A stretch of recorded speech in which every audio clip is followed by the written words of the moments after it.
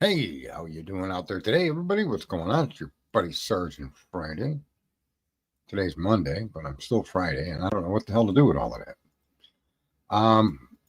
I said the other day, and look, I think I said it yesterday. Didn't I scream yesterday? I was pretty much done with the Kohberger case unless something new happened, and look, lo and behold, here we go. Brian Kohberger just filed his appeal, or at least notice of appeal. Let's call it what it is. It's not an appeal; it's a notice of an appeal. And as some of us have feared, that last data dump that was done by the prosecution appears to be a point that he's making. He was unaware, and I think that's quite interesting. I think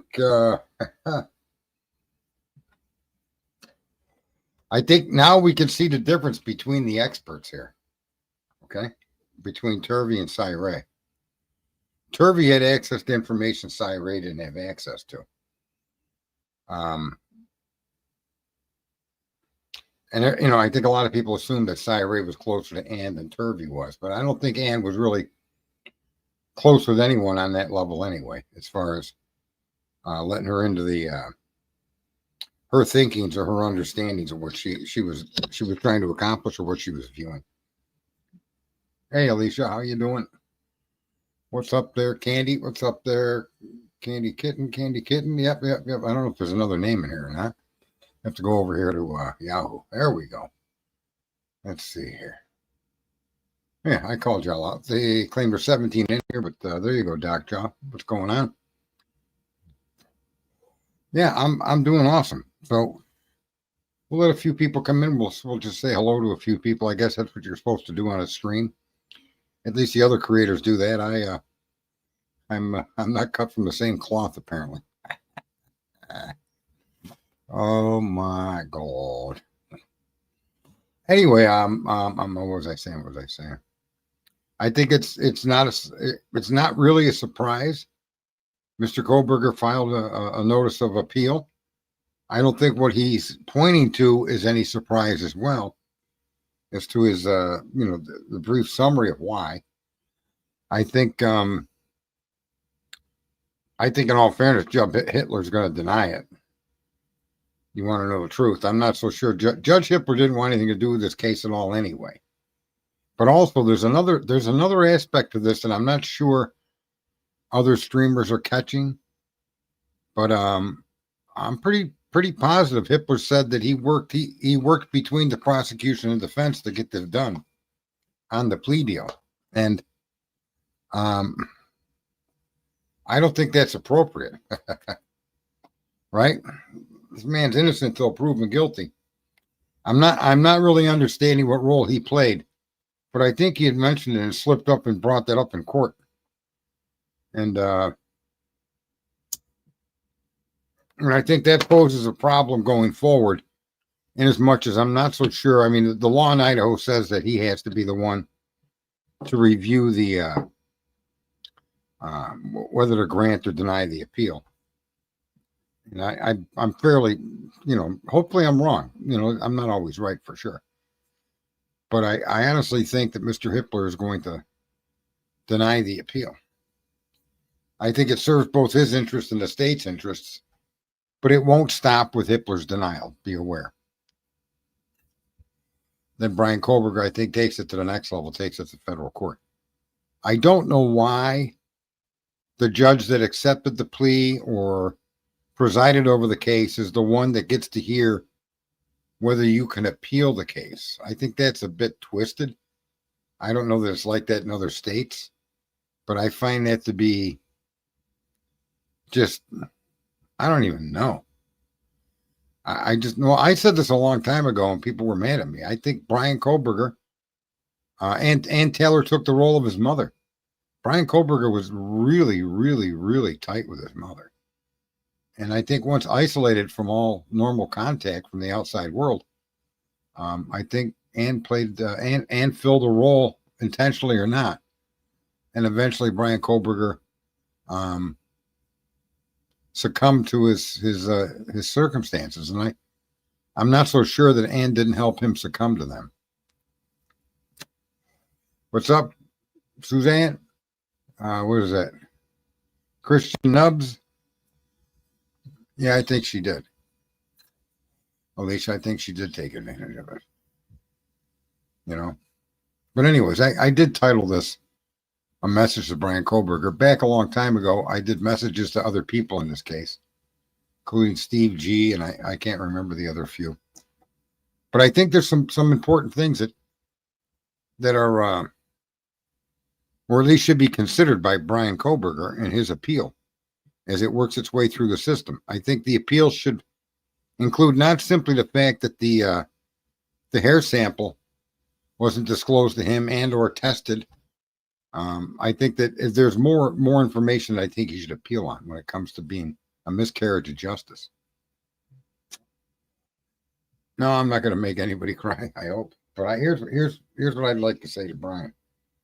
They got the wrong car, Brian. They got the wrong car right from the very fucking minute this started. And the car that they refer to, if you go back to your sentence hearing, is not the car that they refer to during sentencing. So the probable cause affidavit that claimed that a vehicle left at 2:47 or turned its phone off at 2:47 a.m., which they labeled as suspect vehicle 1, is not the vehicle they refer to in the sentencing hearing.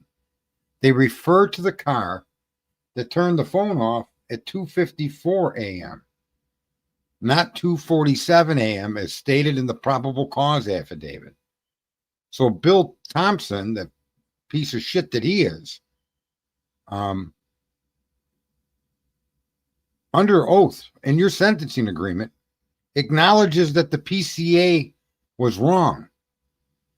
But the biggest point to this, Brian, is admitted to it later doesn't change what using it did to you in the beginning.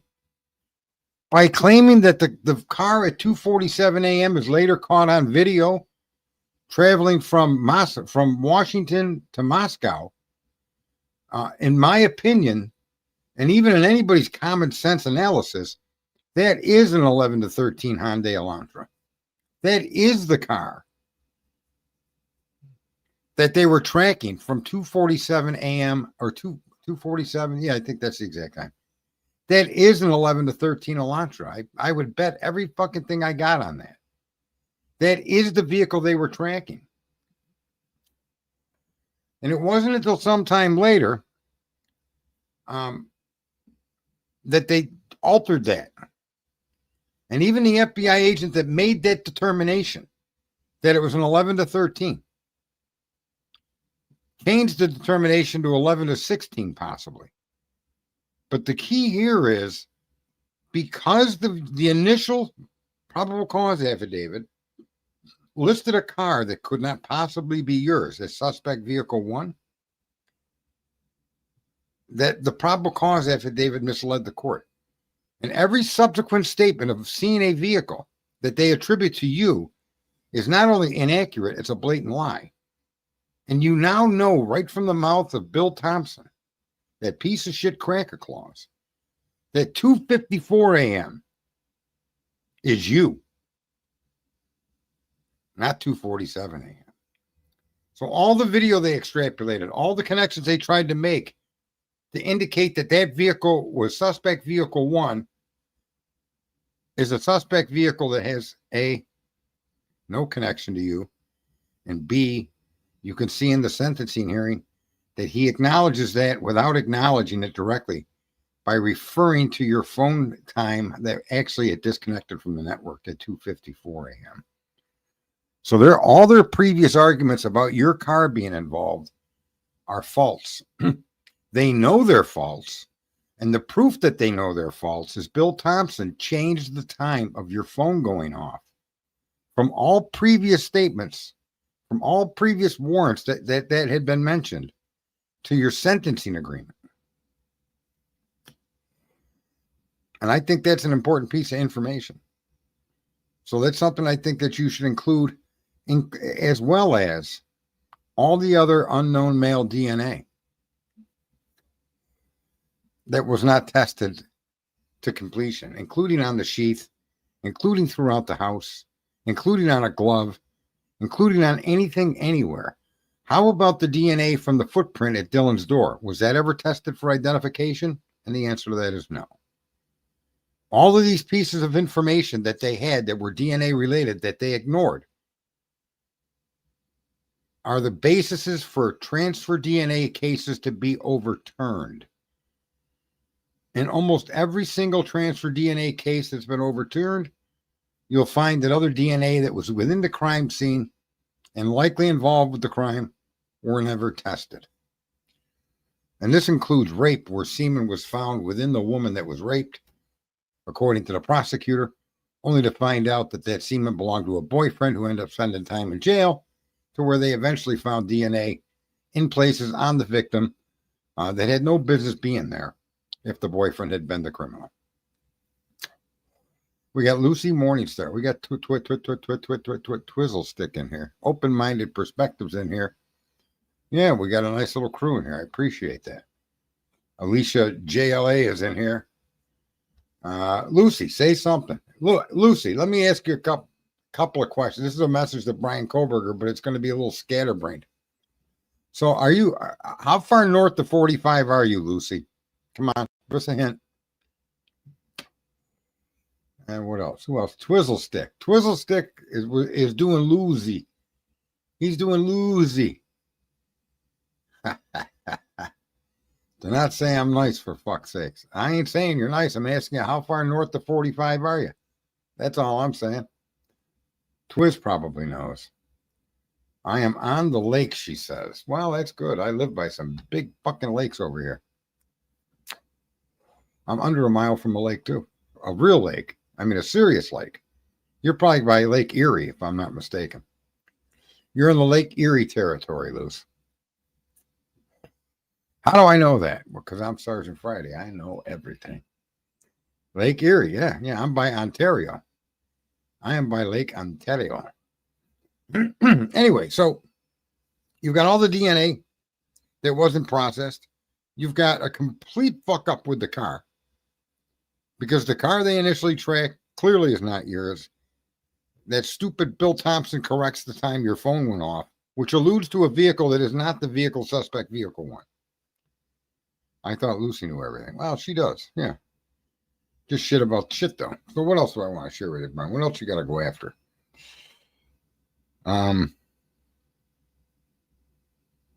As far as Anne, her ineffective of counsel, I think her ineffective counsel is much more than just talking you into a plea deal. I think Anne moving the case and asking for a change of fucking venue during the period of time she had really no business doing it. She should have stuck right in the court she was with. I think you had a better shot in front of Judge, only because Judge was competent, and Hitler was a prosecution fucking tool. That's what Hitler is. It's almost like he worked for Bill Thompson. And that becomes a problem when the judge, in his own mind, believes, because that's the problem with the world, everybody believes in shit.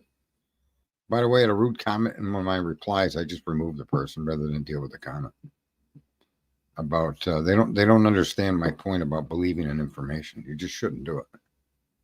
Believe in God, believe in the devil, believe in fucking nothing, but don't use that power to believe on data. Hitler's not, in my opinion, he's not going to grant that, I don't think. I think also, am I mistaken, didn't he bring up the fact that he worked with the prosecution and defense to get to this agreement? Didn't he say that in court, Lucy?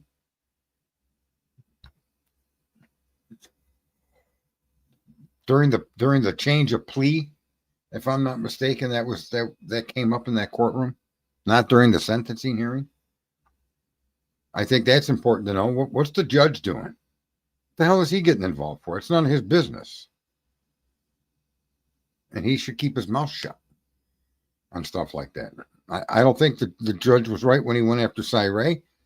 I think the judge was horribly wrong, and I think the state of Idaho unconstitutionally burdens the defense on the issue of alternative suspects. I mean, you basically got to solve the crime or they don't want to fucking hear it. That can't be fair. Well, it isn't fair, but that can't be constitutional. The government can't go overboard like that and yet present a case where there's no direct evidence connecting you to the crime. I know that the final offer is made on the record, but I don't think that behind the scenes or in closed doors that Hitler should be involved in any discussions on a plea between the attorneys. I suspect Brian was kept out of those rooms too. And that would be how I can see that working. It would be the prosecution, the defense, and the judge. And I don't think that that's how that should work.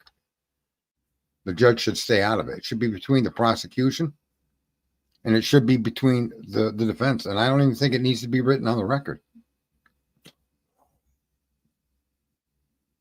Other people said he was. Are you sure it was other people? I thought he mentioned something in the change of sentence.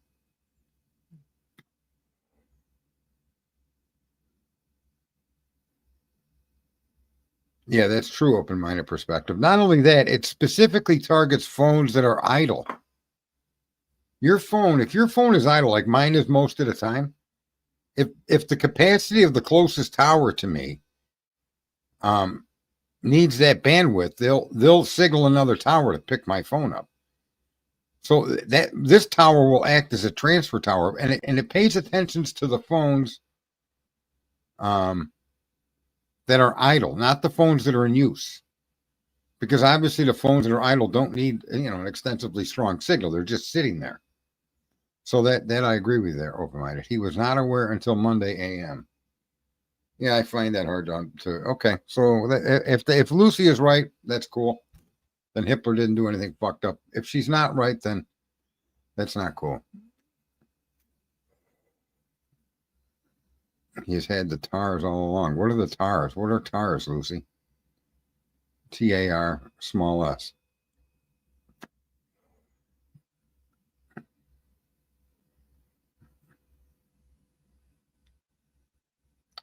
The only thing, or the only argument that could be used, is the fact of what I've already given you. Time in advance records. Okay.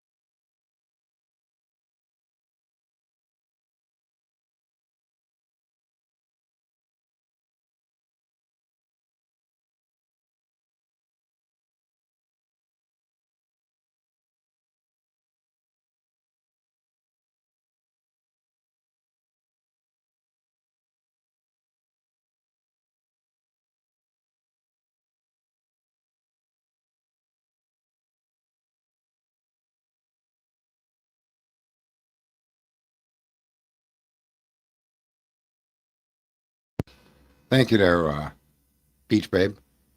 What I was going to say, open-minded, is, and I added to that, is if you're in Washington, Pullman, and that tower is at capacity, It literally will send your phone to the next nearest tower, which is the tower that connects to Moscow, Washington, and 1122 King Road.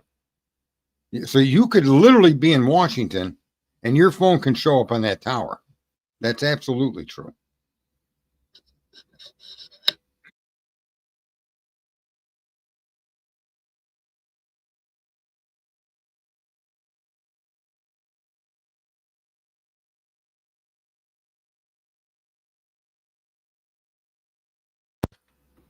And as Twiz points out, he has his GPS locations.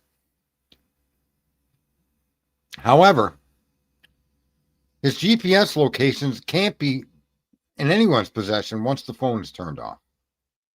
So from 2:54 a.m. to 4:48 a.m., nobody can place Brian Kohberger anywhere. Okay, that's a fact. And so if that's a fact, then you have to come up with some other type of way to place Brian somewhere, and that way is video. However, because the investigation depended on a video of a vehicle from 2:47 a.m., then you could reasonably assume that Kohberger's car was not the right car, and that car they argue drove down Highway 270 as suspect vehicle 1, not being Brian Kohberger's car, is the same car that they were looking for in all the other videos, which is not Brian Kohberger's car. And I suspect that it's exactly that vehicle that gave them the determination of 11 to 13. And it was a picture from a car going the wrong way at the wrong time on the wrong road that was then identified as 2015 or 2014 to 2016. That's what I suspect happened here. They included Brian once they got Brian's name. Yeah, so I always knew that wasn't Brian's car. So did the prosecution know, according to Cy Ray. And Bill Thompson proves they didn't, or the prosecution knew, as well as Cy Ray, and they only corrected it at Brian's sentencing. They never corrected it anywhere else throughout this entire process. And that's a violation. I mean, that's evidence is false.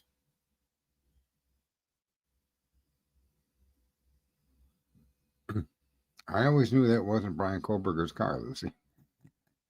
We definitely knew it wasn't his car because Brian doesn't have fog light. Well, let's not get into the deep dive on the car. The best part about the car is the investigation relied upon a vehicle that from 2:47 a.m. forward. And the vehicle they described moving down Highway 270 is observed by cameras because Brian turned off his phone at 2:47 a.m., according to them. So the car they were tracking at 2:47 a.m., the car that appeared on cameras from the road from Moscow to Pullman to Moscow is not Brian Kohberger's car. And that's suspect vehicle 1, which means that is the car that was committing the crimes, which is completely fucking exculpatory to Brian Kohberger. The group, yeah, a lot of people. Why don't they just show him when he? I don't know. I know, Luce. They could have made this so much easier. Why make a discrepancy? 2:47 a.m. was a different. Whatever they tracked down that road is not Brian Kohberger because his phone, as you pointed out, stayed on until 2:54. But that's what Ann was saying with the 7 minutes to make a big deal.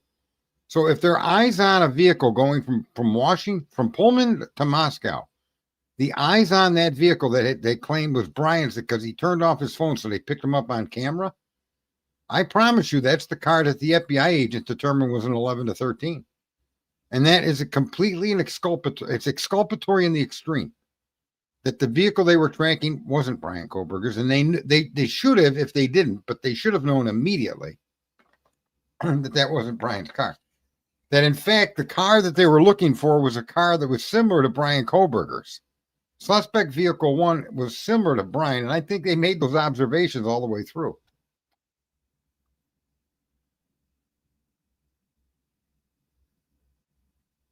See, I just said the same thing Lucy just said, but I beat her to the punch.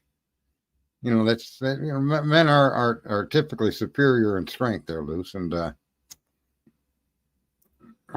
In this case, it wasn't like arm strength. It was mental strength. Yeah. Well, no, it matters. This is it. It matters. If you write an arrest warrant for you, if I'm going to arrest you, that design rhythm, and I describe a vehicle and it's not yours, but that vehicle I'm claiming is yours, and I go get an arrest warrant and arrest you for it, I'm sorry. That's just fucked. That matters, man. Lead those hoes with a firm hand, Sergeant. Yeah, I don't mind hoes with a firm hand. You are a freak. So you never answered. How far north of 45 are you? What else do we got to say here about Mr. Kohberger's case? Everything in this case is exculpatory. It was exculpatory from the probable cause affidavit to the end. And as a matter of fact, relying on that information in a probable cause affidavit, ascribing the ownership of a vehicle that isn't you to get a warrant for arrest, in and of itself throws every other warrant out the fucking window.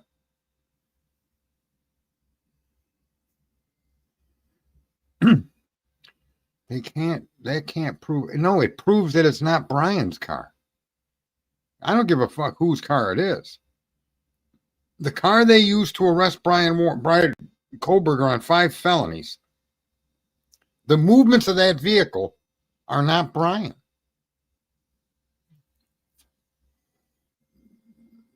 To be a fly on Scott Green's wall. I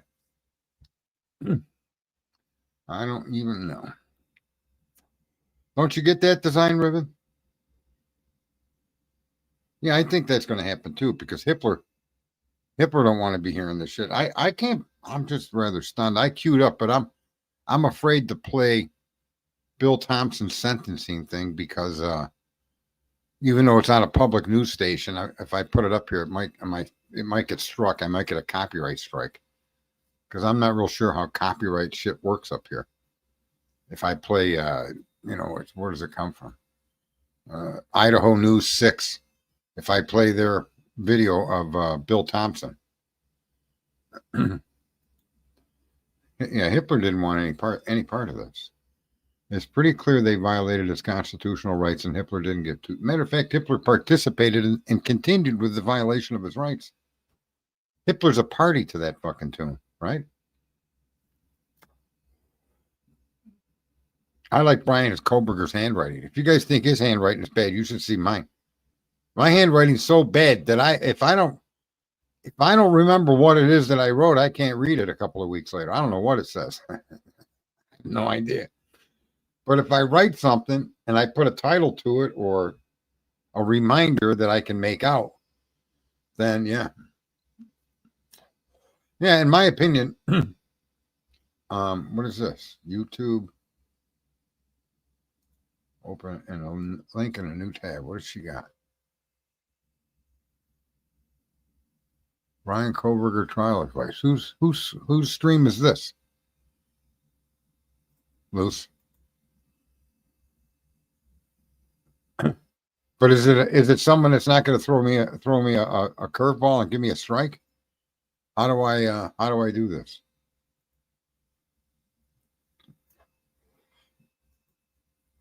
All right, let me see what happens here.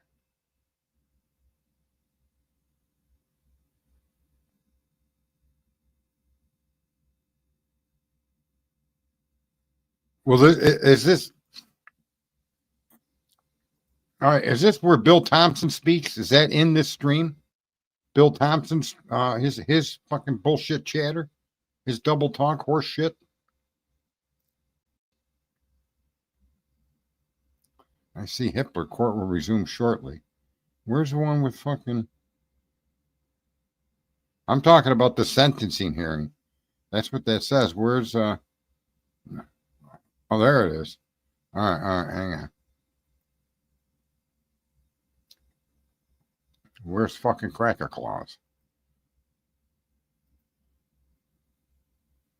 What a scumbag that guy is.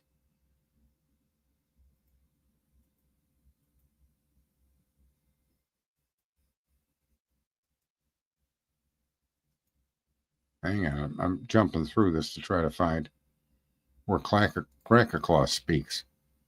Where the hell is it? It is sentencing day. It is.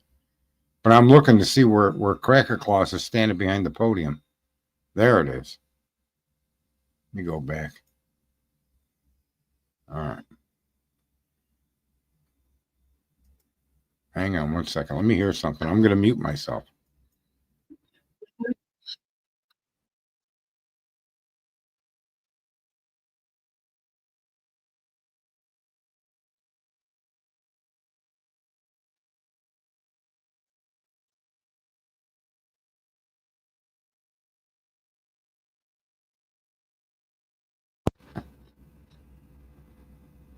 That's not what I was looking for. What I'm looking for, Luce, is where he gets up and the prosecution allocutes. The prosecution lays down their case. Not where so maybe this was the change of plea hearing. Sniffing through his speech. Yeah, I was jumping through his speech.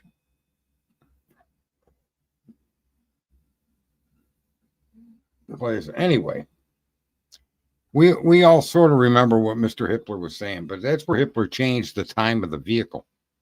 He claims Brian Kohberger at 2:54 a.m. His vehicle is seen, and then he carries on with the story. But there is no Brian Kohberger vehicle to be seen from 2:54 forward. Where what the PCA describes is his phone went off at 2:47 a.m. and it's tracked from Pullman to Moscow with video.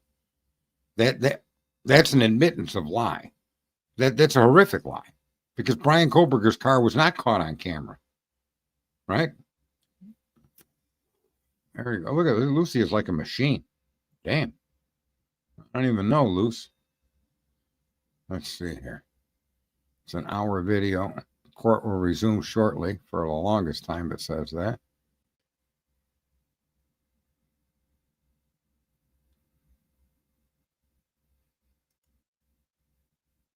Hold it. Looky. Court will resume. Yeah, you see.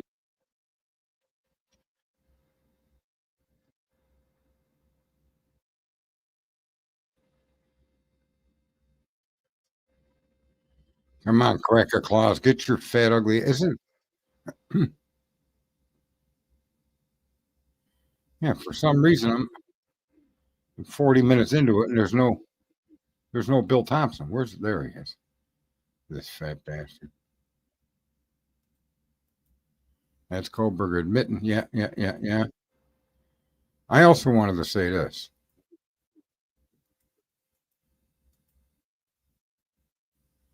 All right, we'll go back. There he is.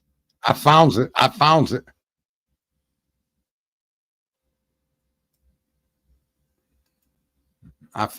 Luce. Thank you, Luce.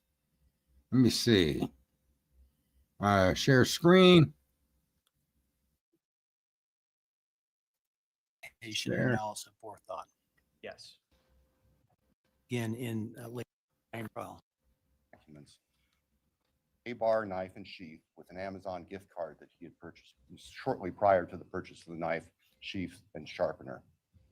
Jumping ahead, at the end of June of that year, the defendant, Mr. Kohberger, moved from Pennsylvania to Pullman, Washington. All right, we'll listen to hear across from the here. state line from Moscow, Idaho, for the purpose of pursuing a PhD in criminal justice at Washington State University.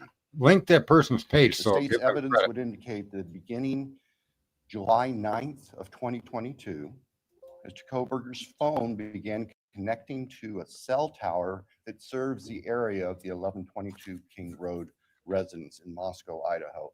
Now, I will acknowledge for the court and all present that there are many residences in that area. It's a dense population of mostly college-related occupants.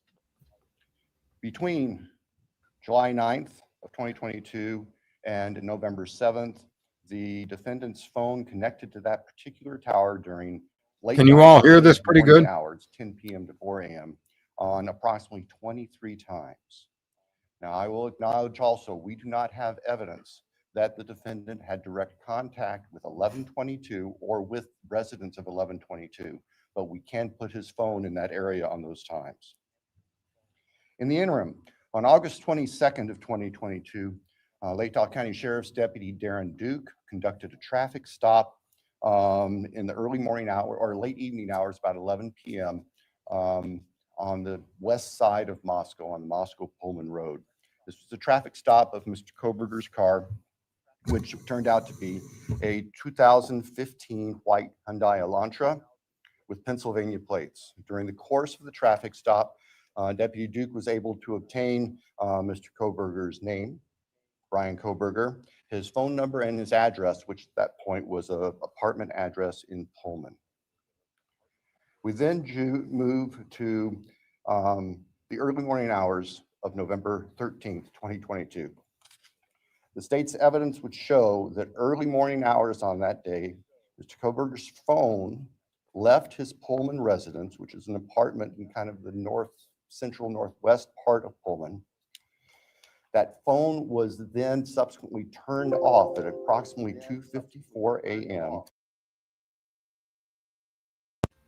Right there. You see where he tries to correct the lie, and he does it without any hesitation.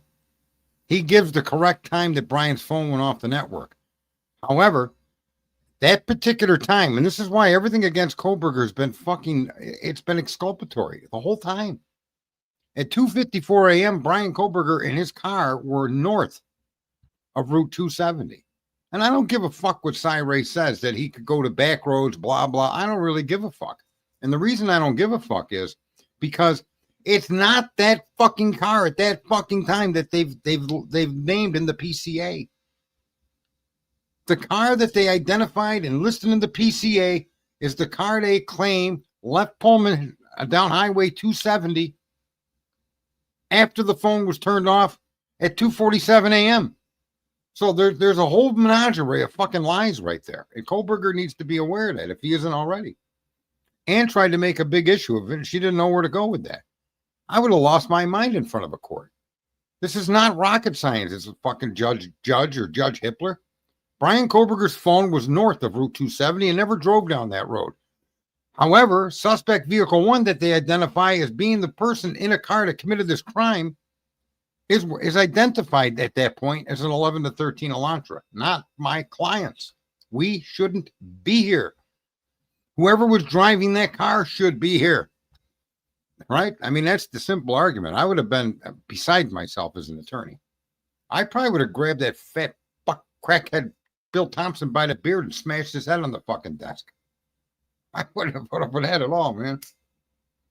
That's why I wouldn't have ever made a good lawyer. I think I have the intelligence to have been a lawyer, but the emotional stability, that shit's out the fucking window. I ain't got none of that. I ain't got patience for stupidity. I get crazy. I can't help it. So, not only is the PCA a lie, but the PCA, he just confirmed it was a lie. Right? Yeah, I don't have time for bullshit artists or liars or people that, I mean, the fact is a fact, the truth is the truth. And if you can't find it, that's fine. Look at, sometimes in life, you can't find the truth. You just can't. I'll tell you the truth. I looked for years to find out who my real parents were. And people knew, but nobody would tell me. And you know, the fucked up thing is that I found my new parents completely by accident when I wasn't even looking for them. And the point that I'm trying to make, though, is sometimes the truth cannot be found. And that's the problem with our criminal justice system. They always got to have a conviction. The truth be damned. And Bill Thompson himself is supposed to be a prosecutor that represents the people of the state of Idaho. And it's sad and it's fucked up and it's irritating to say, I don't know who did this. I don't know. I don't know if any of this information points to anybody. Right?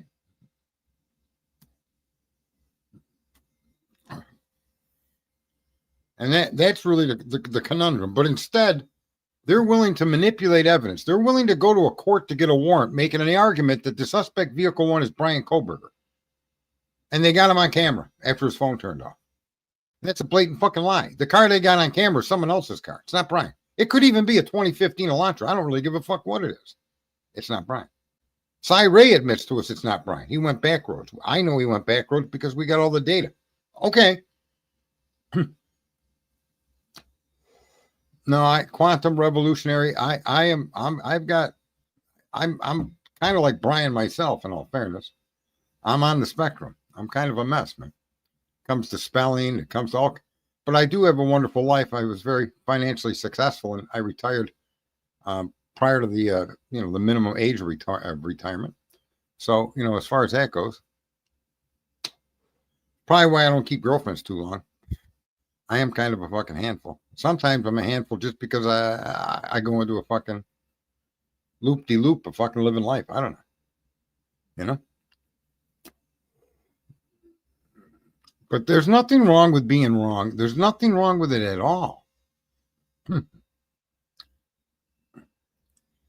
Yeah, and see, here's the other thing too. What did I say? I don't know how I spelled it. Brian. Yeah, that's fine by me. I don't care how he spells it. I spell it the way I spell it. Clearly you understand the name, and clearly you know how to spell better than me. Congratulations. I don't know how much of an achievement that is, right? But I mean, it's all yours to have. You can run with that. I could print up some kind of like little trophy for you, send it out there. That's fine. Right? I remember when I was in fucking high school and they had this bullshit typing class. I was like, I'm not taking that. They're like, but I'm not taking that. Why? Because I don't type. To this very day, I still hunt and peck. I don't type well. But what I said then, and I meant it, was that typing is done by secretaries. I'm not going to be anybody's secretary. I'm going to have my own secretary. And that's in fact what happened in life. I ran a business where typing was required, but I had a secretary. Until I didn't. Then I finally fired them, and I type, on a scale of 1 to 10, I type at like 0.5. But I can type fine. I can say hi. Look at that. I can say hello. Say.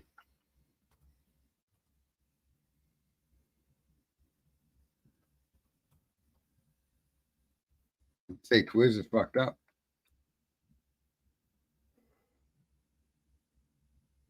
Oh, well.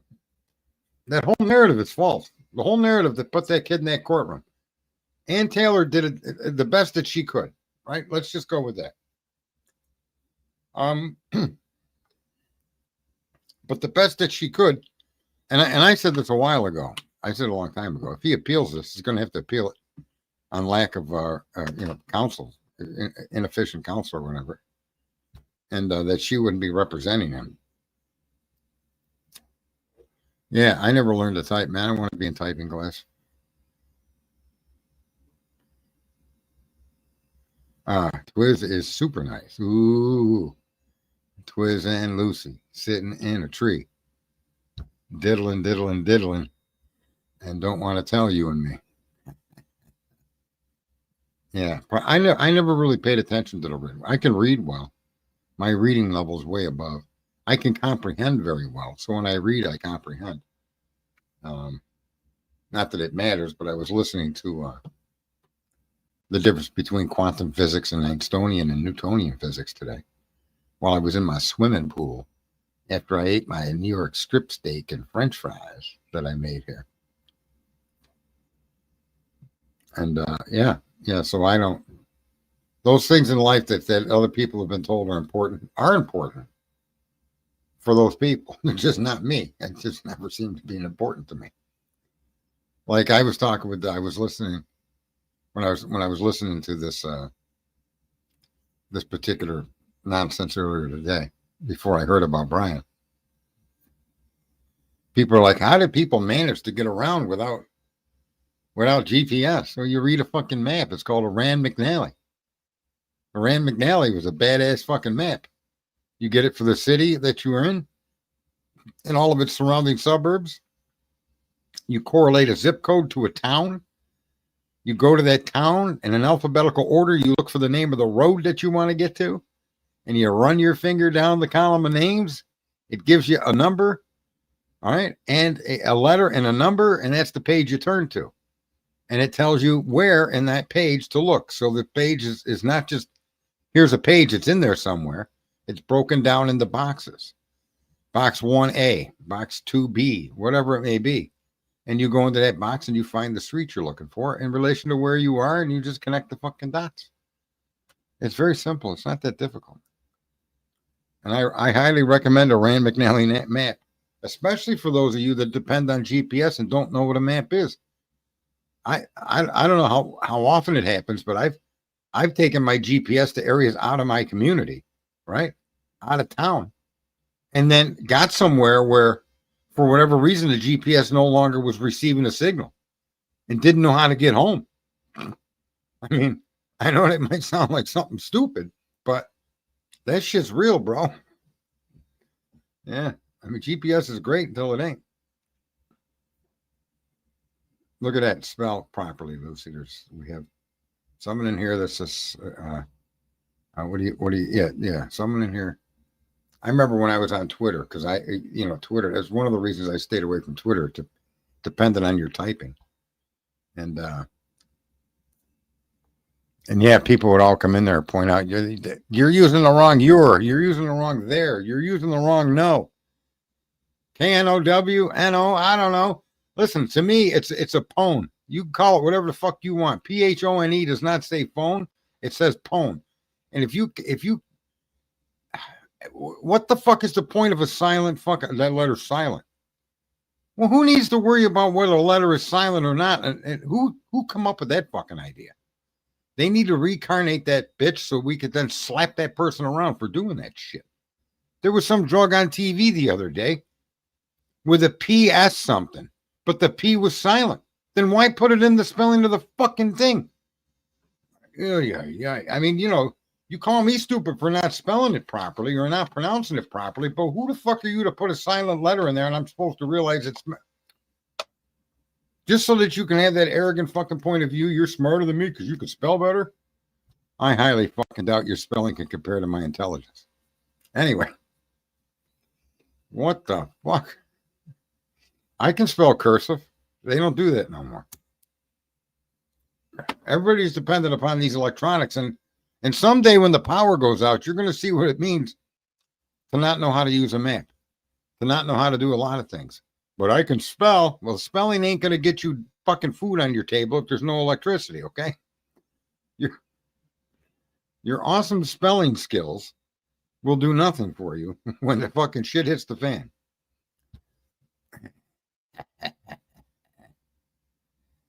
Can you imagine? There's some girl on fucking, is it TikTok or somewhere? Maybe it's not. Maybe it's Instagram. And she's deaf and she does sign language. And I watched some of her clips. They're okay. She's an attractive woman. But I posted in there the other day. I said, if you lose a finger, does that mean you're going to have a stutter? Holy fuck, people weren't happy with that. What kind of an asshole are you? I'm just asking a question. You talk with your hands. If you lose a finger, does that mean you're going to stutter? I don't know. That's just right? That is funny. That's all. I was trying to be funny. What the fuck happens if you lose a thumb? Now what? What do you do? I don't know, man. I have no idea. That's just the world we live in. Can you imagine a deaf person with a fucking stutter? Unbelievable. Anyway, let's get back to hip exchange.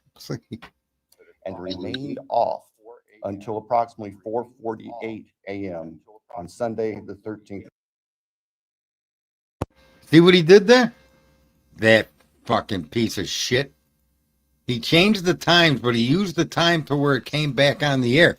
He connected the times that Brian's phone went off and on, but left out the fact that those times aren't relevant to the vehicle we track, Your Honor. We tracked another white car, but we're not going to tell the truth about that. We, We saw another white car. We saw his phone go off. We thought his phone was in that car, but that car isn't his car. But the time that it turned off wasn't the time that it turned off. See, these Keystone fucking jerk-offs in Idaho, someone needs to go over there and give him a kick in the balls. Unfucking believable. You know, enjoy picking up your kid. Try to have them avoid the stream. We don't want to corrupt young minds. But you're the parent. You decide what you decide. It's not up to me. I mean, it's fucking insane what these people did, bro. It belies understanding. They just needed to get somebody in, and all these. I don't know why they needed to fill a fucking hole like that. Except that's what that's what your police forces do. I'm starting to even rethink whether this crime had anything to do with anything. I don't know what the fuck it had to do with, but once it was given to the state, you could just rest assured that they're going to fill the fucking hole so that they could get a pat on the back and a promotion. Because this jerk off wants to be governor or something.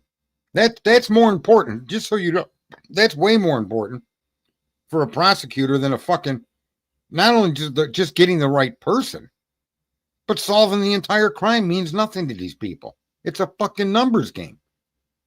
They don't give a fuck about you, about your loved ones, about your dead loved ones, your murdered loved ones, your raped loved ones, your fucking. That doesn't matter to these people at all. That's where your justice system is fucked. Imagine a cop that questioned this narrative. And you could see some of the questioning. It seems that maybe a few of these cops, one or two at best, didn't really like this fucking narrative. But they were no longer part of the fucking case. They were somehow, used once and done like a fucking paper towel. Not even quotas to meet. It's self-aggrandization, these fucking jerk-offs that are lawyers. Self-grandization. They just want the fucking record. Like they think they're playing basketball against Michael fucking Jordan. Unbelievable, these jerk-offs in the justice system.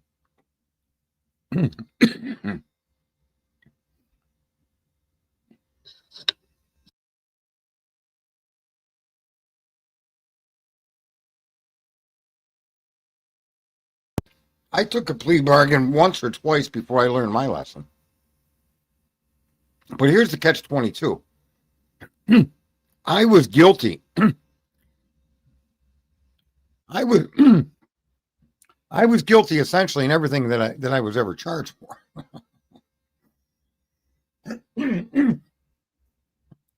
The problem for the prosecution was once I got to a law library, excuse me, I became my own law clerk.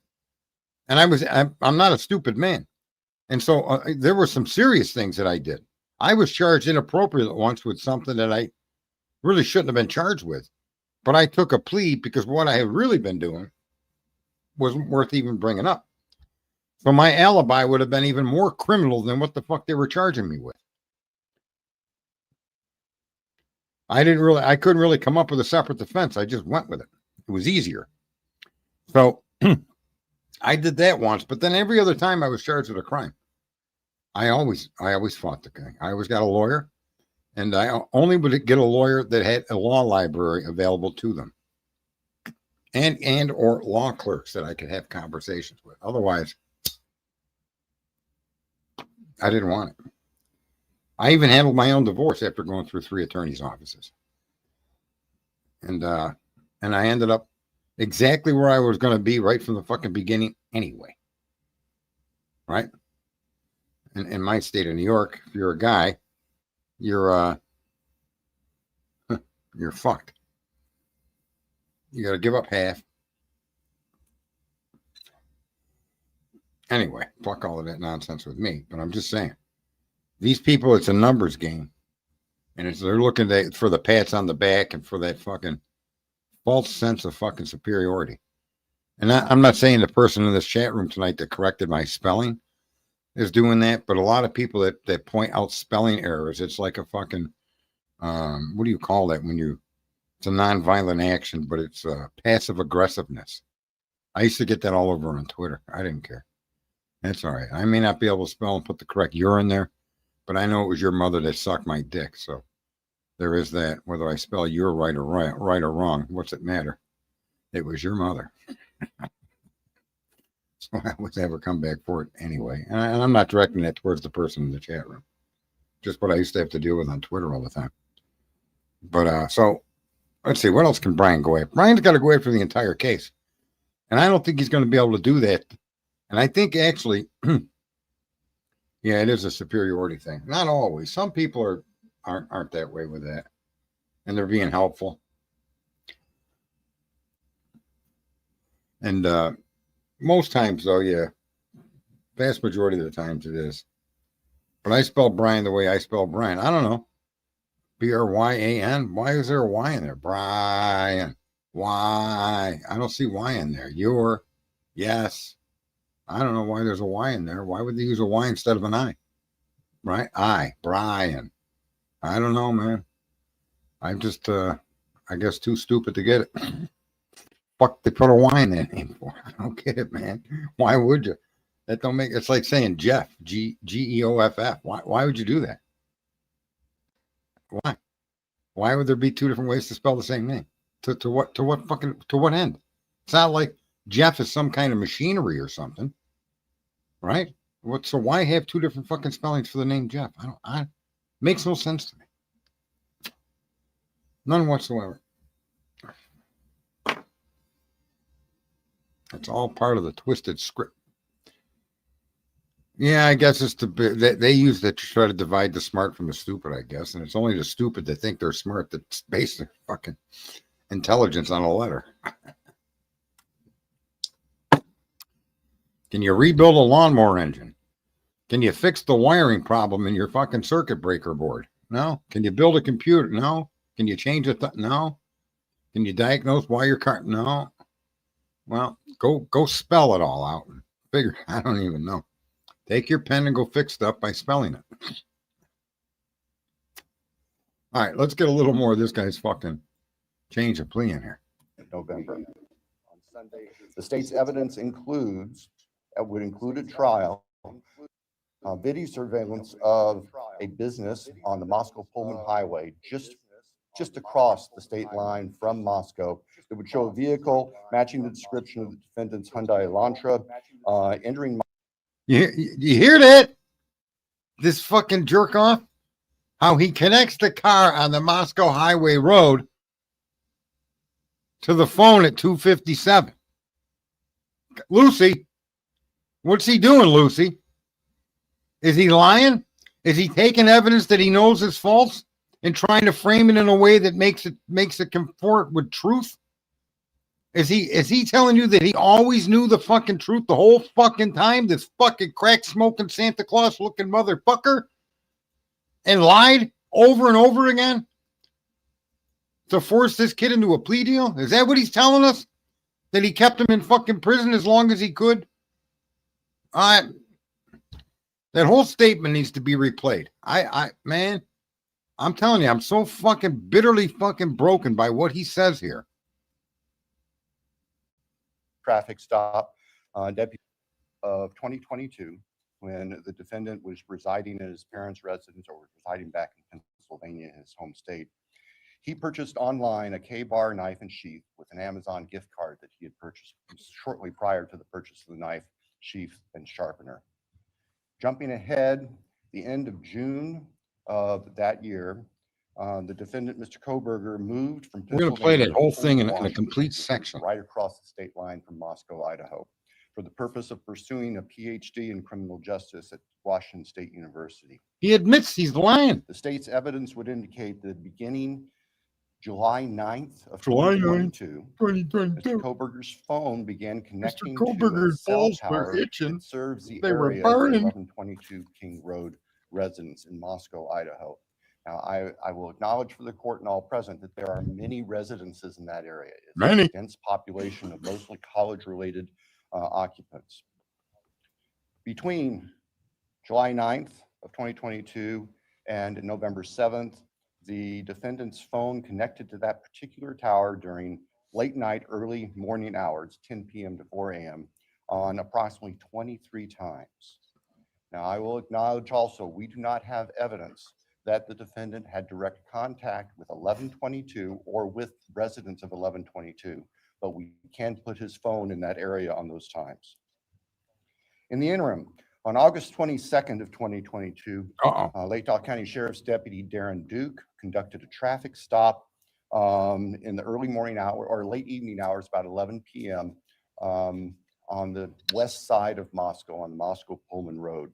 This was the traffic stop of Mr. Kohberger's car, which turned out to be a 2015 white Hyundai Elantra with Pennsylvania plates. During the course of the traffic stop, Deputy Duke was able to obtain Mr. Kohberger's name, Brian Kohberger, his phone number, and his address, which at that point was an apartment address in Pullman.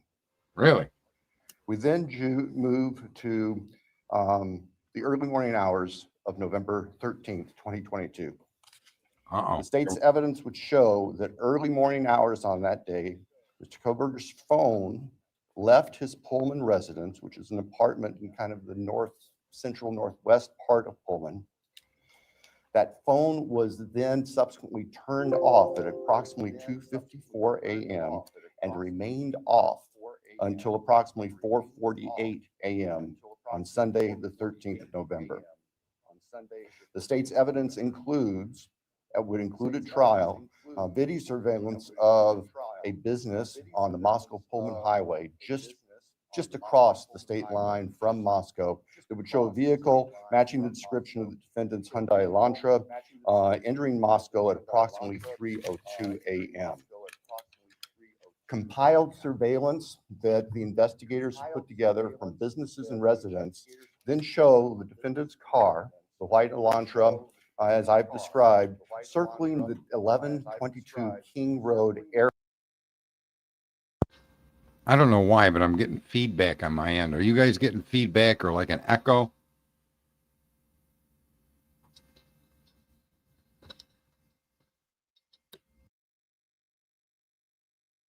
Area, that neighborhood, starting around 3:30 or so in the morning.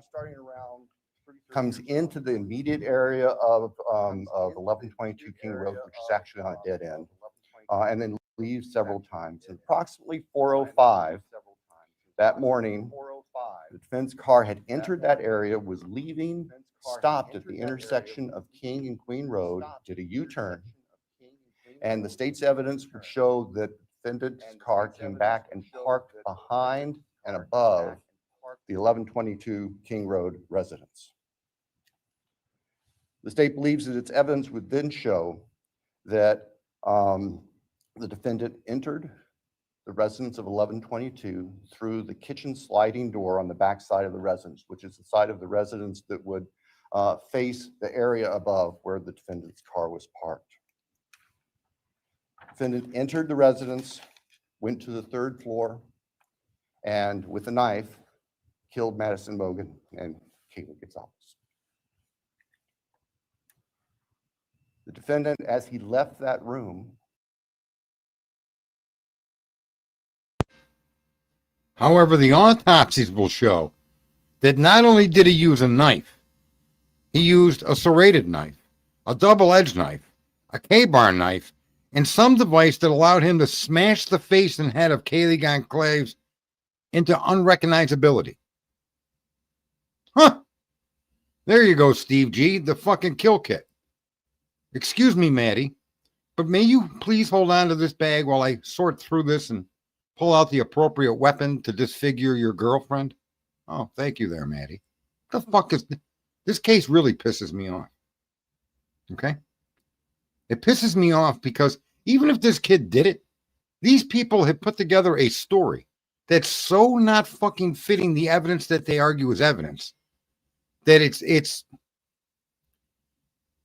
just, I don't even know, man. It makes no logical fucking sense. You can't turn a fucking square into a circle without removing the corners.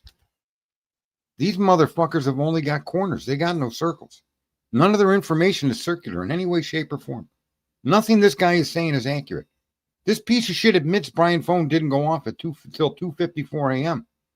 when he knows for a fact that the car they tracked from 2:47 a.m. forward was not his car. He knows that. He admits it in this fucking hearing without anybody really picking it apart. That guy should be in jail. Even if Brian committed these murders, this guy should be in a cell next to him. So every day Brian could get up and fucking snatch his beard and crash his head into the fucking cell bars. I mean, what kind of a jerk-off prosecutor is this? I can't believe that he's actually, his own fucking statements in this court should be used against him as a miscarriage of justice. What do they want to get to the bottom of the leaks for? I think, man, I don't know, Luce. I know you're saying that wasn't said by Hitler. I don't know where I heard that from then. About him being part of the, working with these people to come to a resolution. I thought he said that in the courtroom. Hitler has to go. Hitler's got to go. Yep. Where is that thing? Hang on. Let's listen. I can't even stand listening to this guy. For whatever reason, ended up leaving, or the sheath for a K-bar knife was left on the bed next to Madison Logan's body. And I can jump ahead. That sheath was tested by the Idaho State Police Forensic Lab, and single source male DNA was found on the snap of that sheath, In 3 different as locations. well as blood from both Kaylee and Madison and other trace evidence. But it's important. Trace to know evidence. Single source male DNA was on the snap of that sheath. What other trace The evidence? state's evidence would show that Anybody know what other trace evidence he's referring to? Trace evidence? You mean the shit that's called blood that's DNA? Is that the other trace evidence that you're referring to, you fucking jerk off? Someone needs to give this guy a hard fucking smack in the back of the head. Literally. He deserves it. He's earned it. He's overdue. Bill Thompson is a criminal. He's worse than a criminal because he takes the power to put people behind fucking bars, be it a day or the rest of their life. And he gets up and he'll say whatever has to be said he's trying to cover his own ass. Let's be clear. It's the prosecution that assembles the case that's brought to court, not the police. Okay? Unbelievable. I'm sure a lot of networks are going to come out with it now. Brian's a big fucking cash cow for all the streamers. But let me be fair here, folks. I don't get any. I don't want your membership, not because I don't like you. I just don't want any money for this. And I like to come out and rant about shit. Right? Yeah, well, Brian is probably the only real honest criminal in there. So let's forget our argument that he's innocent. Let's go with the idea that Brian, amongst all of these people, is legitimately the only individual that's committed a serious fucking crime. Meanwhile, everybody else behind those desks, every single fucking one of them, have been a party to criminal proceedings that incarcerate people incorrectly and wrong, and know it and don't really give a fuck. This guy knows that the PCA is lying. He knows that the information used in warrants and applications for warrants to go after Brian Kohberger were lies. And he did it anyway. He knows that the fucking knife sheath wasn't part of this crime. And he knows that the chain of custody on the knife sheath is bullshit and shouldn't have been used or even been allowed in the fucking court of law. That should have been stuck up his fucking hairy ass. The same thing goes for the DNA, right? A fucking DNA lab should land on this guy's head when he goes for a walk. The whole lab. Those people in the lab that did this work need to be questioned. What the fuck? How did they come up with this? Why did the FBI double it? Well, they were just amplifying it. Look at I don't know why that's okay in people's heads. That it's okay to tamper with evidence by the fucking authorities. I don't understand. I just don't get it.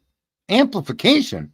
Look at, you're not looking casually for my family tree to tell me fucking Giuseppe and fucking Sicily is my cousin. That's not what this is. You amplified DNA to try to create an identification to put a criminal in jail? Well, the amplification is an altering of the evidence. So I don't care what fucking scientist wants to argue different. That's just what it is. If you got one fucking piece of skin and information and you go through these random repeat process to amplify it, fuck you, bro. Fuck you. You can't do that. I mean, come on. How is it that you're allowed to tamper with the evidence to come to some type of conclusion? I don't care if the conclusion is accurate, that it is Brian Kohberger. I think that's tampering with evidence. That shouldn't be acceptable. Right? And here's what I do say. Here's what I do say. I don't have an objection to you tampering with that.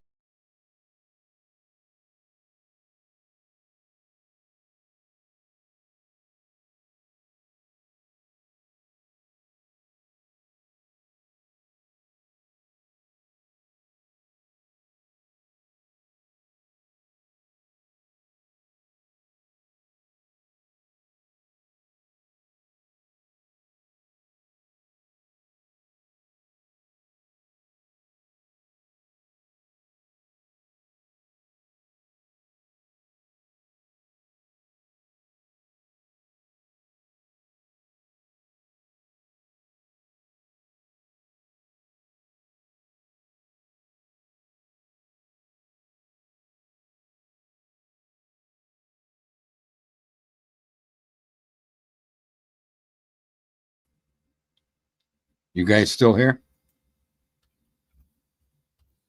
That's what happens with this fucking.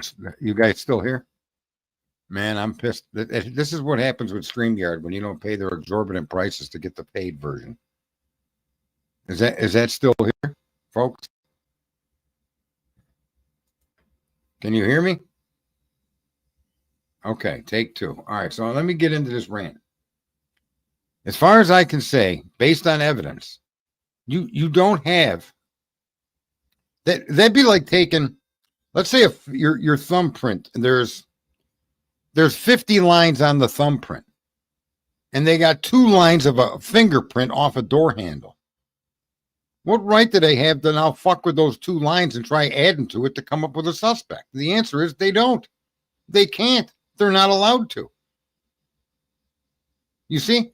But they did that with DNA in this case. And this is why the FBI said straight out, use this as a tip. And this is exactly why you're seeing this Judge Hippler or this fucking jerk off Cracker Claus. That's why you're seeing him lie now. Even in the sentencing hearing. I mean, this guy can't stop. He can't stop lying.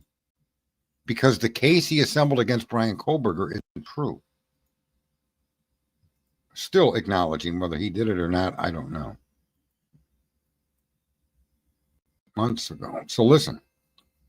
When the FBI magnified or multiplied or whatever the fuck they did, when Ann keeps saying it's 2 times the sample, it's twice as large as what they were given.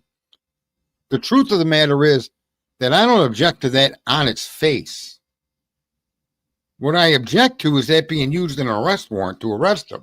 And I object to that because it was tampered with. Okay? Bucket shit was tampered with. No matter what scientist wants to argue that that's a legitimate way to come to a... No, yeah, okay. But it doesn't give you just one conclusion. The amplification of that sample can give you several different conclusions. Right? And therefore, it isn't a piece of direct evidence. It's a tip, which is what the FBI told the fucking police to use it as. It's a tip. And I don't object to that process at all. Because now what you do is you take the tip and the identified individual from that tip, and you go check to see if you can place that person at the scene of the crime. And that is not what they did. They lied in all of their statements and in all of their warrants to place him at the scene of the crime with the DNA. That's what they did here. That's not to say he didn't commit the crime. That's to say that unequivocally for 100%, he proves it in this fucking statement that he makes in this courtroom about the phone and the car, that they lied. And they should never have lied. They can't place Brian Kohberger. He says that here. Although we can find no connection between Brian Kohberger, the house, and the victims, or place him there, then you don't have a case, God damn it. You got a piece of DNA that was magnified or multiplied or jerked off on. I don't know what you did to it. But that piece of DNA isn't direct evidence of his presence at that scene of the fucking crime. This is where this whole case is got a big hole in it. Right? And that's what a lot of people that argue guilt don't understand. This isn't a question of guilt. This is a question of process. In a nation of free individuals, of a government of we the people, by the people, for the people. I don't object to the FBI coming up with this kid's name. And you maybe people don't understand or think that that's a contradiction, but it's not. I don't object to that. How many other names were on that list? I object to you not investigating them all. Once you fucking realized that the vehicle you claim is Brian's wasn't Brian's from the jump. Therefore, you can't use any of the video to make the argument that that's Brian's car. Because the eyes on at 2:47 a.m., you know it's not Brian's car. It's similar.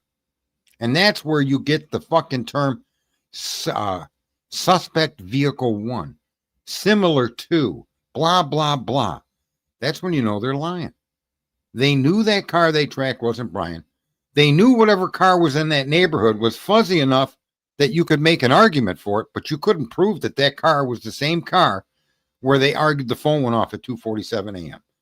Worse, if they made the argument and matched it to the 2:47 a.m. argument, then they proved Brian is innocent. This is how fucked up this case is. If they then make the argument, well, it's consistent with the 2:54 a.m., they don't have any fucking record, any pattern movement of that vehicle from 2:54 a.m. to 4:48 a.m. Therefore, Brian can't be made to say, you can't make the statement he was there. No matter how you look at what they did, both answers are the same. You can't prove Brian Kohberger was at that house. Therefore, that DNA is a fucking festering fucking pimple that you can't pop. And this is why the state of Idaho, this particular prosecutor did what he did with Brian Kohberger. He had a festering pimple. It was never going to fucking pop. And so he played with the fucking game and started using wacky fucking videos. Didn't provide the sound fucking audio sounds to these videos that he was disclosing. Was picking and choosing. It would play for this period of time, but that video didn't play for another period of time. Crucial hours in between midnight and 4 a.m. Fuck, I mean, who wants to trust a camera that does turn on and turn off its fucking sound? How the fuck do you know when you're looking at a parking lot if the screams you're having at 226 are relevant to 226? You understand? Even the video of the automobile, you can't even be fucking sure that that video is correct.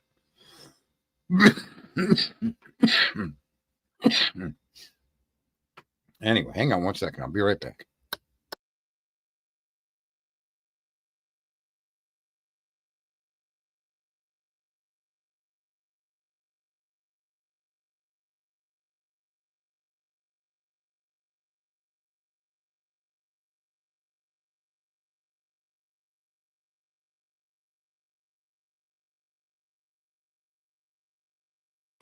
All right. I'm sorry about that. Are you saying nurses did it too? What is she saying? At the exclusion of all else, when did that not be a thing? Well, they get tunnel vision. They call it tunnel vision, but I think that that's just a cute fucking phrase to suggest that they're lazy. These cops, these prosecutors. I mean, you could. They don't care that these 4 young adults were killed. That's just shit that happens in the world. Let me just give it to you. That's, in all fairness, I see things that way.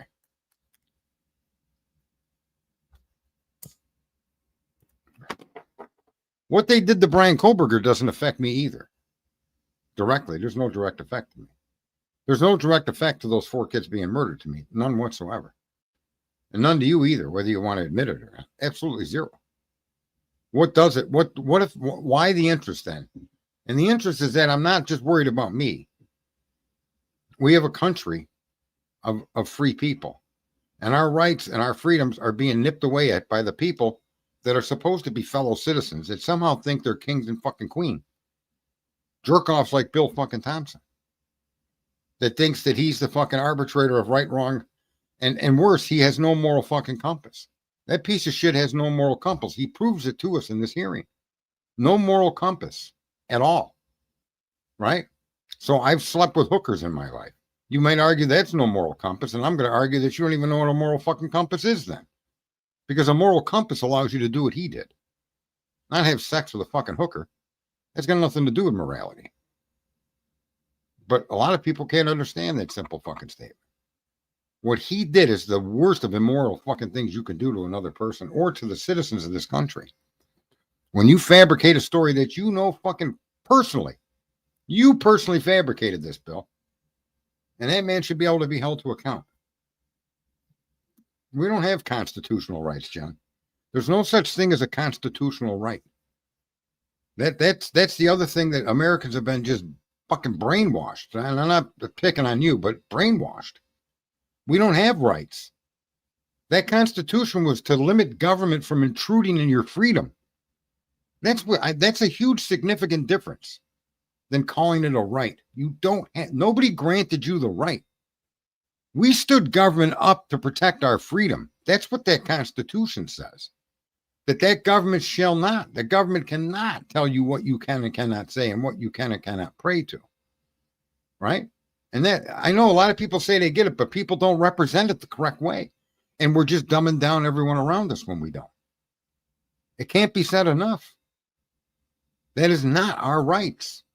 And that's what the Judge Hitler's complete fucking existence, all judges' job is to ensure that the government doesn't cross the line, right?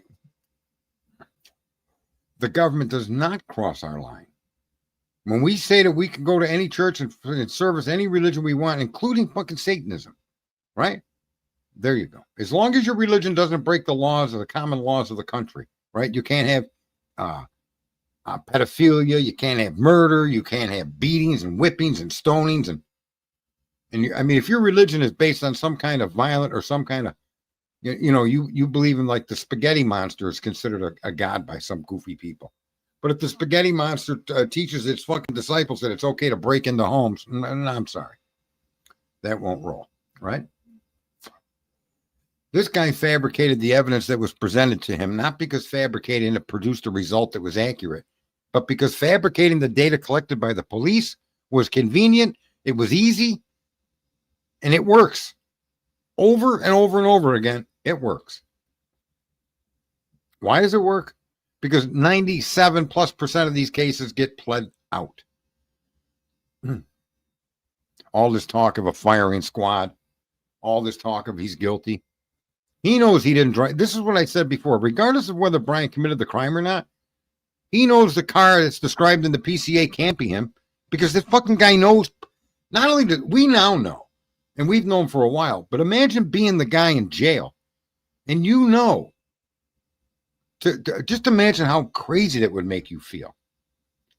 When you've got a government telling you that you drove down fucking route, whatever the fuck it is, the route to nowhere. And you know you didn't drive on the route to nowhere. You drove up north and around the back roads. Why? Well, it's pretty simple. If you want to fill in the blanks on why Brian drove that way, because Brian really enjoys the night sky. That's not that there's no cameras. It's that there's no fucking lighting up the way he went. That's the other problem I have with Cy Ray. This kid went up and around the back roads. Why? To avoid the fucking interference of lights so that he could see the sky. I don't care whether people like that or not, but that fits the fucking story about Brian Kohberger to a T. To a fucking T. And the other thing that fits Brian Kohberger to a T that a lot of people don't understand is between the months of September to November, I think it is. And I want people in the chat room to put a 1, you knew this, or a 2, you didn't know this. And it's fine if you didn't know it. Just go 2 if you didn't. But every year between September and November, the Earth passes through an asteroid belt. Did you guys know that? A lot of people don't know that. They think we're just some ball of fucking rock and water floating around the sun. There's nothing to bother us.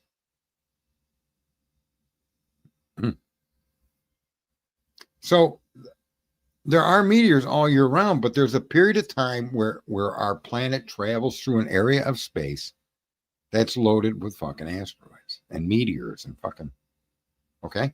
And when you go look at what times and when Brian was driving and when he stopped driving around those areas, it's fairly consistent with the highlight and the downfall of us going through and coming out the other side.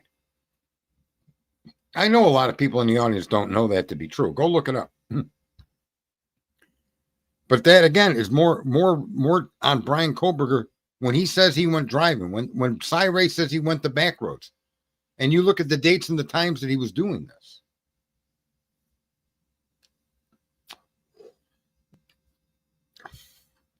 Stars don't typically, fall. There's always a good one in November. Yeah, there is. But that's because of through our orbit around the sun, which takes, we do that once a year, right? Happy New Year. During some of that period of movement, we come across an asteroid belt.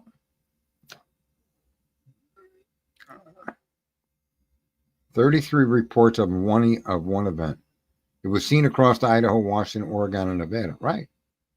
That period of time. I think it's from September to November, maybe even to the end of November. I'm not sure the dates.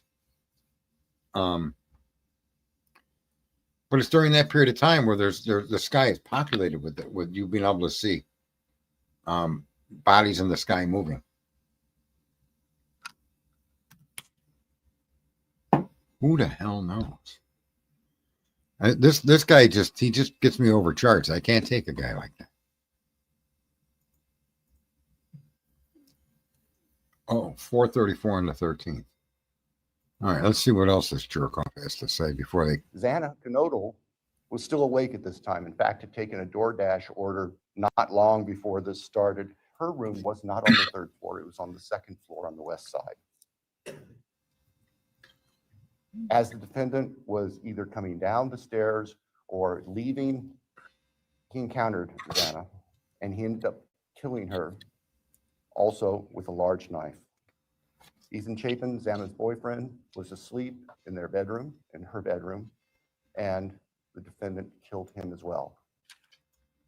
Yeah, while the sleeping defendant laying in his bed fought back, received wounds to his extremities from a struggle, and was ultimately killed with a wound to his neck, to his subclavian vein and subclavian artery, which is consistent with the wounds inflicted upon the two young victims on the third floor, as well as defensive wounds on every single victim in that home. And Brian Kohberger, Ninja Brian, Casper the Brian Ghost, was able to move through this crime scene, viciously hacking people down with over 150 knife strikes, finish his task, straighten his tie, pick up his kill kit, ask his butler to hold his fucking shoes, leaving out the back door in view of a witness claiming to have seen him. What the fuck is this? It's just fucking crazy. Brian took a butler to the crime scene. That's the second person. This butler's task was to suggest, recommend, and provide for the convenience of King Kohberger the weapon that would be required to achieve the goal to which he had set out to accomplish, which was to bludgeon and beat and smash and crash one of the victims, and then slaughter two more before ultimately doing the same thing to another female victim on the second floor. It's the cape that he wears. It's that shower curtain that gave Brian Kohberger the power to move amongst the fucking population, to go from Washington to Moscow, Idaho. It was that cape of a shower curtain that was disguised as his super fucking power cape, according to Jeff H. and others that are guilters, to do what he did that night. Blocking, without even moving, any blood that was coming off of those victims and being wielded throughout the entire room. Ceilings, walls, floors, doors, windows, blinds, curtains, sheets, comforters, beds, bed fucking railings. Blood on his balls. And yet, as Mr. Kohberger left this property, he left not one single drop of trace evidence on the floor from his movements. This guy would have been covered in blood to such an extent that it would have been dripping off him. That's the other thing I disagree with Cy Ray on. Well, I've been involved in a lot of murders, and I had a lot of murder scenes where the perpetrator didn't carry any blood with him. Yeah, show me a fucking murder scene like this one, Cy Ray. I mean, that's just insane. For him, that's the problem with law enforcement. No matter what you say, they're going to say something that you can't verify is true. Don't believe your fucking lying eyes. Don't, 150 knife strikes, and he walked out of there without taking any trace evidence with him. They forget to tell you that when he cleaned his car, they found blood in his car. Oh, yes, they found blood in Brian Kohberger's car. Missed the spot, and it happened to be Brian Kohberger's blood. What the fuck? But apparently Brian Kohberger was aware that that drop of blood that was under his seat, okay, didn't matter, and that it could be left behind because all the other DNA had to be removed. Really? That's what we're to believe? He ignored or missed the spot of his own blood, but not of any of the other blood that he trafficked out of that fucking house? That he did it naked? That would be even worse when it comes to cast off. Cast off would be, listen, you would be multiplying the amount of cast off from a fucking individual that was in the nude by about 5 over somebody wearing clothes. clothes absorb. Your skin doesn't. Imagine this jerk off fucking on the prosecution's team arguing that the killer did it in the nude. Oh, okay. Yeah, that makes fucking sense. Because, you know, being nude means the blood sticks to you. You're magnetic. Your blood is magnetic. Well, there's iron in your blood, so it must be a magnetic. And Brian Kohberger must be made of magnet material. And every drop of blood that hit Brian in his naked form stuck to him. Yeah, condensation deleted the fucking samples. Yeah, exactly, Lucy. Ethan's blood was whole, but the two other males that are adjacent to Ethan's blood fucking smearing going downstairs are not worth testing. Everything else is fucking diluted blood. No, I don't know that that's true, Love Tina. Because his phone was off. But listen, this is the other thing too. This has had to have happened to people. I know it's happened to me in my life where I was blamed for something based on circumstances that weren't unusual to me at all. I do things in certain ways. I go to certain places and drive certain fucking directions there.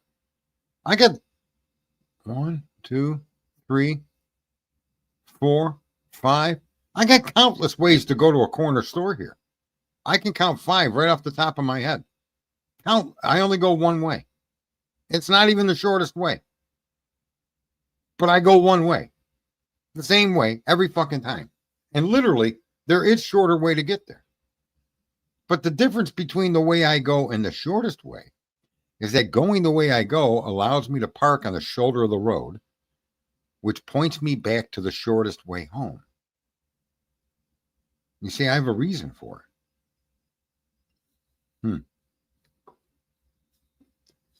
Yeah, look at their argument. They said an unknown substance. Water is not an unknown substance. Condensation isn't fucking 409 condensating on your wall. Bleach doesn't condensate against a wall. Yeah, the whole point that Ray was making with Pattern of Life is just bullshit. Like the thumbs up fucking picture that the media told everybody, look, his victory fucking dance. Not knowing or not telling us that he sent 3,800 like pictures to his family and family members. Oh my God, man. Everything they did was to frame Brian Kohberger.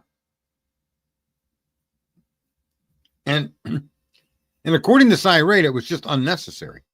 There was evidence to convict Brian Kohberger, which doesn't make any sense, which makes me question Ray. If there was such evidence that was such open and closed evidence, right? Then all they had to have done, and they could have done this, is they could have dismissed the case. They could have dismissed the case against Brian Kohberger, okay? And before he ever stepped out of jail, refiled for a fucking arrest. Or sought a second indictment. Or gone back and corrected the mistakes or the bullshit and brought into this case the evidence that was unquestionable that Ray argues exists. But nobody can see it. What the fuck? That's the part about these fucking people in court I can't stand. Well, what about his pattern of life when he was in Pennsylvania? I guarantee you're going to find that his pattern of life has been that pattern of life since he's been able to drive. Right? What did Ross say? That's because the furnace was running full tilt because the doors were open and it created humidity, which diluted the blood. Yeah. That's what happened. But they said some unknown substance, diluted with an unknown substance. Water is known, right?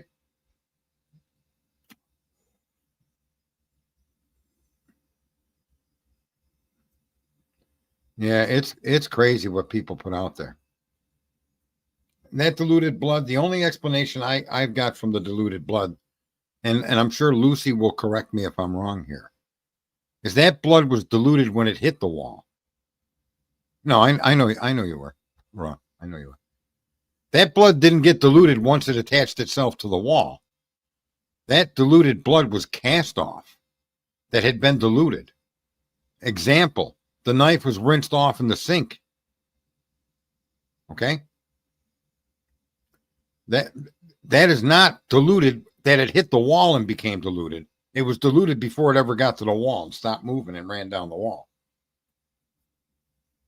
That blood doesn't denote cleanup of the residents. That cast off denotes cleanup of the perpetrator. Right, they claim was, but you see what I'm saying? Folks, I think a lot, and I brought this up in the stream the other day. This cast off, I think, is being interpreted as proof of a cleanup. And it is a cleanup of the perp or the perp's equipment, not the wall. I think the only cleanup that was done there were the floors.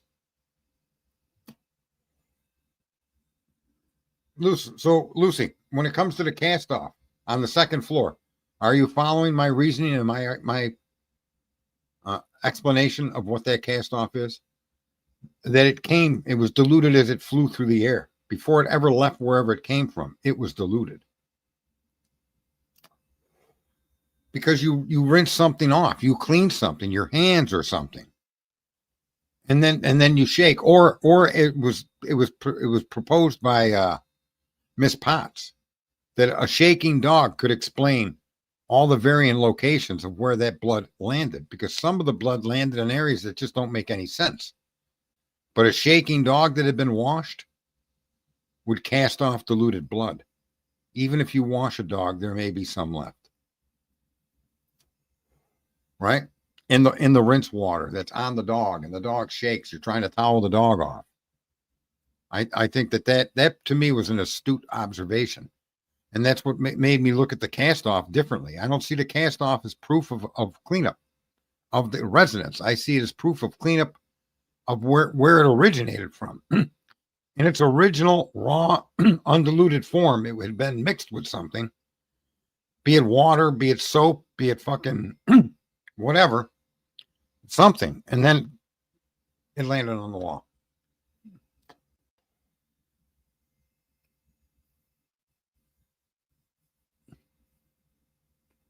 Yeah, I agree with you on all that. But I'm saying if you were to just take my statement about the diluted blood, the diluted blood didn't get diluted once it hit the wall. And that's what makes Cy Ray a little bit stupid. When he says there was no proof of a cleanup, you leave smear marks on the floor, blah, blah, blah. Well, first of all, that's not always true. But second of all,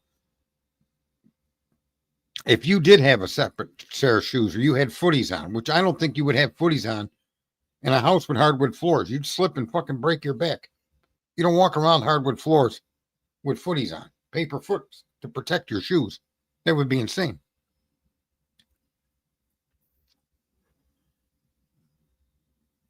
The clean floor, yeah. But they did do that in Dylan's room, which I find really crazy. Why were they testing it by Dylan's room to begin with? Washing Murphy would also explain the Strip's bathroom. I agree. I completely agree, folks. I think Miss Potts is accurate when she says that was potentially created by the dog. I don't disagree with that. I know that's amino black. I realize it's a different chemical, but isn't it rather strange that they used that chemical that went into her room? There was no amino black in the hallway or kitchen. They started with the shoe print and worked into her room. How fucked up is that? Okay. That's totally fucked up.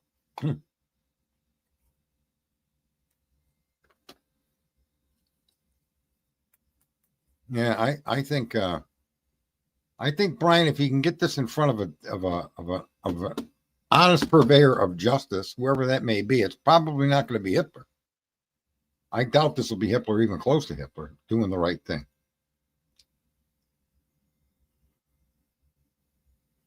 Thank you there, Mason. All right. This is the only place they purposely put it on the floor. Yeah. Why? Why didn't it trace out into the kitchen? Why didn't it trace out up the stairs to the third floor? Why didn't it trace out into the hallway and into the living area? This investigation, these people are just either fucking stupid or they knew enough just to test the areas that they wanted to test to be able to build a case against some suspect yet unknown to them, while hiding the information and not testing the information that would lead them to the actual killers. It's like this is like a fucking football player being paid secretly to throw the game. Which in one Buffalo Bills Super Bowl, I can actually show you where that probably happened with Thurman Thompson. Right? So it's as if they narrowed this down and they focused it on to be only one fucking person. because they figured they would find one person to fucking lasso with this, and they did. His name is Brian Christopher Kohberger.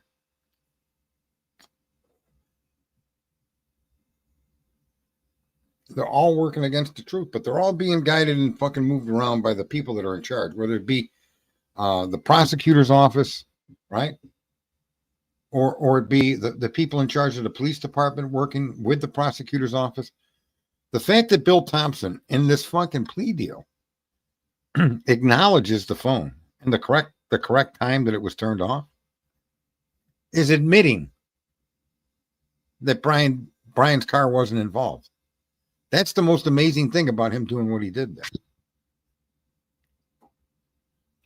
That's what's shocking to me. Anybody want to hear any more of that fucking Bill Thompson? It's just fucking crazy, man.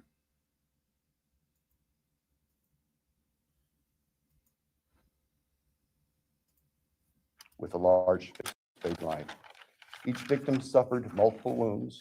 I will state for the record that there is no evidence there was any sexual component or sexual assault on any of the victims. I want to make that clear so there's no speculation. There were two other roommates in the house. Now, Mason Fairchild. It's not a minuscule thing if you accept it as Brian Kohberger's DNA. I don't know that the processes they put that DNA sample through were processes that actually limited it to Brian Kohberger. But let's just say that is Brian Kohberger's DNA. That's the best thing about being a defendant. He doesn't have to explain how it got there. He just doesn't. What has to be explained is how it was collected, how it was analyzed, who touched it, when did they touch it, what did they do with it. That's what matters. See, this is part of the American jurisprudence system that a lot of Americans aren't really up to speed on, because he doesn't have to explain his innocence. He just doesn't. And when you look at that crime scene, and you look at days after days after days of investigators in a crime scene, okay? This is important. Just listen. In a crime scene full of individuals that are part of the very community to which they admit Brian Kohberger was a part of himself, and they admit that, and when he gets gas, and when he gets food, and when he goes shopping, and when he goes buys stuff, placing Brian Kohberger essentially in the community with the investigators. His contact with the police department is acknowledged. In the house full of these investigators and windbreakers and footies that they walk outside with and walk back inside with. The real question is, and it has to be asked, is how can we be sure that that's Brian Kohberger's DNA? And if we're sure it's Brian Kohberger's DNA and it's transfer DNA, how can you show the public that you didn't transfer it to the crime scene yourself? Who recovered the knife? Who handled the knife? That's the real problem with evidence like that. And I've said it numerous times. If my gun is at your house, okay, with my fingerprints on the gun, and you've been found shot dead, that's strong evidence that I was involved in the crime, but can only become direct evidence if you could place me at the scene of the crime. If you can't place me at the scene of the crime, you have an issue now. And I don't have to prove whether I was there or not. You have to, as the state. And that's the part of criminal prosecutions that a lot of people don't understand. But when you understand that, then you can see how high the burden is for the government to imprison you and take away your freedom. And then with this case, with the Allen case, with the Karen Reed case, and with other cases. You could see that the government takes the short, easiest path. They tell big stories to the public. They get the media to tell stories about an individual. Brian Kohberger drove 23 times to that crime scene. The media says, but that's not the truth. Not the truth at all. Brian stalked them. Not the truth at all. Not even close to the truth. But they write these things in such a way so that they can then have the story told in the way they want it told. Not because they're going to convict the true criminal, but because they're going to get another notch in their belt. And they're going to get through this as efficiently and quickly as possible and go on to the next one. That's the problem with our justice system. My gun in your house with my fingerprints on the gun does not mean I shot and killed you. It simply means that if ballistics determine the bullet in you came from that gun, it simply proves that that gun is the weapon that ended a life. That's all it proves. Its presence at the crime scene, being tracked back to an owner, whether it be me or somebody else, doesn't mean that I, the owner of the gun, pulled that trigger. This is something I think a lot of people don't really consider when they're listening to these fucking stories on the news. They don't give it a second thought. Well, why would they blame Brian? It literally could come down to lazy, ego, ignorance. The system is designed to operate the way you saw what happened to Brian. And whether he killed these 4 individuals or not, that system is broken. This fucking jerk off admits that the car at 2:47 a.m. that they tracked on cameras and used in a probable cause affidavit was in fact not Brian Kohberger's car. Without saying it, he admits it because he changes the time in this hearing to 2:54 a.m. It's fucking crazy what they did here. And I feel like a broken record. To me, it's unimaginable that Americans don't really catch the nuances and pay attention to the games played by people that are in positions of authority. They want to complain corporations make too much money. I don't know. If you could sell 1 billion pencils a month, who am I to say you made too much money? People apparently like pencils.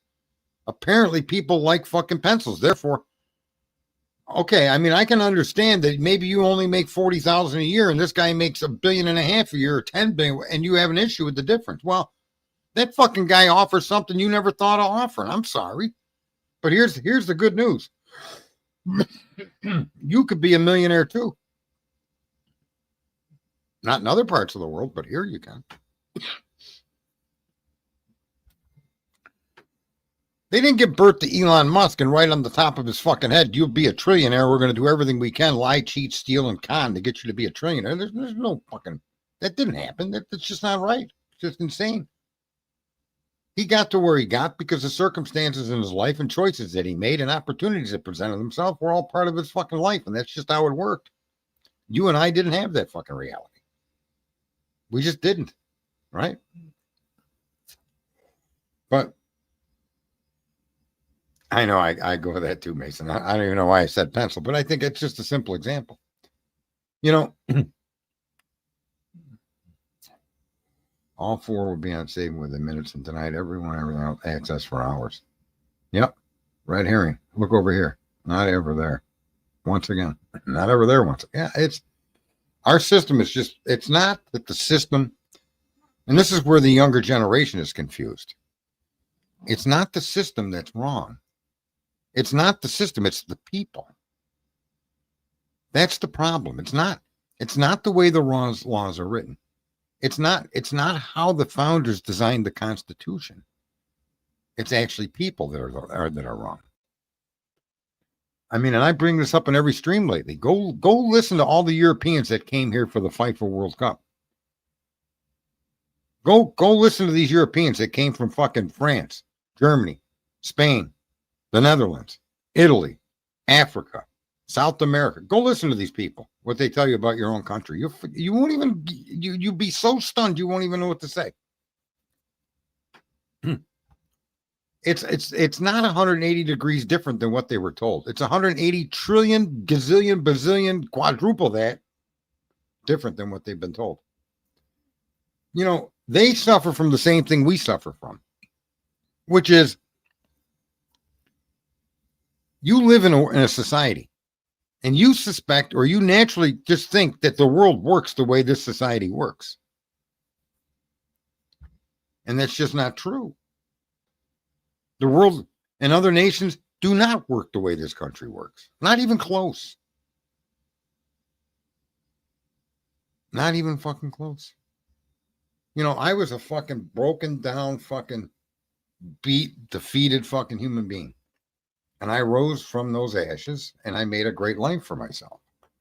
That along the way encountered many difficulties, okay? Some were self-created, like my divorce. I take responsibility for my behavior in that divorce. Had I had that capacity to think and reason, I may not have ever gone through a divorce. Because sometimes cleaning your own street gives someone else an opportunity to clean up their side of the street. You see? So I don't blame my ex-wife for everything. I just don't. It would be fucking stupid. Back when it was happening, I did. But it's, you know, that's what wisdom is as you get older. And kids today think that this country, that socialism or communism is the answer to the separation. And they're missing the fucking fact that you could become a millionaire, a billionaire, a gazillionaire yourself. And I know you might be working for fucking $15, $20 an hour. And you think that the road forward is hopeless, but it isn't hopeless. Just participate in your own life. Make decisions that are good for you. Put yourself first. Not to the expense of others, but to the benefit of yourself. Be honest. Be honest with yourself. Don't worry about whatever school you're in. What interests you? What hobbies? What things? I mean, you got to have something in your mind that you're interested in. It could be some planet or some fucking, you could be interested in fucking cars. You could be interested in something. And that pursuit might be the pursuit that it's when you have a passion that you work with. That's what makes people successful. I honestly don't think that Elon Musk in any way, shape, or form was simply chasing money. If Elon Musk was chasing money, believe me, I don't think he would have tried rockets. Right? His first three failed utterly, and the fourth one would have bankrupted him if it failed, and it didn't. I don't think Elon Musk had any interest in making money. He took all he had and put it into that company. He'd have been broke, bankrupt, fucking ruined. But he did it anyway because he had a passion. He sees humanity moving past Earth. And whether you agree with his fucking passion or not, look what that passion's produced for him. His companies don't even make a profit, but his companies are some of the highest stocks that you could pay for. Why? What are people buying? They're buying Elon's passion. They want a piece of that passion. That passion is produced in ways that is beyond any fucking single individual's production that we know of. Why do you think people bought stock in Ford and they were buying stock in J.C. Penney's and all those other companies prior to ever being today, right? Because there were people involved and people in charge that had this passion to do what they were doing. Right? You need that in law enforcement, people that have a passion. People that respect the law, even if the outcome of the fucking case goes against every fucking fiber of your being. Even if in your deepest part of your being, you think Brian is guilty. If the facts don't add up to bear that out, then you got to let him go. And these guys don't even have that kind of consideration at all. In their mind, whatever it takes to get a suspect. That's what I mean by systemic corruption. It's in the police department. It's in the prosecutor's offices. Whether you like Donald Trump or not, that's probably, and a lot of people that don't like him will never understand or never even want to look into it. But every single legal case that was brought against him were bullshit. There was no truth to him. As a matter of fact, the real truth is only now coming out. And when he went after the state of Georgia, he had the rights. It's being panned out right now that the Georgia election was fucking tampered with. You don't see the media telling you any of that. Why? Because the media is on the fucking the side of Bill Thompsons. They're the Bill Thompsons of the world. They don't give a fuck so long as it gives them the fucking wealth and prosperity and notoriety that they seek to keep in their lives. That's what matters. Look at the media fucking splurging against Brian Kohberger. Interpreting every single piece of information that was leaked or made up into this big fucking story. He did it. And meanwhile, all them years later, you got this crack smoking fucking Santa Claus getting up there telling you they got no evidence against the guy. then why was he in court, folks? Somebody should answer that for me. If you believe Brian did it, and you listen to what this jerk off is saying, somebody explain to me why that's okay. Somebody explain to me how you come to the conclusion that Brian did it when the guys that are in charge of prosecuting him told you they don't have any evidence. How is that okay? I mean, I don't know. Where the fuck do you live? Cuba? Mexico? Where the fuck? Where'd you come from? Ecuador? Where? Where the fuck did you come from? Colombia? Zimbabwe? Ethiopia? Where the fuck did you come from? Where the actions of a government official or government officials do what they did in this case. Where is that okay? Just isn't. That's what makes America different. That's what we're supposed to be fighting for. That's what we should at least all agree on. That, of course, it's important to find who did this to these young people. That's absolutely important. But is it worth compromising what's right and doing what's wrong to provide a result? Is that acceptable? And if you think it's acceptable, then you should just leave this country. Get the fuck out of here. That's just not acceptable. In any way, shape, or form, under any fucking circumstances. Is that acceptable? Let me see. I'm going to take that down. I can't stand that guy on my fucking screen. I can't stand people like that, man. I just can't stand it. And there's a great many people. I mean, go live in England. That's what happens over in England. In England, you make a mistake on a fucking Facebook post, you're fucked. They come beating on your door with these fucking 75-pound fucking simps. The fucking girls that, oh, we're the police. We want to talk to you about your Facebook. Fucking face my book, you prick. Fucking beat you to death with a book. What's the matter with you people? Get the fuck out of here. Anybody's welcome to join up now at this point. I think I've ranted. I may rant a little bit more, though, but maybe not. What is upper middle age? Asking for a friend. I don't know what upper middle age is. Are we talking about, we're not talking about Lucy's age now, are we? Luce, they're talking about you in the chat room. You should strike back, Luce. Listen, and here's something else, too. Upper 50s, I would agree with that. Are you disclosing your age now, Lucy? Is that what you're doing? Here's the funny thing. I don't know. Explain to me this. Explain it to me, Lucy. You guys ever watch the Lucille Ball show? Explain it to me, Lucy. How is it with all these other top-notch streamers do you end up in my little channel in the world? How does that happen? I mean, I think you guys, I haven't looked, but I bet you've got all kinds of big name, big follower fucking channels out there talking about Brian Kohberger and his fucking filing for an appeal. How is it you end up in my stream? If you don't mind, going out on a limb and explain yourself, Lucy. What was her fucking husband's name? Desi Arnaz is, anyway, I don't know if you ever saw the Lucille Ball show. Don't feed the trolls or the feds, and don't let them feed you.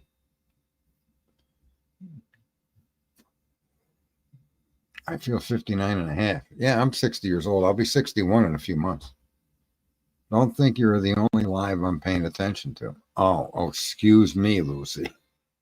Ricky, that's his name. Ricky Tavi.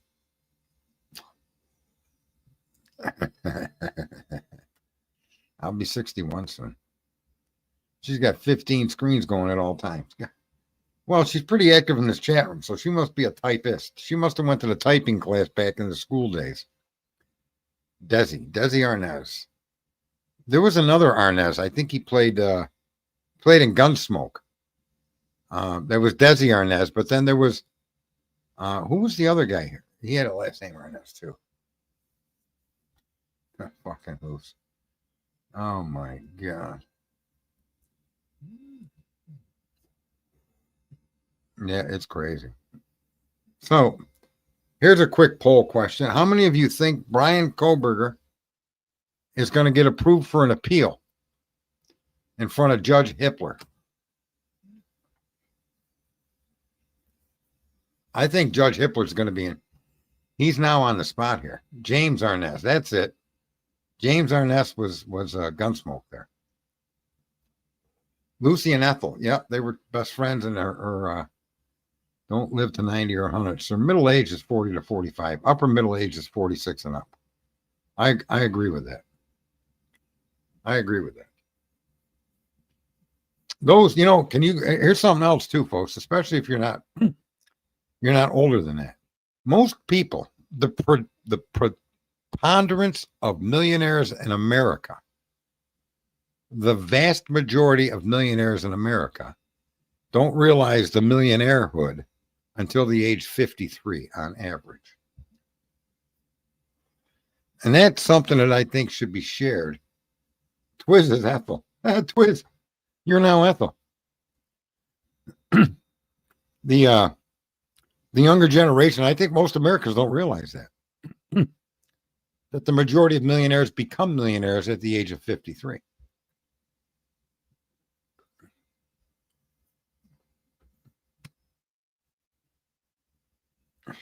I think BK will, but I don't think that this guy Hitler has the nerve to fucking go after his own court and the prosecutor and the fucking defense attorney that were in front of him, because he was a part of that fiasco. That's why I suspect it shouldn't go back to the originating judge. I think it should go to a completely neutral judge. And your argument needs to be made in such a way to show the miscarriage of justice. And I think I think he should be removed from his bench too. I think that little bit of stuff that I played tonight is a miscarriage of justice. The balls on these guys. It's like, how many times has the transfer DNA been located on a button snap? For years, it was a button snap, not a button strap, not the strap, not the leather, the button. For years, that's what we were told. And yet that's now that's changed. Now it's the button strap. No, but here's the problem. He's part of the miscarriage of justice, though. Right? He denied all of Ann Taylor's motions. No, that guy should be removed from this case completely. Right? Him determining that a white car was involved in the crime is bullshit. And as a matter of fact, the minute Bill Taylor acknowledged that the phone went off at 2:57 a.m., Judge Hitler should have stopped that proceeding. Immediately should have stopped that proceeding and had a fucking chamber meeting, a meeting in the back. Hitler shouldn't have accepted that plea.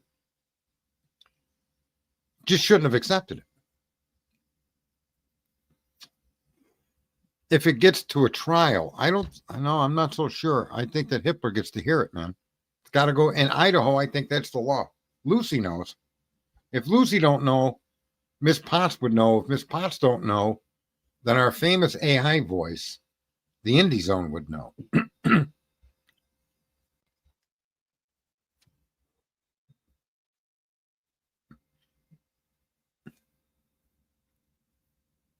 Yeah, he knew it was all bullshit, but he didn't care. He didn't pay any attention to it, that guy.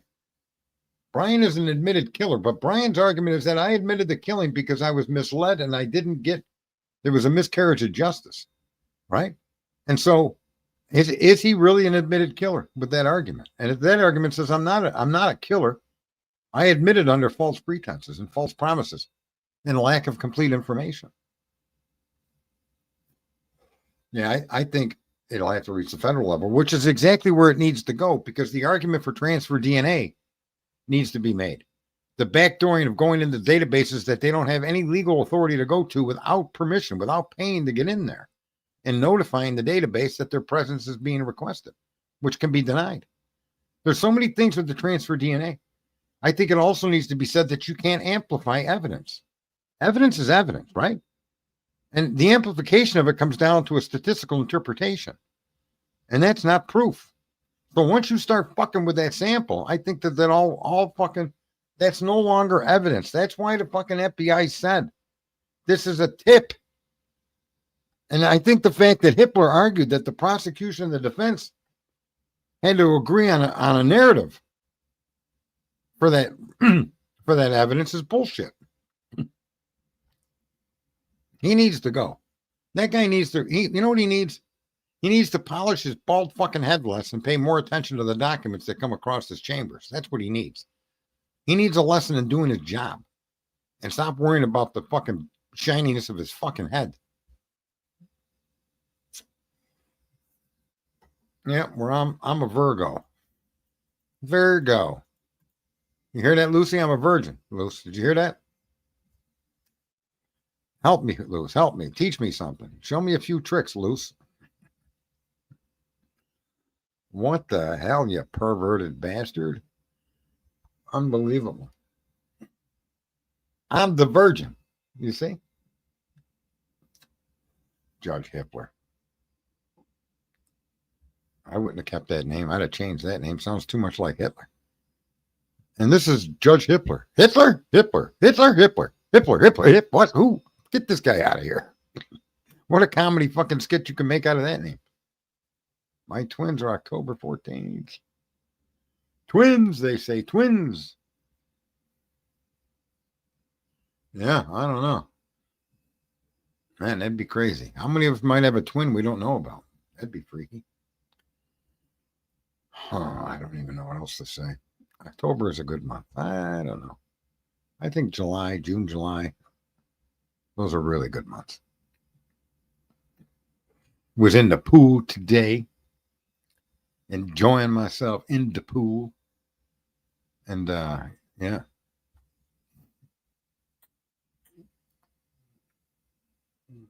Yeah, none of that stuff should have been allowed. And here's the thing. Can I just say something? This is another. I mean, I don't even know. Maybe Lucy Morningstar makes me smarter. I'm not sure.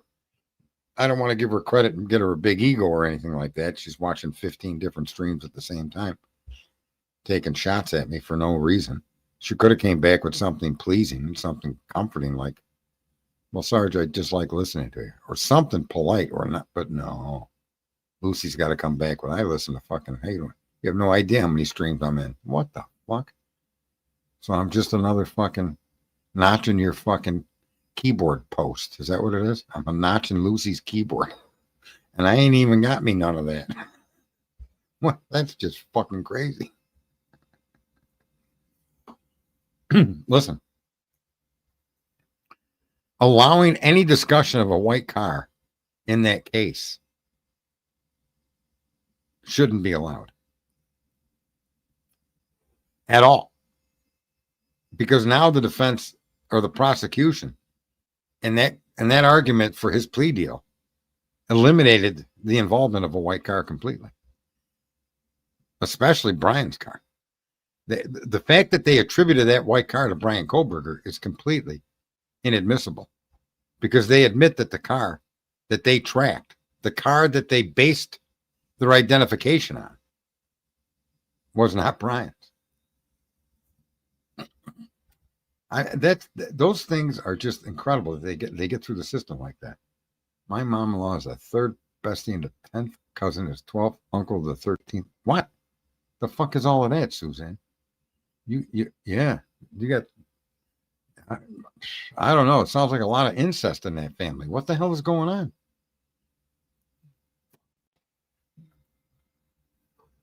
They're relentless. Yeah. That's how July is. So yeah. There's too many crazy. That's just too many connections there. Yeah, there's so many issues in this case. And I'm appalled at the balls to prosecutor Thompson. Cracker claws. I'm just appalled at the balls he has. I didn't catch that until just today, to be honest with you. Once Brian Kohberger pled guilty, I really didn't see any sense in sticking with streaming about it, because, everything that we saw, which has now been confirmed, is it was frustrating to me. And the fact that I just can't get it out. I just can't wrap my head around the fact that he pled guilty. But it seems to me that he's felt trapped. If you try to follow the words that he's written, he felt trapped. I don't know how the judge himself, and I don't know how Ann Taylor didn't accept help or didn't apply for more help to be brought into the defense team. She should have required and requested more help. It was available to her, and she didn't take that opportunity. And then whatever advice she was getting from Turvey, she ignored. She didn't really run with it. I don't know. I don't. Does anybody know? You know what? There might be one person that knows because they're actively in 15 different streams at one fucking time. If Ann Taylor's next murder case, what's going on with the murder case that she's actually working on right now? Does anybody have any idea? Lucy, what case is Ann Taylor working on now, and why aren't we covering that case? Why aren't we covering that case?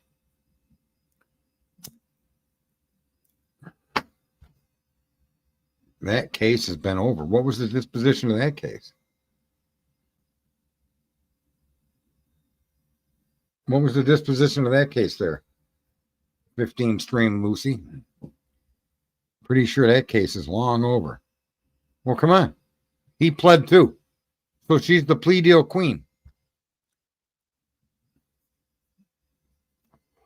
If memory serves. Yeah, I don't even want to get into that there. Morningstar. The hell kind of name is that anyway? Lucy Morningstar. That's just a weird name. Lucy is okay, but the Morningstar?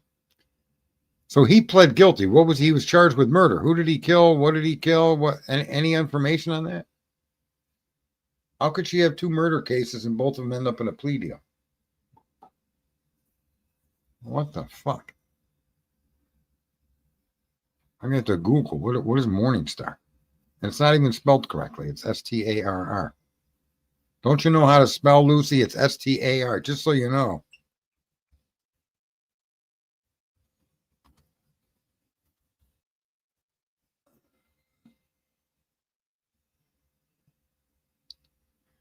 Yeah, she did say, if memory serves.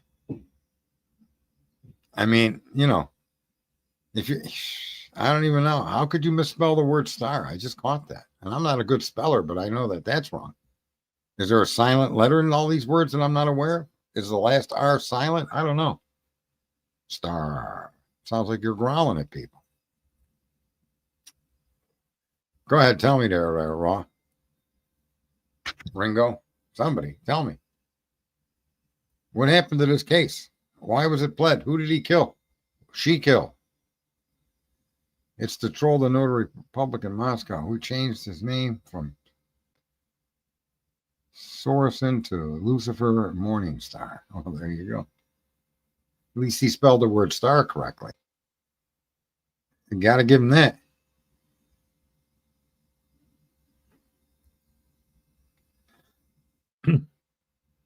No, I don't know that that's entirely true because I had a good public defender one time. I beat the case. Many people just wouldn't understand. So not all public defenders are bad, but all public defenders are also given more cases than any one person should have at a time. And they want to dispose of these cases. I mean, they do need to have a private life, I'm sure. And I don't even know if I could deal with being a fucking public defender. I wouldn't be a good public defender because I'd be looking at case laws to get everybody in front of me that's my fucking defendant thrown out. The case is thrown out because based on the shit that we see, there's like 80 reasons in every one of these cases to get them tossed. Evil is its name. Who's evil? I'm not necessarily evil. So we still got Dago out there. Truth and transparency. You got that. Yeah. Yeah. I found out Brian filed for this. I had steak and French fries. I just got out of the pool. So I was air drying, cooking, and I turned on the computer in the living room because I got a computer in the living room, a computer in the office. And I saw IndieZone. I saw some headline from IndieZone. which was, it was like, I listened to her live. It was funny because she's been describing what an appeal would look like and the process of how appeal works and blah, blah, blah. And, lo and behold, it all played out that way. Always about the bloodlines. What are you I'm getting in the pool. It's nice and dark up here. It's 10:15 at night. It's very dark up here, and I haven't swam in the dark in quite some time. Might not be a bad idea. Let's see here. Yeah. Yeah. And so Laura has not texted me back in 2 days. So yeah, no swimming tonight. If I do swim, it'll be alone. I'm getting in the pool. Aunt Lucy.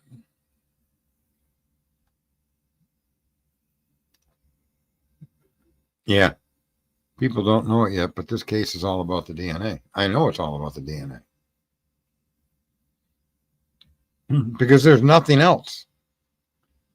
There's literally nothing else except the DNA that you can even say that Brian had anything to do. You can't even say he had something to do with the case, but to identify anybody in that house except for the victims, you're right. It's the DNA. What irritates me is the other channels are running with him getting a new trial. No, that's not what this is. No.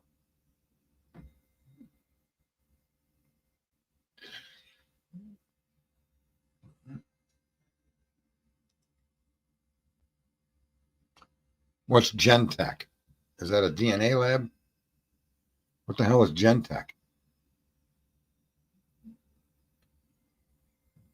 Do I got to Google it and look? What the hell is Gentech?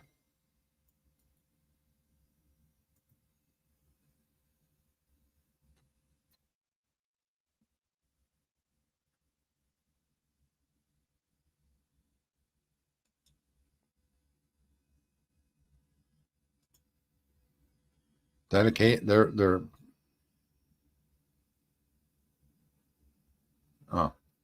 a biotechnology company dedicated to pursuing groundbreaking science to discover and develop medicines for people with serious and life-threatening diseases. The first targeted antibody for cancer and the first medicine for primary progressive multiple sclerosis. Let's see. It's so much more than the case. The state doesn't even have to appoint him counsel. Oh, Tina, that's the best. Yeah. Let's put Idaho on the map. Yeah. Yeah, I don't like Steve G at all. He muddied the waters. He helped contribute to false information that circulated throughout the media. His presence in and around this case was unnecessary, and it actually was damaging to the defendant in big ways. Where DNA databases overlap. Oh. Well, that company wasn't part of this case, right? Doesn't look like they're working. Huh. Doesn't look like there would be any connection between the company Gentech and any DNA.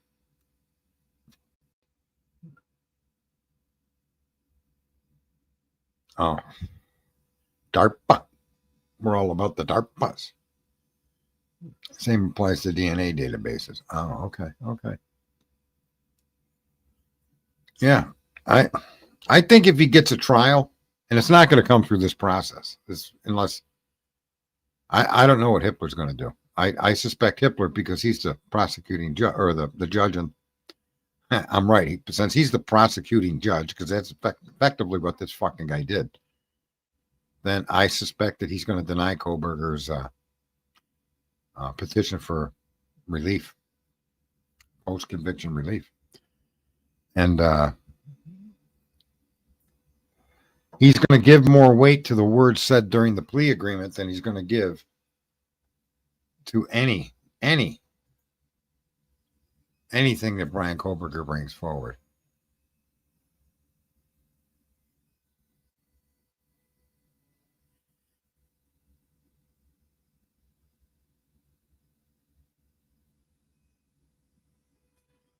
Herbert Boyer, it's considered the founder of the biotechnology industry and influential in the field of genetic engineering. Huh. Well, that's quite the timeline there. Lewis goes all the way down, all the way back to fucking 1839.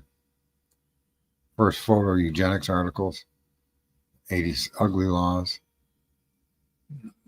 It gives federal parliament legislative authority over Indians and lands reserved. Yeah, that's quite a read right there. I'm not going to go through it. But yeah, shit about shit. It's always about the bloodlines. Always do your own research. Come to your own understanding. The trial probably wouldn't start until at least early as 2028, 29. Look into the names and the DNA in this case. Well, what can you say about the names without all of us finding the names? What do these names? What do these names signify? Is there an upper class or something involved here? Are there names that are historically important? Well, without giving us the names, what do their names have to do with anything significant? Right?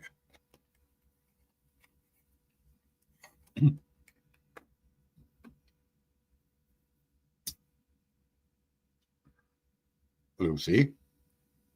Oh, Lucy. I'm home. Okay, so they all connect down that chain. Oh, I'm glad someone mentioned Molly. I think Molly describes an individual to which one of those hair follicles might belong to. When she says she saw some guy drive by her, right? Didn't she say he had like a sandy blonde or something hair? It wasn't Brian. He was looking straight ahead, didn't pay her no attention.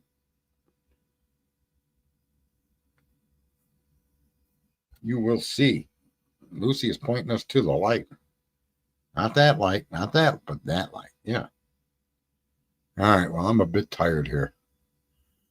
Let's see. What do we got here at Yahoo? If Brian listens to the stream, he's gonna be like, what the fuck? Who is this lunatic? And it's just gonna be fine. Let's see. Molly, who helped you change your story. Yeah. Good old Molly.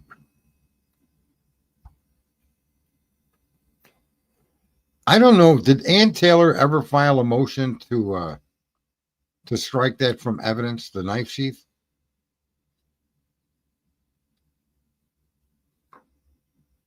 Do you know if she ever went after the chain of custody on the knife sheath? Lucy? According to Turvey,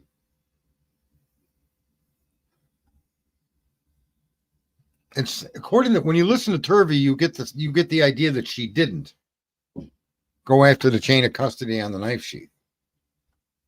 And if she did, I don't think she did in any really robust way. What say you there, Lucy? You always got something. Share it with us. Don't hide. Say something. Not exactly, but she has always implied that the sheath was placed. Right, but she didn't go after that chain of custody. The fact that it didn't show up in any inventory for 3 days, the fact that it was rejected at a lab because there was no fucking chain of custody, the fact that then that chain of custody was forged, right? And yeah, most of that was closed hearings. That should have been excluded from evidence. That knife sheath should not have been available for evidence by the state. And that would have went, their case would have went. Just like, oh, I do want to say this, because this rumor started with custody queens about Cy Ray. And she misinterpreted it, but she started some nonsense with Cy Ray that shouldn't have been started. Cy Ray is explaining everything about the DNA and the sheath, and he uses the word we. And people interpret that because this is how that, what is it? It's not Sam, it's the other girl, Christian, whatever her name is. And I like that channel. But she came forward and said, I noticed that he used the word we, as if using that word we placed him within the prosecution circle. But that's not what he said. He was repeating to us the explanation that was been given to him. Yeah, it's Christian. by one of the people involved in the case, that guy Fanny or Fan or whatever. And when he used the word we, it wasn't to include himself. It was what that particular guy, Finn, I think his name is. What Finn had said to him is we had the DNA have gone, we would have had no case. But that was not him, and that was not Cy Ray saying that. Cy Ray was repeating what he was told, and the word we was what the person that told him this stuff was saying. And I'm, this is what I mean. Because there's been people in my chat room that have been saying, yeah, he frames himself as we, like he's part of the prosecution. That's not what he did at all.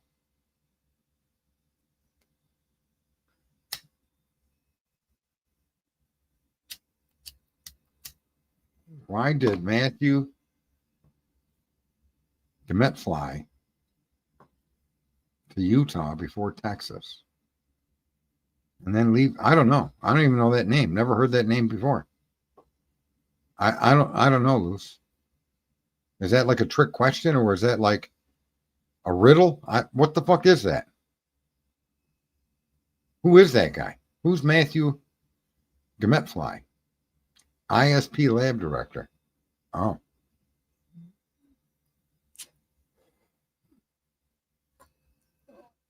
Right. Yeah, I agree, Twiz. I think it's an honest mistake that she made. But I don't think she was listening closely enough, and that's why she made that mistake. I think she heard that word and just locked that shut her down. She just focused on that word. That happens to all of us. So I'm not disparaging her in any way, but I am clarifying that Cy Ray never used the term we to place himself on the side of the prosecution or to include himself in the law enforcement's investigation and or their interpretation of information. Never even close. That's not what he did. Quite the opposite. So, yeah, that I saw a little bit of their stream just recently, and that so now I know where people are coming up saying, "Oh, he calls himself we, like isn't he supposed to be part of the defense?" Yeah. Twist keeps glazing Cy Ray. What the hell? I still think, Twist, just so you know, regardless of what Cy Ray is saying, he can't support any of his arguments of Brian's guilt at all, right? And he acknowledges the fact that the car being tracked isn't Brian. He acknowledges Brian went in a different direction. And he acknowledges that there's no evidence to track Brian's car. And in fact, the phone was off for 2 hours. You can't even use GPS to track his car. So he is in fact saying there's no evidence to place Brian at the house. So he's literally supporting the argument that we've all seen and we've all been making, and Ann Taylor was trying to point out. Yeah, he said that's his opinion that Brian did it. And again, he doesn't. That's why I highly doubt that there's any evidence. Yeah, he can have his opinions.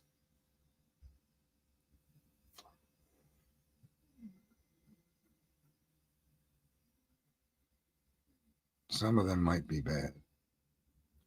The questions asked may have been bad. Yeah, I don't think that the custody queens are the begin and the end all the proper questions, or that everything they did was correct. I think the one thing that she helped create a literal conspiracy theory is saying that Cy Ray used the word we as if he was part of the prosecution, and that's not true at all. The interviews aren't a problem. Cars can change direction, y'all. These Kohbergers, he's got no alibi. What does DNA before they got Brian's DNA or after? Because then it would explain why they go to their home. I don't know. They amplified it. It was a tip. The only reason they went after Brian's parents' fucking DNA was because by then they had fabricated all this bullshit with the car. They'd lied about the times of the phone, the locations of the phone, they lied about everything. And all they had was to try to show that the DNA in the sheath belonged to Brian. That was all they had to go with. Who was the one said that? Was it Cy Ray? They didn't have to go do all of that. And he's right. In a proper investigation, that arrest warrant wouldn't have been asked for.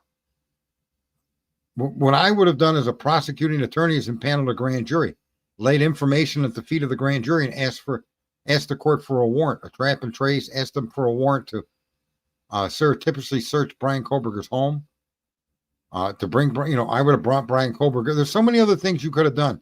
Their mistake is by charging him with a quadruple homicide and a felony burglary on the information they had. Information that they knew was false. The only information they had, if it's true at all, was the DNA. And again, but again, all the other DNA that they ignored, didn't test, the hairs, the blood, all over the fucking place, is one of the primary reasons why a transfer DNA case generally gets overturned. There's far more evidence against Dylan than there is anybody else on the fucking planet. And that's perfectly my opinion based on the data that's been shared. The idea that these people that were in that house heard nothing, seen nothing, smelled nothing is just fucking ridiculous. Just ridiculous. They lied. They had no reason to lie, and they did. If they were innocent victims, there'd be no lie. There'd be no contradictions. No, I don't trust what a lot of what Cyrus said, although I do respect his opinion. At least he wasn't talking about fucking shower curtains or parachutes or fucking trap doors under the house and fucking tunnels and, right? Shadows in the fucking night.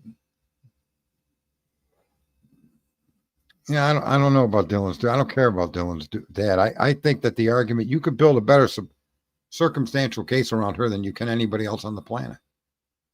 And again, I'm saying circumstantial.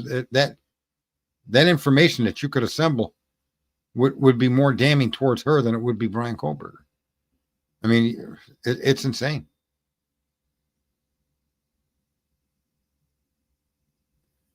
Yeah, I don't know why Cy also made a mistake about the hair. When he said there was one hair, that one hair was a statement made early on in the investigation, and in fact was not true. What his name? And this is where I think there's a difference. The difference between Turvey and Cy Ray is Cy Ray understands what the fucking prosecution stated, but what Turvey found shows that that's untrue. That there was one hair. I seen the pictures. Didn't you guys see the pictures, or am I on fucking drugs and I dreamed it? I seen the pictures of hair in Dylan and Ethan's hand. And along the bed, on the floor, a clump of hair, or strands of hair coming off from the bed rail and the floor. Did you? Am I wrong that those pictures were never produced? Because I'm almost positive I've seen them. A close-up of them. Cy Ray is completely wrong on the hair. 100% completely wrong. Not to mention the hair that was found upstairs. Yeah, see, I did not dream that. The hair is in Ethan's hand, but there's also hair attached to the bed rail and the floor. And none of them belong to the victims. Where he says, where Cy Ray makes the argument there was one hair and it belonged to Zana. That's not true. That is the story that the police gave, but that isn't accurate. Yeah, what about, I don't know that they were between their knees. I thought it was on the comforter. Correct. That's not the pic he's talking about, Twizzle. And he claims he's seen all the pictures, but he didn't see that one. Well, what do you mean I'm talking about the wrong pic? I'm talking about the evidence that we're now aware exists. Fuck the pictures then, right?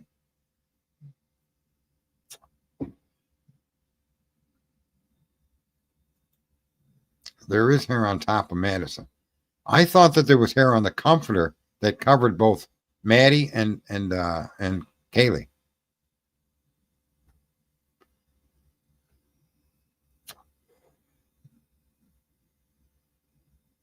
Well, I might be talking about a different pic, Twiz. But that jerk off Cy Ray said that Turvey's wrong, that there was one hair and it belonged to Dylan. I understand that, Twiz. I understand that. But Cy Ray is arguing that that one hair belonged to Zana. Yeah, he didn't say that.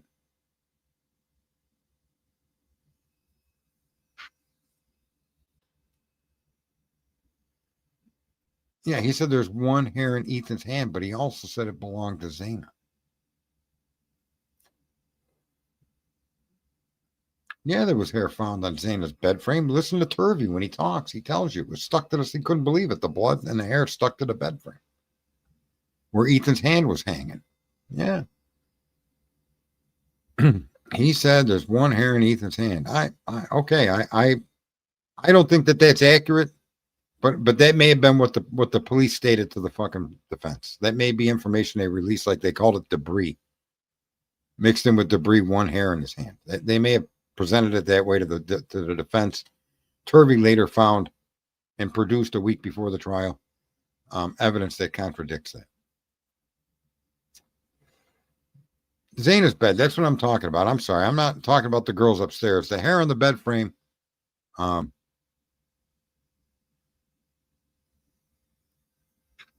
no, that just shows you how corrupt the system is, what Cy did. He joined the team.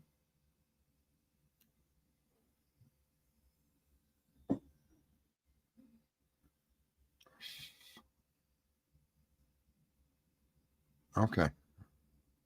I got you there, Twiz. Yeah.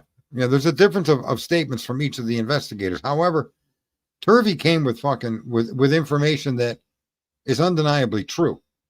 When he shows pictures, you see pictures of the knife sheath, you see the bag, you see, he shows you. He comes with the information to show you. When I say the chain of custody is not correct, and then he shows you a document written in the same handwriting, I give more credence to Turvey simply because Turvey made his arguments come to life with evidence. Where Cy Ray is just telling you what limited information he may have been exposed to, but he comes across like he was Ann's best friend. And so I think there's a divide there. And then I think also his desire to stick with his buddies is arguing the police did a great investigation, and blah, blah, blah, whatever he fucking did. You know, I mean, I think Turvey could have seen things that the guy in charge with digital data, phone digital data, wouldn't have seen.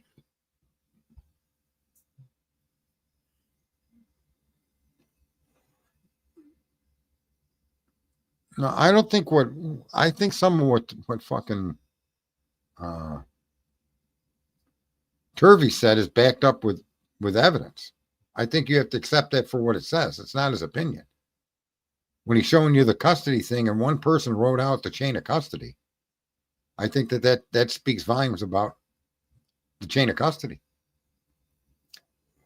And we knew for a long time that knife sheet didn't show up in any documentation until the 16th.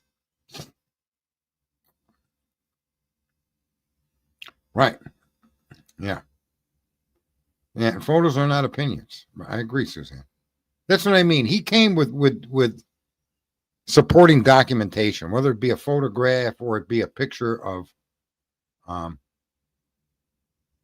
yeah, the DNA should get thrown out. I agree with Cy. I'm not picking on I'm not particularly picking on Cy Ray. I was the first one to stream. I think a lot of the things he said are important. I don't agree with his opinion, and I don't agree with his opinion on some things. However, he did say that there was going to be another bite at the apple, and I agreed with that. I think Jeff K needs a couple of shower curtains there for the trial. Jeff H. There you go, Ron. Where's the chain of custody? We can't open this thing up.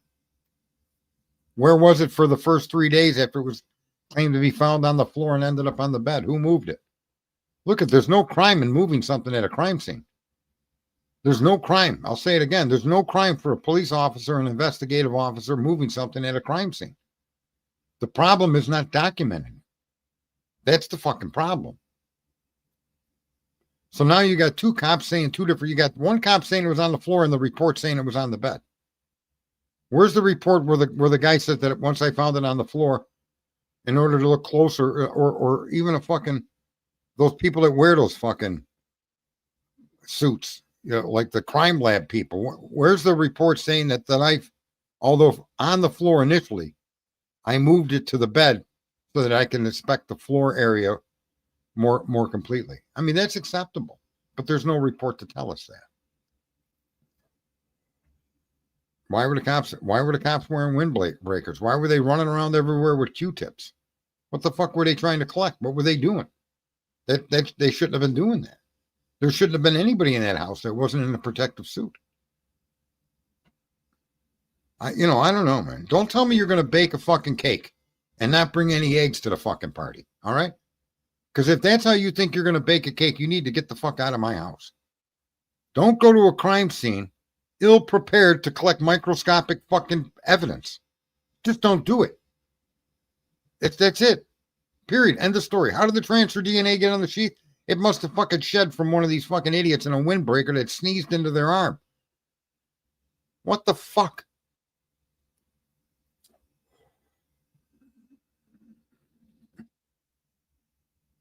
Right. There was stuff moved all over the place. What was that one thing? There was an image of a potato chip bag on the arm of the chair. And then later you see the same arm of the fucking couch. The potato chip bag is moved to the couch. And on the couch is what you normally put down for a dog to pee on in the house. I don't know what the fuck you call it. Let's call it a diaper, right? Why was the potato chip bag that initially on the cam was on the arm of the couch? Why did that fucking the next image of that area show that the potato chip bag had been moved to the fucking cushion and a diaper for a dog to piss on was now on the arm of the couch? How did that fucking happen? The ISP detective who sketched the floor plans on the 13th didn't notate any. See, that's what I mean. It's called a chuck. Well, I don't know what you call it. I don't pee on chucks, although I'd like to go down to Idaho and fucking urinate on top of Hitler's head. In open court with cameras rolling. Can arrest me for assault. I don't give a fuck. Someone needs to take the shine off that guy's head. That should never have been allowed. The DNA should never have been allowed. The sheet never should have been allowed. The automobile that they claim was involved should never have been involved. None of it should have been involved. Period. End of story. No, it wouldn't spray back. I'd be standing above him. Don't you worry. I'd stand on the back of his chair, just urinate right down. So if it gets on my shoes, what do I care? I'll just buy me a new pair of shoes because you know what? When I leave the courtroom after urinating all over that guy, while the splashback is covering me from the fucking knees down, I'm not going to leave any known trail that I even did it. You're just going to see Hitler covered in piss and the perpetrator moving around without leaving a trail. That's what you're going to find. Because I got that same magic touch that Kohberger's got. What the fuck is that all about? Really? I'll be clad in black. My yanker will be wanking out in front of everybody. I'll be putting on a show, peeing on the guy. And then, the forensic team will come in. They'll swab Hitler's head and they'll fucking send it to the fucking Othram and they'll go arrest Twizzlestick for the fucking crime. They'll claim the DNA found on Hitler's head was connected to a fucking YouTube streamer named Twizzlestick 8120. Everybody's gonna be yelling, but that was that fucking Sergeant Friday. No. The DNA proves Twizzlestick dressed up to appear like him. Should I turn my phone on? Yeah, Kohberger put on fucking, what are those fucking, those are eyelashes that come on.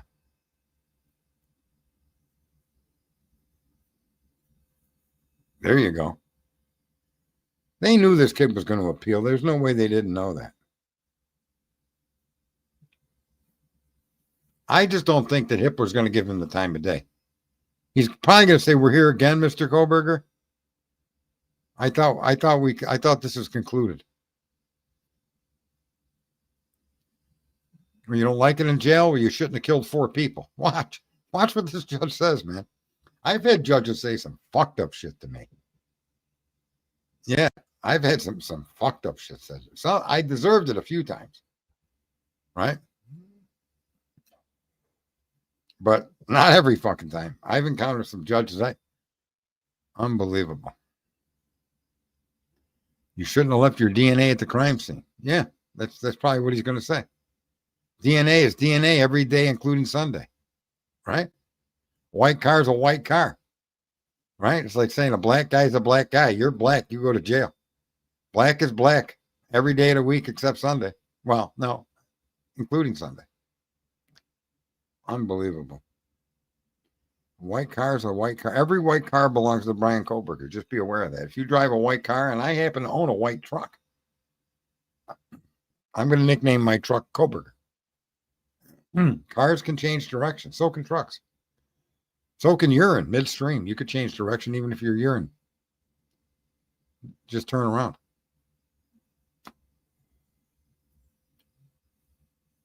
Robust is a good description. What judge tells both sides to make up a story on how they got to the DNA? Judge Hippler, known for his dynamic fucking performances in civil court.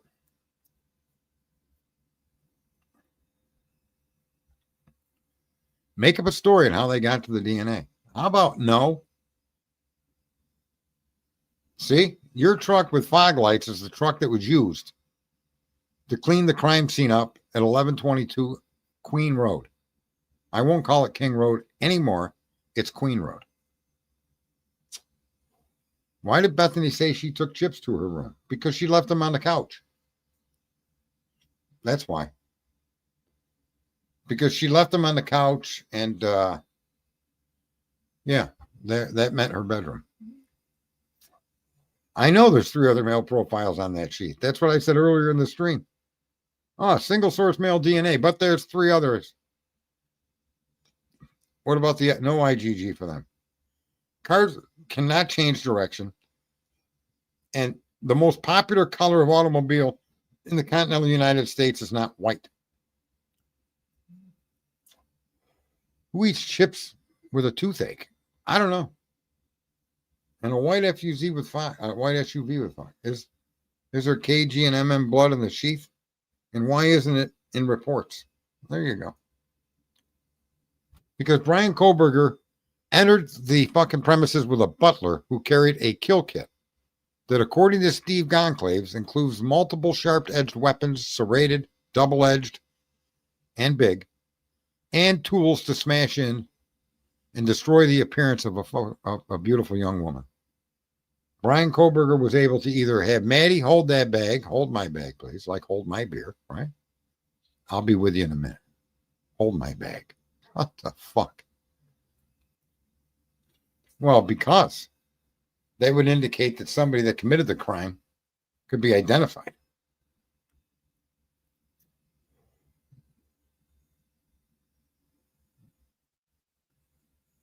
Yeah, 52 card pickup with 100 million fucking letters and pieces of paper.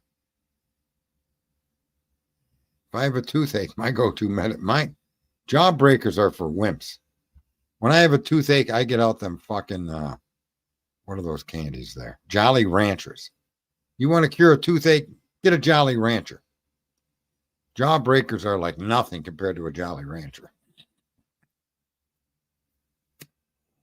No, everybody waited their turn. They waited their turn. Maddie was like, yeah, hey, I'll wait. Are you sure? You want to go first? No, I'll wait. I mean, what the fuck? Excuse me, Ethan and Xana. Tonight's your night to die. Who wants to go first? And Ethan says, I'll go first. I don't even know. And I'm sorry, I can't, I don't have any feelings of pity or any feelings of anything other than negative feelings for the parents that spent all their time parading these lies about what happened that night.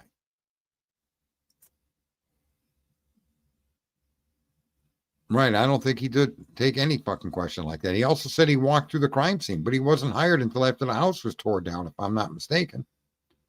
Why was he walking through a crime scene on behalf of the defense? To what fucking, why would you do that? Was Cy Ray some expert in something? I don't know. Is his timeline accurate from the point he was hired? Wasn't the house already gone? I don't know. There's pics of him walking in? Okay. Then I'm wrong. That's perfect. To test the cell coverage at the crime scene. So is he a blood expert? A blood splatter expert? Is he a hardwood floor expert? Is he a fucking Swiffer fucking mop expert? What other kind of expert is this guy? Apparently, he had 15 years as a policeman. I wonder why he left, or was he forced out? Took so long she ate her food. That's right. Matter of fact, poor Zana was able to eat her fucking dinner while Ethan was being stabbed. Waiting her turn. I mean, what the fuck? Why let good food go to waste? She paid for it. This fucking whole case is insane. The guy's a Swiffer wet mop fucking expert. That diluted blood doesn't mean anything. Yeah, okay. No. He's a cell phone data expert. I question his capacity as a cell phone data expert, too. In all fairness. I mean, you know, what the fuck? I'm a roof expert. Doesn't mean I don't get shit wrong. Doesn't mean I can't miss something. La-dee-da. Que sera, sera. This idea you're an expert is just a fucking word. Expert. I'm an expert. Yeah. Okay. You be an expert. What's Lucy an expert at? Does anyone know? Yeah, well, you know, Dylan and fucking Bethany were on the couch watching TV when the killer came downstairs. Do you know which room Zana and Ethan are in? And Bethany and Dylan both pointed down the hallway. Lucy's a fucking expert in shit talking. Yeah, they were in there giving directions to the killers. I'm not Maddie. She's not Bethany. They're upstairs. Well, it didn't happen at the house is an argument that you can make that statement, but you can't really. I don't know. There's enough blood in that house to suggest that they were killed in that house. There's enough cast off from the victims in the rooms to show that they were killed in those rooms. And if they were killed someone else, then the idea that a non-beating heart, and all of the amounts of blood and the throwing of the blood all over the place. You know, I hear people say that all the time, but there's no proof that it happened at the Whites other than there's blood on the outside of some railing or some knee wall in a fucking walkway. I don't know. I don't know. And that blood, for whatever reason, maintained the redness. But even Ethan's blood, as it ran down the wall outside, was nowhere nearly as red as what you're seeing over at the Whites. Blood doesn't show pure red when it mixes with the outside air and runs down a wall. It gets a darker tone to it. And the Whites, who knows where that came from? I mean, blood there doesn't mean they were killed there. If blood there means they were killed there, then what does the blood in the rooms mean? Right? I mean, it's kind of fucked up. You can't really explain it both ways. So then they move these victims into the home. How do they move 4 victims into the home? They wrap them in tarps and carry them? I don't know. I mean, they had to get them into their bedrooms. I don't know. I don't know how that I can't see that being viable. I know a lot of people say that because they believe it, because they believe everything is a lie. And I'll say there's many, many lies in this case, substantial amount of lying. But it's hard to lie that they were killed there when you find them in that horrific environment with all of their own blood all over the place. That's kind of one thing I don't know that could be. Imagine you could stage it, right? But here's the question, just so you know, and I'm not picking on you, but don't you find it rather fucking amazing that they were able to kill them at the Whites, but leave blood evidence like significant, move them over to the other place and stage the crime, but never clean up the area at the Whites? I mean, where's the sense in that, right? I don't know, man. I just don't know how you can make those squares into circles. I just don't know, man. I just don't know how you can accept that as an explanation unless you're believing it because you have a belief and you're not thinking it through. If you think and you take each individual area where you're finding blood and you look at the circumstances around each place where you're finding blood, I don't know how you conclude that they left all that blood at the Whites and didn't clean it up. And in a circumstance where cleaning it up would make sense because other people are going to see it. Not only would that be one of the reasons to clean it up, but you had an infinite amount of time to clean it up because nobody would suspect they were killed at the Whites because of the scene you left across the street. Right? So why not clean it up? Why not spend the time? Why not repaint that fucking knee wall? Listen, whether it's suspect or not doesn't, but I'm not saying it's not suspicious, but what I'm saying is you can't draw any conclusion from that as to them being killed there and moved. I mean, that's making a huge leap. That's like, I don't even know, man. That's just too big of a leap. That's one of the disagreements I always had with Tommy Jude when he was around. And, he's passed now, so, let him rest in peace. But the conclusions he was drawing from the imagery that he was interpreting was just, holy fuck. Reflections of moonlight onto the fucking mirror of this truck, into the tree across the board. Man, come on.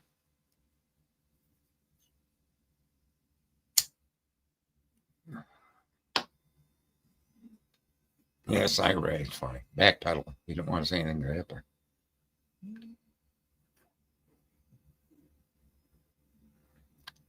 So who's to say they were found in the house? Well, I'll tell you who's to say they were found in the house. The fucking body cams. That's who's to say they were found in the house. The body cams consistent with what we're hearing on radio calls of a policeman arriving at the crime scene. Right? The description of what Hunter says, and Hunter having a knife, and that's what tells you that they were found at the house. There's, the only people that you can argue weren't really found at the house around that time was, what about Kaylee and fucking Maddie? The cop didn't go upstairs for quite some time. No policeman went upstairs. Right? Were they brought in during the time of finding I don't, you know what I mean? You could just go off to the extreme on some of this stuff, but to include I don't know.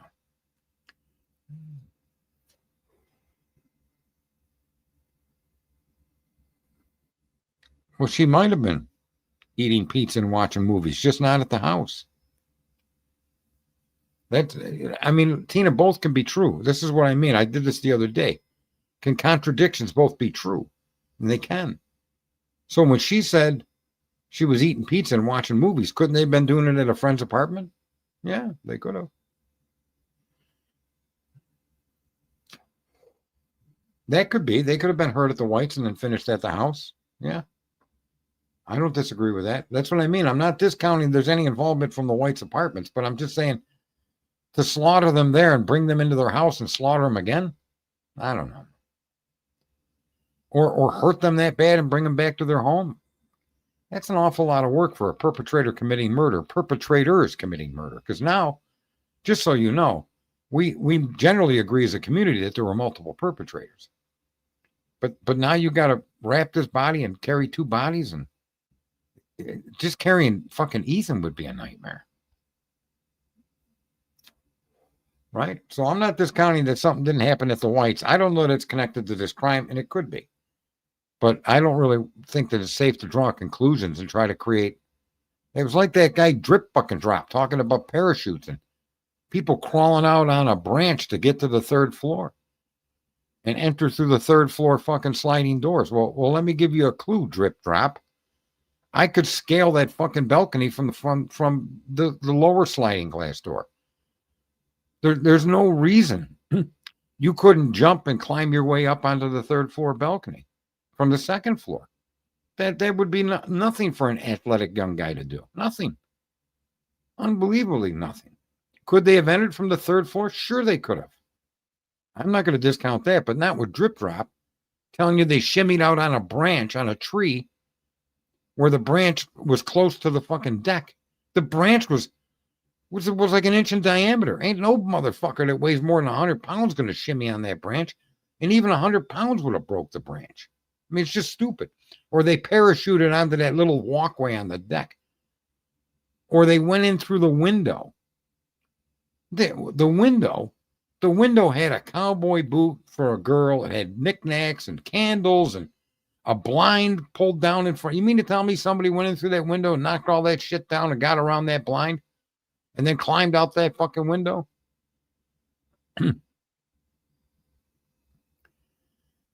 I can't imagine how you couldn't get to the third floor deck from the second story, from the ground outside. I think that's a viable entry point. I won't discount that, but you're not bringing dead bodies in that way. Yeah, this whole idea that they were killed somewhere else and brought there has been around since this whole case started. And Drip Drop and Tommy and Bubbly Waters and a whole bunch of other people have been making that argument for years. But you have to make leaps of faith, right? You have to believe that happened and then accept their explanations, right? Or just decide that no explanation makes sense, but that it happened that way anyway. And that, I don't know. I can't think that way. Drip got dropped on his head. Yeah, that fucking guy is a weirdo. Yeah, I agree with you there, Robert Bell. There's a lot wrong. Always was. The only reason you guys are listening or hearing my voice or even fucking know about me is because I left politics in 2021.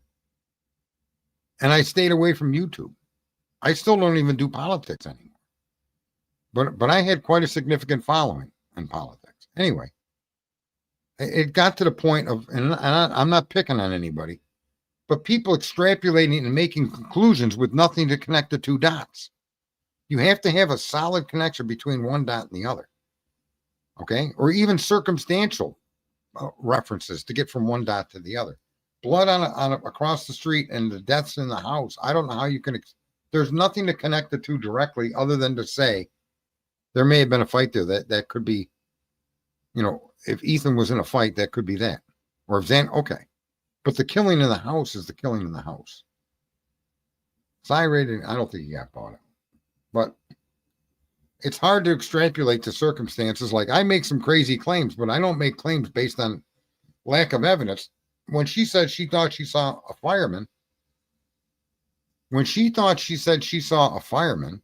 I'm the only streamer that I know of that's fucking batshit crazy enough to research firemen, okay? And then examine what they use for tools. Hang on, let's see, I'll show you. See, this is my kind of crazy because the dot connects to the statement. The dot connects. Now, I just posted an image of a firefighter tool. That's called a halogen bar. There's two unique wounds in this crime scene. One on Zana and one on Kaylee. And they're round puncture wounds that are 4 inches deep. What I put on the screen here is the tool a fireman would use. Now, I'll tell you how my brain works. This is my kind of crazy. I listened to what Dylan said. I listened to what Bethany said and all the different remarks and comments that were made. A few comments made by Dylan were simply that she saw what she thought was a fireman or that the person was carrying something, right? Something cylindrical. That statement for some reason, when she said fireman, made me think of the wounds that are reported in the autopsy report. 4 inches deep, 1/2 inch wide at the base, and 3/4 of an inch at the top. That describes that fucking tool. So does that mean that tool was used in the crime? No. But that tool also does point out to something else. It does make the shape of a V. Look at the V's on each end. Didn't she say that she saw something, a V shape? Look at the V's on each end of that tool. It's consistent with that. Look at the damage done to poor Kaylee's face. And look at that tool. Look at the 2-inch wide edge on that one end. The flat end that's pointed up in the air. Didn't they describe an injury similar to what that tool has? Didn't they also describe an injury 4 inches deep, 1/2 inch at the tip, 3/4 of an inch at the top? A puncture wound? That tool fits to many of the statements that were made by a witness. Does that mean this tool is involved? No. Does not mean that. But that is an example of what could have been involved. Right? Where when you make the argument about blood across the street at the Whites and then create a scenario to where that blood is connected, you're not producing anything to connect those two locations directly. Where in what I'm doing here is I'm connecting a lot of the statements made by what we call a witness. The V, the facial damage, the edge of the pointed end, the edge of the flat end, all of those, that wound, the round end was a wound found on both Kaylee and Xana. That particular puncture wound. And then Kaylee had an injury from an unknown instrument that left a wound that would be similar to the straight edge of that tool. So in other words, I'm connecting this tool to the crime based on data from the crime. And it doesn't mean I'm right. But that's kind of how I see that. Dylan talked about seeing, I thought, the letter something V-shaped. Tell me that's not V-shaped. It's V-shaped at both fucking ends. So here's you see what I'm saying? I forget who brought up the idea of the whites and the house. Is that I didn't invent something or just extrapolate in thin air and come to an idea. I took the actual data that was supplied to us, the public, and then searched for something that would reasonably explain wounds on both Zana and Kaylee. That's how I got to this. But again, that doesn't mean I'm right.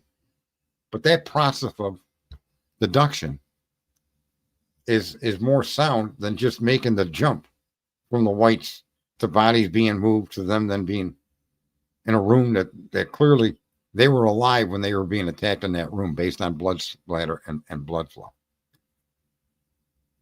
Kane, what are you doing, Purge boy? Just parachute. Listen, there ain't a parachute big enough to carry that fat ass to the ground safely. What do you mean you're parachuting?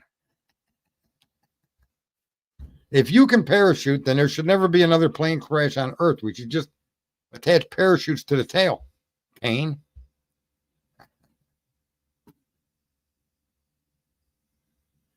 We were waiting for you, Robert. Uh-huh. Here we go. Paste. Listen, and I want to say this to the chat room. My coming to find this tool, I think is slightly less crazy than what Drip Drop was saying. I think it's slightly less crazy than just deciding because there's blood across the street, it has to be connected to this crime, which means they were killed there, moved here, and right. I mean, you're a whole lot of guesses where I'm tying this tool to the description of wounds that were provided by a coroner, and I'm also providing a tool that matches to some extent the relationship between this tool and what Dylan shared to the public. I think that's I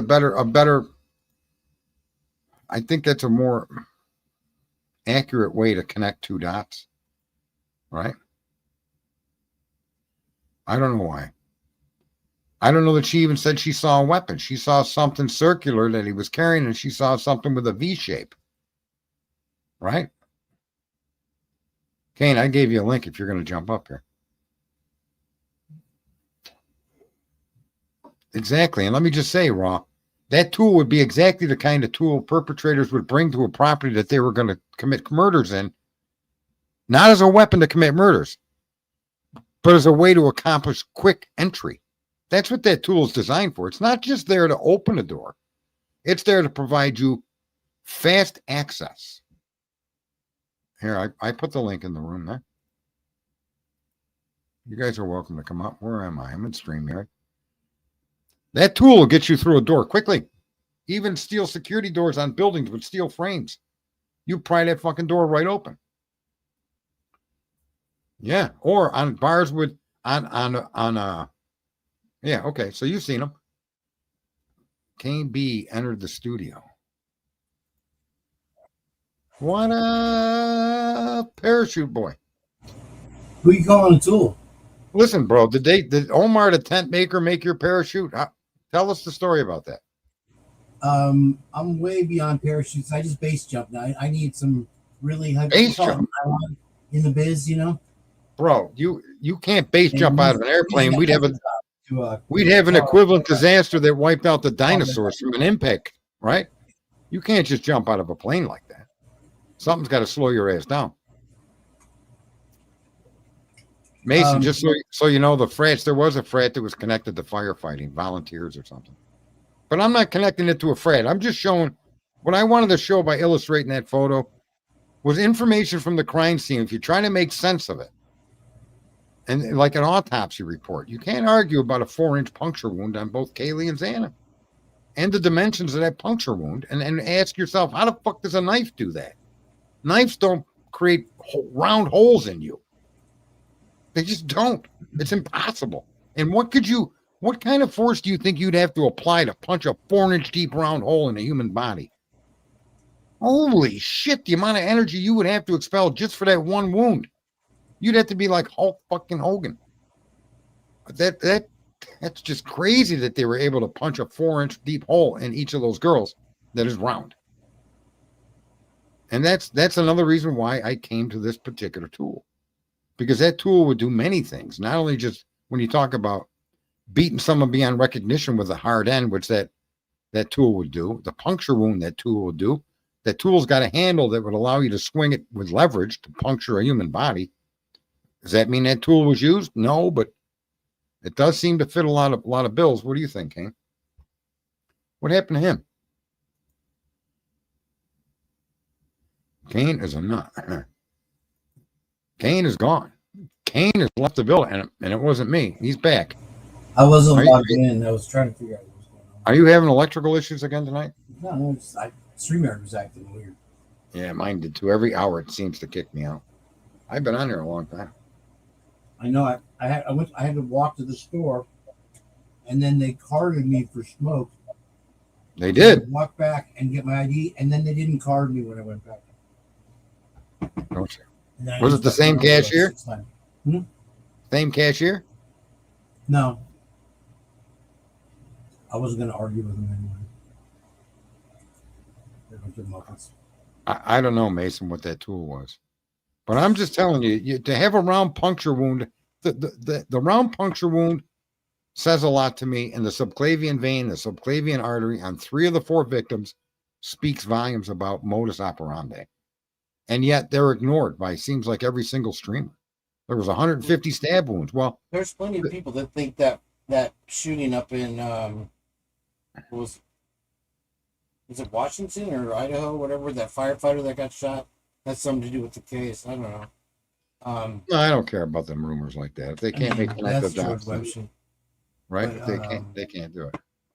What do you call it? The strange thing about today is that he wants to represent himself. Is that what, or he's That's not strange. That's just a notice to appeal. He isn't appealing with that. He'll get court appointed who the hell's attorneys. gonna? There's not another lawyer that's death penalty qualified. It's not a death penalty case that the court's going to hear. They're going to hear an appeal on a miscarriage of Oh, I justice. see. Okay, that makes You see? sense. And so I would have written it myself if I was in jail under this condition as he is. Okay.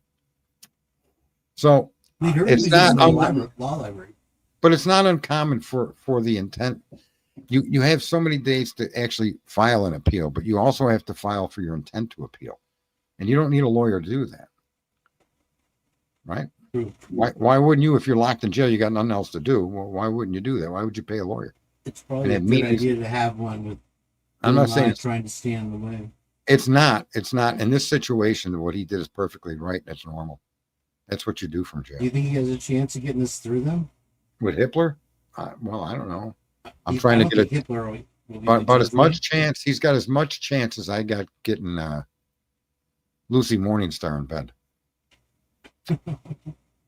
She yeah. still promised me that she was coming up. Was she? She was gonna. And then- She And then she she probably almost went up on Dinkies. she apparently is in 15 different streams. So she's like a hunting for people or something, men specifically. I've spoken to her on the phone. Have you really? How's her voice? I know she sounds like Coco. Coco. Who's Coco? Mhm. He's the one who Oh. took over with Tommy. Coco the clown? Coco the monkey. No, Coco the gorilla. No, the streamer. I don't know who it is, man. If it's connected to Took over- Tommy they were Jude, just that's talking about why. Tommy Jude, yeah. Yeah, She handled it I as John. stopped listening to Tommy Jude. I got a recording of Tommy Jude. They were Well, I see swearing a at reflection cocaine of on that his now, nose. so. Mhm. You see what you're told to see. Look over Well, here, not over there, like they've There's a done lot on of stuff. that with the audio too, I think. Yeah, with all of this stuff, it's very. See, I'm not trying to solve the crime. I'm just trying to understand the information they gave us, and if you can connect dots between it and other stuff, I'm completely okay with that. But ain't no one going to solve this crime. It's never going to be solved. Yeah. And to do it from a desktop or a phone with information they're giving you that they don't want First of all, they don't want you to see any of it. Second of all they're going to give you is what they're going to give you, right? And then they redact all kinds of shit. So how are you going to pin this on a frat or pin this on a boyfriend or pin this on Aryan Nation or pin this on, I mean, it's like watching Pavarotti. Holy fuck, that guy's got more fucking criminal solutions to this case than the case itself. Now he's settled on Lucy's theory, and he's running with it like it's his. Yeah, It look, took I him know 3 I'm years to get to it, and when telling people in Dago's chat for at least a year and a half. well, for me, like I'll disagree with Cy and others, but I'll disagree because they're just contradicting reality. You can't bludgeon somebody with a knife to the level that these people were fucking whacked and not get blood all over your body, right? You just can't do it. I mean, for Cy Ray to say, well, I've been a cop 15 years and I've seen a lot of murder scenes where a knife was used and there was no blood transfer. Yeah, I'm sure that's true. If I stand behind you and slit your throat, that's probably true. If I come up in front of you and I jam the fucking knife into your heart at your solar plexus, okay, I'm sure I'm not going to get transfer on me. I just leave the knife in you and walk off. The knife is going to prevent any of the blood from pumping out through the wound. You filled the wound with a blade, killed the guy, stopped his heart. There's thousands of ways you could be killed with a knife and no transfer end up on the fucking perpetrator. I get that, but not in a crime scene with 4 victims in literal quarts of fucking blood spewed all over the fucking place, and you got none on you. And then you walked, and his argument is, well, there was no sign of things being wiped or shoe prints. Well, I guarantee you that I could take a fucking shower in my shoes, right? Naked with shoes on, take my shoes off and step outside of the tub and not leave a wet fucking footprint. But what about all the water dripping off my fucking hair and my arms and my leg? I mean, how do you move through that property like that and not leave a drop of blood? I mean, there's people that believe that she was paraded around the streets and that the SB1 was the vehicle that did it. It was a BMW. Can you hear me okay? I adjusted my volume. Yeah, I can hear you. I mean, that's how wild it is. I mean, it's who knows? I mean, maybe they did. Man. There's the thing that's weird is that 1112 house. I literally think it's a problem, and they have a news report. I forgot who had it up, but I guess it's on TikTok. The news reporter interviews or just quickly speaks to one of the girls that lives there that's leaving. She's like, "Oh, I'm the last one leaving." That day. Yeah, no, I don't. The whole thing is the next just day or whatever. It's insane. But the worst part is that, and I think Brian will end up in federal court, and I think federal court will file. They'll, like I played earlier, you weren't here for it, but I think the federal court has no choice but to find that there was a gross miscarriage of justice. I think in just listening to Hitler, when Brian was sentenced, that speech that he gave to the public proves that the PCA was a lie. Yeah, but they're complicit with the balance shit. What? Here, let me turn this shit up. Hold on. No, they're complicit Aging with the balance. Yeah, that's a separate issue. That all goes into the same point that I've been I'm making. just saying they're going to protect their boy is all. 100% going to protect their boy. Well, I don't even know if it's a matter of protecting their boys. These guys see what they see, just like Cy Ray sees it, just like the other cops see it. But that's not because it's true. Yeah, but now look at Cy Ray. Cy Ray has suddenly become Susan. He's like, hey, yeah, no, forget about what I said before. Ignore those documents just came out 2 days ago. And here, dude, now you can see what timing with the Cy Ray thing, right? Now you can see why the timing. They were trying to get ahead of this shit, bro. It's every time they do this. And then all of a sudden you'll have Jeff H. and Viviana pop out of the woodwork and start attacking people. You'll see Michelle again. I think they were in here. What's the person's name? Viviana? Yeah. Was she here? Viviana. I think she was here earlier, yeah. She entertains me. Honestly, she really entertains me. She didn't say anything disruptive. I mean, oh no, she pissed me off one time. She is actually the reason for the word rage quit. That's where that comes from, because we were arguing about the Timmy Reed thing. Do you remember that, where the kid got beat up? Anyway, and she said something like, "Yeah, he fucked around and found out." And I literally I started cussing her out, and just rage quit the live. And Lucy's like, "Did he just rage quit?" I've never heard that term before. I want to make a point though to a comment in the chat room. There is something that's unique about the people that have came forward, 3 of them, because all of them say the same thing, or if not exactly the same thing, they acknowledge that Brian Kohberger could be involved. But what they're actually really pointing to is what I came in and got involved in for the first fucking place. That's not relevant. That's not what they're talking about. They're telling you that this case was completely mismanaged and that the actions taken by the fucking the state of Idaho were unlawful and unjust and in violation of what they're supposed to do and not do. That's what all 3 universally, I don't know if people it's so easy to connect the dots. They're telling you this investigation is fucked. Whether he did it or not, it's fucked. And that there's, like Ray said, there's a high probability a guilty man will walk free. And again, he's stroking the fucking dick of the policeman, but he's a policeman. They all stroked each other's dicks. And so it is what it is. But you got to realize that they are saying the same thing, even though they have different opinions of the same evidence. It's that the evidence itself. They're just wrong. out there confusing the shit out of us, dude. They're No, trying I don't to think beat they us are. and twist our necks. Yeah, they are, dude. Fucking, I No, mean, they're not. there's a little bit of truth and a little bit of lie in anything they say. That whole fucking book that No, but they're Broken pointing to the Plea, only that was- truth, Kane. They're Yeah. pointing to the only truth I've been screaming about for ever since I got involved. It's not relevant whether he did it or not. The end result doesn't justify the means. That's what they're telling you, That's right? true. That's what they say. That's They're all literally saying how that. they justify it. Whitcomb is Mhm. saying it. Turvey is saying it, and Cy Ray. They're all on that issue. They're in unity. I don't care what they say, how much they might be in love with the fucking Idaho cops. I really don't give a picture fuck. them like skipping down the primrose path together. Well, I think what Unity. they're telling you is because that's the point. The point is not how you get to your fucking conviction. It matters how you get there. Was saying, and But now that's exactly what Turvey said. That's exactly what Whitcomb said. They all are saying the same thing, Kane. no, I haven't read Whitcomb's book to say. I don't know enough. I about have. it I to- read it 5 times, bro.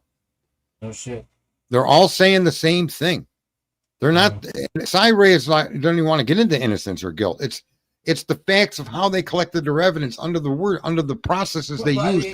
if you're saying that, then Mhm. what they're doing is trying to reinforce the prosecution stance and keep Brian No. guilty. You know, let's keep Brian guilty. No, how do you get that from what man, if you were close to me, I'd smack you in the back of the head. No, listen. This is my logic. Listen to my logic. It ain't logic. If What they you're are saying all is insane. three That's coming not what out I right said. Well, I'm twisting what you were. I always twist. Obviously. What are you gonna do about it? No, but literally, if they're all 3 coming out and saying Brian is guilty, you know, even though what they're saying is, yes, we know it was a fucked up investigation. These are the clown muppets that come out for the prosecution and say they're sorry without saying they're sorry. But we as a community do not need these motherfuckers to tell us that this is a fucked up investigation. We know all too well. Yet they call us crazy when at the same time they're fucking lying up and down through their assholes. And you know, so what do? You send in the clowns. When you have a problem at the circus, you send in the clowns. Am I right or wrong? You went to Brigham and Bailey. Right, but Whitcomb's book introduced to us evidence and processes that they use. So did Cy Ray, and so to an extent did What process did I not? For instance, know about before? if you listen to Bill Taylor, if you were Bill Thompson at Cracker Claus, he comes out and says that Brian's phone turned off at 2:54 a.m. But nowhere else in the accusation is that ever said. It's always referred to at 2:47 a.m. 247. Let me finish. The next statement is that car was then caught on camera. The phone was turned off at 2:47, but the car was captured on cameras heading west towards Moscow on Route 270. Well, that's untrue. And when Bill Taylor got up for the sentencing, he didn't mention 247. He said 254. Well, at 254, Brian was north of 270. In other words, they always knew that the car they're claiming was involved wasn't involved. They always knew this. And this is what they're trying to point out, these three men, that it's not relevant whether Brian did it or not, even if they believe it. But the car at 247 they claim is Brian's is arguably 100% provable not to be Brian. But they used it anyway. They never changed it. They never amended their warrants. They never did anything. Same thing with the DNA and the custody of the sheath. They all knew that these problems existed, but they maintained the PCA lie until the sentencing. But the sentencing proves to you, when he mentions 254, that motherfucker knew the whole time that was a lie about a white car. So if you're IDing a white car on that road and using that as the basis to argue it's Brian, well, it's not even arguably wrong. It's clearly wrong. Therefore, that white car's involvement in the crime means nothing. They always knew it, Kane. We always knew it. But the specificity of data that they had proved it, and they ignored it. That's what these guys are showing us. So I don't agree that they're just up there trying to clean up for the prosecution. I think Cy Ray's opinions of what he saw, they differ from Turvey. I think Turvey saw a lot more of physical evidence than Cy Ray did. I don't suspect why there would be a difference, but there is. I don't really care about that. I've always cared about the legality of what they did to this guy, not whether he did it or not. And when I first came on the stream and I said on Dago stream, I hope this fucker did it, because this investigation will ultimately free him. Regardless, he's going to be able to stand up after this and say, I did it. And you're not going to be able to convict him or charge him because of double jeopardy. You see? This is important. This is an important case nationwide. We deserve a case where some guy committed a crime and was set free because the cops lied. We deserve to see that as Americans. We really do. Because it happens every fucking day. Right. Right? Well, actually, Moscow, or Idaho anyway, found a workaround. Or was it Moscow? Anyway, one of those states, either Karen Reed thing or one of these killers, they worked around a double jeopardy and convicted him. I forgot what the case was, but I as soon as you said it, it dinged in my head. And they did it because they had another charge that wasn't prosecuted in the original thing or some shit. But no, yeah, that's exactly what you're saying before. I was listening. Yeah. For the most part, and they did the same thing with the stalking. And here, I mean, you could make a 400 if you had like one of those dot matrix printers like the old day. You could sit there all night and print out all the coincidences, not just in names, but in we lost this name, this is here. I mean, when I really knew that this case had way too many coincidences, when there was 3 people with my name in it, because I've never ever had anything.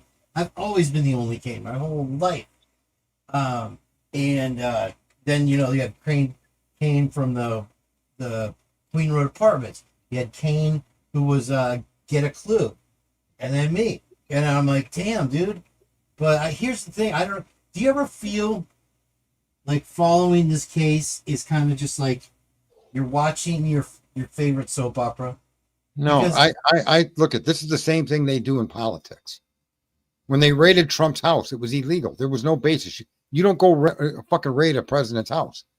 He can declassify something with a thought. He don't have to tell you. Who was it that Wait, raided his house again? let me finish. Quick question. Listen, in every single case brought against Trump, that woman that sued him for sexual fucking rape or whatever, it was bullshit. When the government has to extend the statute of limitations beyond the written law that's been in effect forever, just to go after one person, there's something wrong here. That's just wrong. Whether he did it or not, it's not relevant. But when the government does the things the government does in the open, and then gets on TV with the media to tell you, look, he raped this girl. Look, Brian killed these people. When you see that fucking series of events taking place right away, you got to be a conspiracy theorist. It don't make sense. It doesn't make sense for the media to go all in like that. When you and I read a document called a PCA, and nothing in the document places Brian at the home. Nothing. You have to ask yourself, who the fuck is telling these people to suggest this is the best written document they've ever written? I've never read a more People are complete. getting paid from this shit, then you're right. Correct. You said people are making mad money. But here's the thing. the people in this little tiny community ain't making shit. Maybe Dago's making $12. Birdie's probably making some money, but it's the people like Daniel, the people like what's her name, Chronicles of Olivia, the Guilters, you know, that went right with the party line. Because when that Paramount shit came out, all of a sudden everybody changed their tune. Look what happened to Daniel, that drunk turkey motherfucker. Exactly. He was humiliated by the mainstream media. He actually argued that Brian. Twiz got up there. No. He was humiliated publicly on TV because him and that fat guy were on there questioning this case, right? And then when the mainstream media ridiculed and made fun of him, he then suddenly became the guy that promoted Brian Kohberger's guilty. In other words, this guy's so desperate to be part of that criminal cartel called the media that he has no fucking moral compass. I wouldn't listen to him if his car broke down and I recognized it was him, I'd shoot out the tires and move on. Fuck out of my way. Piss on him if he was on fire. It's just insane, bro. But people, there's a massive community out here that want to hear people and they want to talk and they want to be heard. Like that guy Birdie. I saw him once. I said, the guy's a professional. I don't know where he came from, but that guy's a professional at what he does. This isn't something that he, like me, I'm just some jerk off at a house that gets on here and talks. This guy has, and someone told me the other day, yeah, he was a DJ. I was like, oh, okay, there you go. And look at all his streams. He tells you, the other day he did a stream where his title suggests that someone else saw the guy in the ski mask. And that's not it at all. What really happened was some girl made a comment that Dylan mentioned it to her. But that was cut out of the fucking script. But I mean, the titles of these people, how about when they got the outraged face? They're standing there looking with their mouth open like, oh, Trump just did this. I like it when it's like, I should have known better than to watch these TikToks at 3 a.m. Or don't watch these TikToks by yourself. That's the school he comes from. He used to be a linebacker at college, though. I'm not saying he's not a decent. Listen, I'm not. He's got his act together. You're right. But he does do the clickbait excessively. Excessive clickbait with him, with Pavarotti, with many others. Some people have good intentions. Some people are really looking for the truth, like Jules. And I still have, I'm not happy with her with the way she treated me. And I'm not going to be until she apologizes. But I think she's an apology too. She's a very intelligent person. Right? I don't doubt that. I don't doubt that with Lana. Sometimes I can't listen to Lana because Lana plays questioning the defendant and then the defendant answering the question she just asked herself. I'm like, you confuse me. Because if you don't catch it at the right time, you think what she's sharing is truth. Because she does look for truth. I respect her for that. I do respect her. I like her. She was in Annie Potts' chat one day. And I said, did anybody tell Lana that the case isn't going to trial yet? She was literally holding like mock trials and stuff. I was just teasing her, but you know. Yeah, and she also had for the longest time this smoke detector that was beeping, and she kept saying it's not the smoke detector. Oh my God, do you remember that? I kept telling her how to fix it too. No. And it was like, is there a man in that house? I'm thinking, there needs to be a man in that house. You need to bring a dude in there. He'll fix it. Christie's Chaos had the same thing. She did the same thing for like 6 months. Yeah. It was annoying. Birdie's very entertaining, but I don't want to make money on entertaining people about a quadruple homicide. Well, that's the thing people don't understand about the news media, CNN, Fox News. That's what they are. Entertainment. And that's exactly what these YouTube streamers are copying. That's why I say to people, it used to matter when you said, I didn't listen to the media, I get my information from Twitter or YouTube, but that doesn't no longer make any sense. Because what you're finding are people in this case, whether they first agree with you that Kohberger didn't do it. And I won't agree with you on that. I just won't. He might have done it. He might not have. There's no way for any of us to fucking know. But what you do is you drag people in by joining in their belief and feeding it. And that's why I keep telling people, stop believing in information.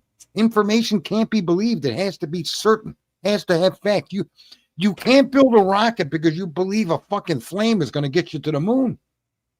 There's an awful lot that goes into a rocket engine, and none of it's fucking belief. It's fact, or it wouldn't get off the ground, for fuck's sakes. People, how about a heart surgeon that says, yeah, I believe I can help you here. Only to find out that he got his fucking degree from some fucking foreign island somewhere that he got on the internet. That The matters. You Epstein don't want that Island guy. degree. Right? What's that? The Epstein Island degree. Yeah, wherever it comes from. I'm just saying, people Barbados. people have been trained to believe in data and take sides. Look, I think a lot of things Trump does, I don't agree with it. I don't like it. So I'm not a Trumper. There's a lot of things he does that I think we needed to do for the last fucking 50 years we haven't done, but he's doing it now. Okay. So that's the difference. I don't believe anything about the guy. I want to see the facts. And if the facts add up to making sense and it's good for the country, I'm all for it. But if it doesn't, then I'm not. Like he just sent money again to the pharmaceuticals for COVID. For what? Yeah, no, the big companies are prospering like they never have before. But there is two possibilities. One is that the Congress passed bills allowing these payments, making it part of like Obamacare. And then he has no way to do anything but give the money until the law is changed. So there are reasons. Sometimes there's explanations to what he does that are beyond his control. Because even though he's the president, he can't just decree this, that, or the other. He can write an executive order and ends up challenged in court. But some battles aren't worth fighting. And so when you got a war in Iraq, or Iran, blah, you got all this shit going on. $1 billion are going to the insurance companies. And they listen, that's what the Obama bill did, and a lot of Americans don't understand it. They don't realize what that bill was written for. It wasn't written for you or me. It was written for the insurance companies. They're the ones that profited 17,000% since that bill was passed. Now, somebody says Pav shows a lot of proof. I do like that. He does, but then he narrates a story that goes, I don't even know. It's just a bunch of mumbo jumbo. He did, like I said, he did finally come up with a good answer when he stole Lucy's theory, but he tried to take credit for it and then at the end of it, he's like, "Bam, that's it, case over." Like Brian Kohberger is going to be let out. His drama also seems to elevate whenever there's a big event coming. So I've always suspected he was a Fed. He's got all the credentials. He's been in prison. So he's got the record. That's what they like to do. They get you a prison record, and then they put you out as an agent, because then nobody suspects you. You know what I mean? Yeah, I there was another guy too. He got destroyed. He was a little shorty guy. Forget him. He wrecked himself though. And the Sebastian Rogers case, I think it's the funniest thing of all. He doxed me, and I sent him an email. A lot of you guys were on that Sebastian Rogers. Was that the kid that got kidnapped by his parents or something? No, he didn't get beat. He went missing. Middle of the He night. was But a anyway, special needs kid, right? yeah, I called in and made a couple of questions, and then I called in on my business phone, and then he says, "Oh," when he gives my area code. "Oh, you're over by there." Oh, and then my name showed up on his phone, right? And then he calls out who I am, and then he hangs up on me, and I'm listening to his stream. He continues doxing me, so I sent him an email. Wow. I hope someone tries to make trouble for me with that statement that you made doxing me, because you'll end up in fucking civil court. I went through this before with people in England and Israel when I was streaming politics. I had a big problem with these people. They called my company randomly hundreds of times a day, one call after the other, shutting my business down for hours.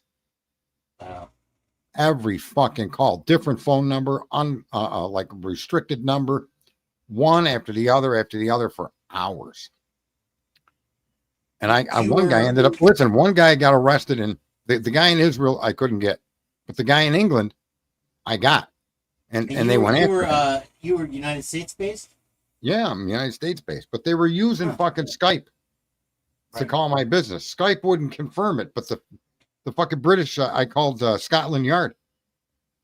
Fuck that. And I went after this guy. And what ended up happening was they not only arrested him, they banned him from any electronic ownership or usage for 2 years, and they froze all his accounts. The guy's debit card wouldn't work because it had to work through an electronic means. He couldn't even get his money out of the bank, and he went to jail. Yeah, That's like China shit right there. well, that's what I mean. I got the time to come back for you. So That's just so stupid. Like, why would you? So wait, were you a conservative talk show host? I'm more middle of the road. I think both sides have got their points. Like I quote Black Lives Matter all the time, that the corruption is systemic and it's trained into the system. I think that's the most intelligent fucking thing they ever said, but didn't even know they were saying it. They didn't understand what they were saying. They had their meltdown right here in Tampa when they firebombed. No, I'm saying I their don't Foot support Locker. the group. I don't support the group like I don't support the global weather people. But I do support the idea that we should pollute as little as possible. I think that's fucking sensible. But I don't support the group. I don't support Republicans. I think they're just as fucking criminal as Democrats. Oh yeah, they're fun.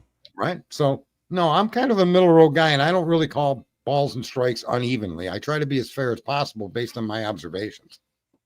Like that stupid tool on the screen. That tool fits a lot of what Dylan said. It fits wounds that Kaylee and Zana received. Does it mean it's involved? Here's another thing. I'm getting it out. Somebody was saying that the wounds on all the especially like on Maddie and Kid were light, so that there's possibility that a woman inflicted them. That's something I heard today. I was like, listen, I want to ask Lucy Morningstar a question, or anyone out here that does FOIAs. Can you FOIA the inventory of what was taken from Brian Kohberger's home in Pennsylvania?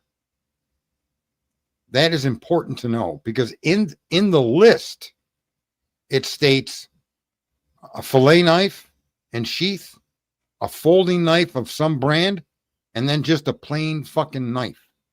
There's no such thing as a knife called a knife without something attached to it. And I'd like to see if it could be FOIA'd to see what it is, to get images, if possible, or video of what they recovered from Kohberger's home in Pennsylvania. They found the 9mm pistol. They found bullets for the pistol. They found clips for the pistol. They found a black hat. They found gloves. Right when that rumor came out, Brian had their IDs in his glove. Remember that? Maybe you weren't around for that. But anyway, if someone can FOIA that, I would pay for the FOIA. I'd like to see what the fuck that knife is that they don't identify. Is it a K-bar knife? Have said that they actually have the knife, but they don't want to admit it because they got it illegally. I don't think it was the feds. He was arrested in Pennsylvania. The feds may have initiated the arrest, but that and the search were done by Pennsylvania police, if I'm not mistaken. So, Well, you had Moscow guys out there. Payne was out there. Yeah, he was out there, but he didn't search the house. The Pennsylvania police, state police would. Knowing what that knife is that they don't identify in any way, shape, or form. It's not a butter knife. It's not a fucking bread knife. It's not a hunting knife. They don't describe it. They just say knife. I'd like to see that interview he did in Pennsylvania. They're holding that back. The what? The interview with the Pennsylvania cops. That would be interesting to see too, but I'd be very much interested to see if that knife isn't a K-bar knife recovered in Pennsylvania. That's what I wonder, yeah. Why just call it knife and not give it the identity that it's a particular type of knife, right? Well, the thing is was there serrations on the body or no serrations, and then his knife didn't have the jagged edge, right? The one he ordered, something like that. Like the knife that he allegedly ordered doesn't match the wounds on the crime scene. Well, let me just say though, the serrated edge knife that they're talking about, if you say a wound was inflicted by a serrated edge knife, that refers to the entire edge of the knife, not just the top surface wound. So on a K-bar knife, the serrated edges are by the fucking guard, by the handle. Right, but there's double edged K-bar knives, I guess, from what I understood. There may be a double-edged K-bar knife, but the dimensions of the double-edged wound are not consistent with a K-bar. There's also a K-bar knife with a serrated edge. The serrated edge is up by the handle, but that is for cutting cord. That's for cutting wire fences. That's for cutting limbs. It's a survival type tool. But if you stab somebody with that, you'd have to penetrate the whole blade, and only the upper surface of the wound would have serrations, not the whole wound. So when you read the autopsy report, it more describes the knife Hunter had. In all fairness, you've got a knife in the kitchen, like a steak knife. That's a serrated edge knife. The whole blade is serrated. Why are we arguing and fighting in the room there with, does BK have a K-bar knife and sheath somewhere? We don't know. They didn't find a murder weapon, but they did find knives in his possession in Pennsylvania in his closet. 3 knives. 2 of them got described. One of them was just listed as knife. That's bothered me for years because I don't know of a knife that you call just a knife. Do you? I mean, I just always called knife, butterfly knife. You got Yeah. specific knives, dude. You know what I mean? Every knife has a designation: butter knife, Perry You knife, know, the steak first knife knife. you knew probably was the was it the buck knife, the Davy Crockett knife, all kinds Well, of but shit. they would be called a survival knife. That would be called a K-bar is called a K-bar, but that's a military knife, right? Right. But That every was knife, the first knife I had. I got one to go down to the Keys with, you know, because we were doing scuba diving and shit. They got those barracuda. The barracuda scare me way more than sharks, even though I've been bitten by a shark. You ever scuba dove before down in the Keys? no. Oh man, they are some creepy. They have those big teeth, and and you're 30 feet down or whatever, and they're just staring at you, man, waiting for something shiny to flick off or so. Anyway, so yeah, no, you're correct. I mean, when you say grab me a knife to your wife, she just, you know, instinctively is going to grab you a steak knife, right? But I mean, other than that, yeah, if Yeah, it's dudes, But there isn't a knife in the world that doesn't have a name attached to it for its purpose or right? for There's its identity. thousands of them. You know, they got all these specialty knife companies. Right, right. And you know, so when they collect evidence from someone's home, like we found a gun. Who said? But they every were gun has fighting got over an something? identity. Every gun has an identity. It's not just a gun. It's a 30-06. It's a 9mm. It's a right. Same thing with a Yeah, knife. evolution of guns, right? So how can you have an evidence list of collected items and only refer to an item as a knife? That's something fishy about that. Yeah, it's like calling Kermit just a Muppet. Yeah, and a Muppet can be more than Kermit, right? Right. Yeah, there's a million different Muppets. What was But that's what I would like to see if that could be FOIA. I don't know how to FOIA stuff, and I really don't want to get into it. But I would I've have never to pay FOIA'd for it. Huh? It's insane what they're doing with this case. You know, with this FOIA. This would stuff. be in Pennsylvania, though. They won't give up the. I know they won't give up the interview as far as the detailed list. I think you would have to talk to somebody specifically to get something different than what we've been given, because I don't think there was anything. Maybe there's an evidence picture, which would be nice. You know, and you would think in 2026 you would have a picture of the item and a description and a signature. That's required for every single piece of evidence logged for a court trial. But no. You have, Wait. What is going on in the chat room with Design Rhythm and Twizzle Stick? Design What do Rhythm. you- I've never heard of them. What are you two doing? His uncle runs Gerber Construction. They might be stingy, but I think it would be in all of our best interests to know what that knife is. You know, it might be a fucking butter knife. Who the fuck knows? But it doesn't make sense that an investigation like this would collect knives, name 2 of them exactly, and leave one out. That's just too consistent with what they do everywhere. They talk about a white car. That's like saying you're black. You did it because you're black. That don't fly anymore. I don't fucking accept that. You're black with what? I mean, identify the individual specifically. Don't just say a black guy did it, for God's sakes. That's just wrong. And then the idea that you don't identify a knife you collected from his fucking home. I bet it was a K-bar. My money is on it was a K-bar, and it had nothing to do with this fucking crime. Yeah. And I suspect that if you said he went on Amazon looking for a K-bar knife and sheath while he was in fucking Washington, he may in fact done that to have one with him out there too. Right? Because some states won't let a knife like that. I think more than the width of your palm is illegal in a lot of states. Be aware. It's like so my point is that knowing what that is may provide, just like they were saying, it's the thumbs up was a victory dance. Only to find out years later he sent 3,800 similar pictures to his fucking family. No dick pics, no nude pics, no nothing to nobody. All to his family, right? But meanwhile, the guilters and the fucking media are running around saying, look at how fucking sick this guy is, giving a thumbs up the morning of the murders. Like, right? They turn that picture into a fucking, holy Christ, a sickness, a psychopathic fucking psycho, right? And that's not, that doesn't tell the story. That picture is consistent with 3,800 previous pictures. They made it sound also like he bought Dickies jumpsuit or Right. one of those, and They it turned try out to to- be a skull cap or something like that. Yeah. I mean, and they never admit their mistakes. They're very. You want to talk about professional? They're very good at transitioning their mistakes, because remember, even after they said, "Oh, we have no proof of stalking," but he was what did they say? Surveilling. They changed stalking into surveilling. And then another way they do it is Twist's favorite one is by they say the fact that there was no evidence in his car is the evidence. And then Selbright did the same damn thing. He said, "Oh, we couldn't find anything on his devices. That's the evidence. He erased No, it they off." implied he wiped them, and that's a lie. It is a lie, because they're the ones who put eraser on his device, and he didn't have the privileges to do that because it was a leased computer. So he didn't have admin privileges to put a program on. I want to answer Lucia. I did it in the text, but I'm going to say it publicly.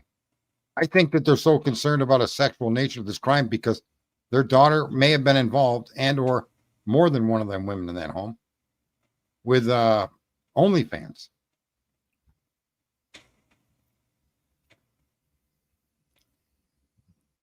Law enforcement manipulating because that's what happens. I don't doubt that at all. I think that is consistent with what you could see happen around the country.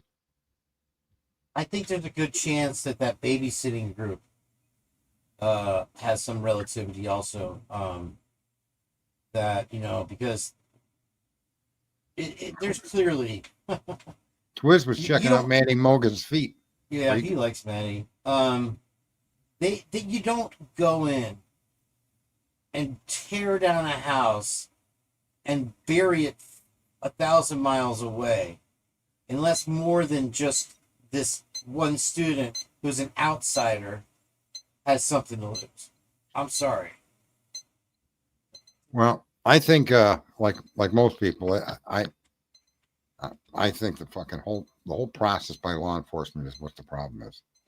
It's beyond whether he did it or not. Now the focus needs to be where it always needed to be, and that's on the investigation itself, the information collected, and then the way it was presented to the public to frame this guy, because none of the data they gave had any bearing in the framing into which they even did it in court documents. Whatever they said on the news, they said in court documents for years. I know they do it all over the country. Idea that it was this rampant and this serious until this case. I mean, I watched it for a year, and I'm like, could this be real? And then that's why I had to start my own channel, because I'm like, I got to talk about this shit. Even if I don't really, I'm not like a private investigator or anything, but I just have. That's why I ask you: is it like, you ever feel like this case is your soap opera? Because I mean, we've all let stories like almost the apocalypse and unalivings all over the country way bigger than this. Nothing seems to be as captivating though. You see what's come out about Steven Spielberg and his pedophilia fucking rant and raving in the fucking Hollywood? Did you see that? JJ's been telling me about that for a long time. I found 666 in the and a pentagram in the Poltergeist poster, the original Poltergeist. But listen, the thing is that who's that girl? She's got kind of a lisp. She's kind of cute. She was in Charlie's Angels and other things. The blonde. Oh, Farrah Fawcett. No, Farrah Fawcett ain't got no lisp. Kate. I don't know her name. Well, she has a lisp. She was in Charlie's Angels. Yeah, she was in the movies of Charlie's Angels. Oh, Drew Barrymore. That's it. That's who was being molested. Are you serious? She's come out and admitted it, and it's been the taping of it that their discussion has been released. Yep. Same thing with Stephen King. All you Stephen King fans. Really? I don't know, but if I saw that guy's picture on a fucking milk carton, I'd throw the fucking milk carton away. I'd be terrified. Holy what a shit. pedophile looking fuck that guy is. So wait, is there going to be charges against Spielberg? I don't know, man. But we know, as Americans, we kind of suspect this is all going on, but we don't want to know. Just like that. I don't think there's a statute of limitations on that kind of stuff. I'm not sure though. It probably depends on the state. JJ Drew sent us Barry. an article today about 4 students Well, they got at that. Pepperdine University that died in a car accident.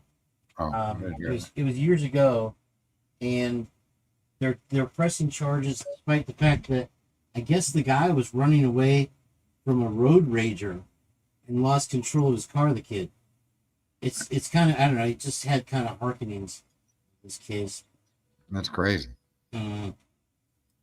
I don't know if he was talking about how he was a pedo, but again, the problem with Americans for the most part are twofold. One is you're told to believe things rather than think of things. When you go to school, you're told to believe Americans killed Indians. We came here to kill the Indians. We're horrible fucking people. And that's the furthest thing from the truth.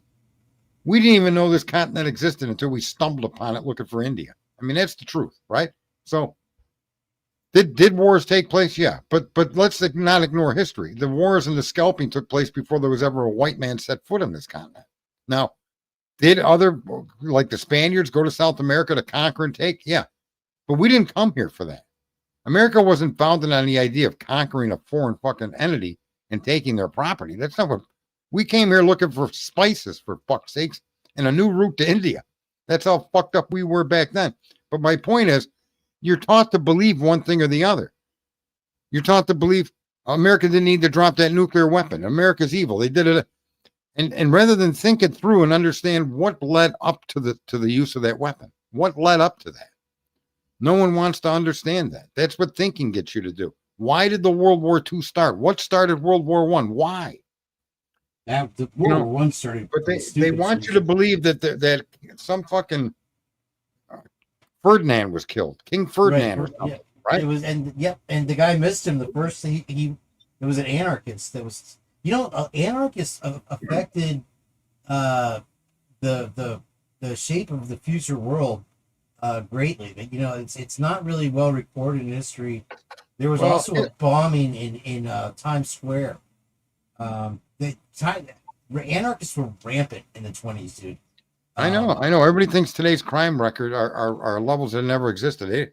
They see blacks shooting blacks, but they don't talk about the Italians shooting Italians. Yeah, I mean, come on. Chicago alone, man. Look at all that look at the history's getting Russians. lost too, because it's not recorded. All But people, those mob because shootings- it's not that it's not recorded, it's that people are sold a narrative to believe. Nobody takes the time. Schools should not be set up so that you are given the answer. Schools should be saying, here's the history of World War II. Read it and give me your analysis and your understanding of what you're reading. And then they should have access to a multitude of different fucking pieces of information to come to an understanding, not the teacher just telling you it was evil for us to drop that bomb. Hitler started World War II to kill the Jews. Complete fucking lie. That's not what started the war. we may have had a good reason to drop the bomb.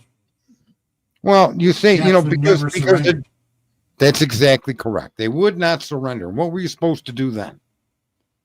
Here's the amazing thing about the H bomb is that it wasn't used on us. How in the fuck did we get that bomb before Hitler used it on us? You know what I mean? Because they were so close, but Hitler lost the capacity when they took down the heavy water facility in Norway. Oh, we took it out.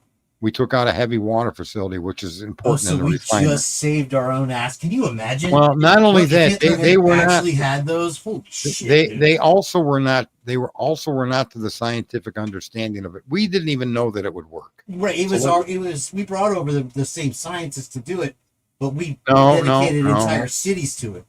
Scientists weren't brought here. They came here willingly before they got trapped off in Germany. But people don't realize is nobody knew if it would work.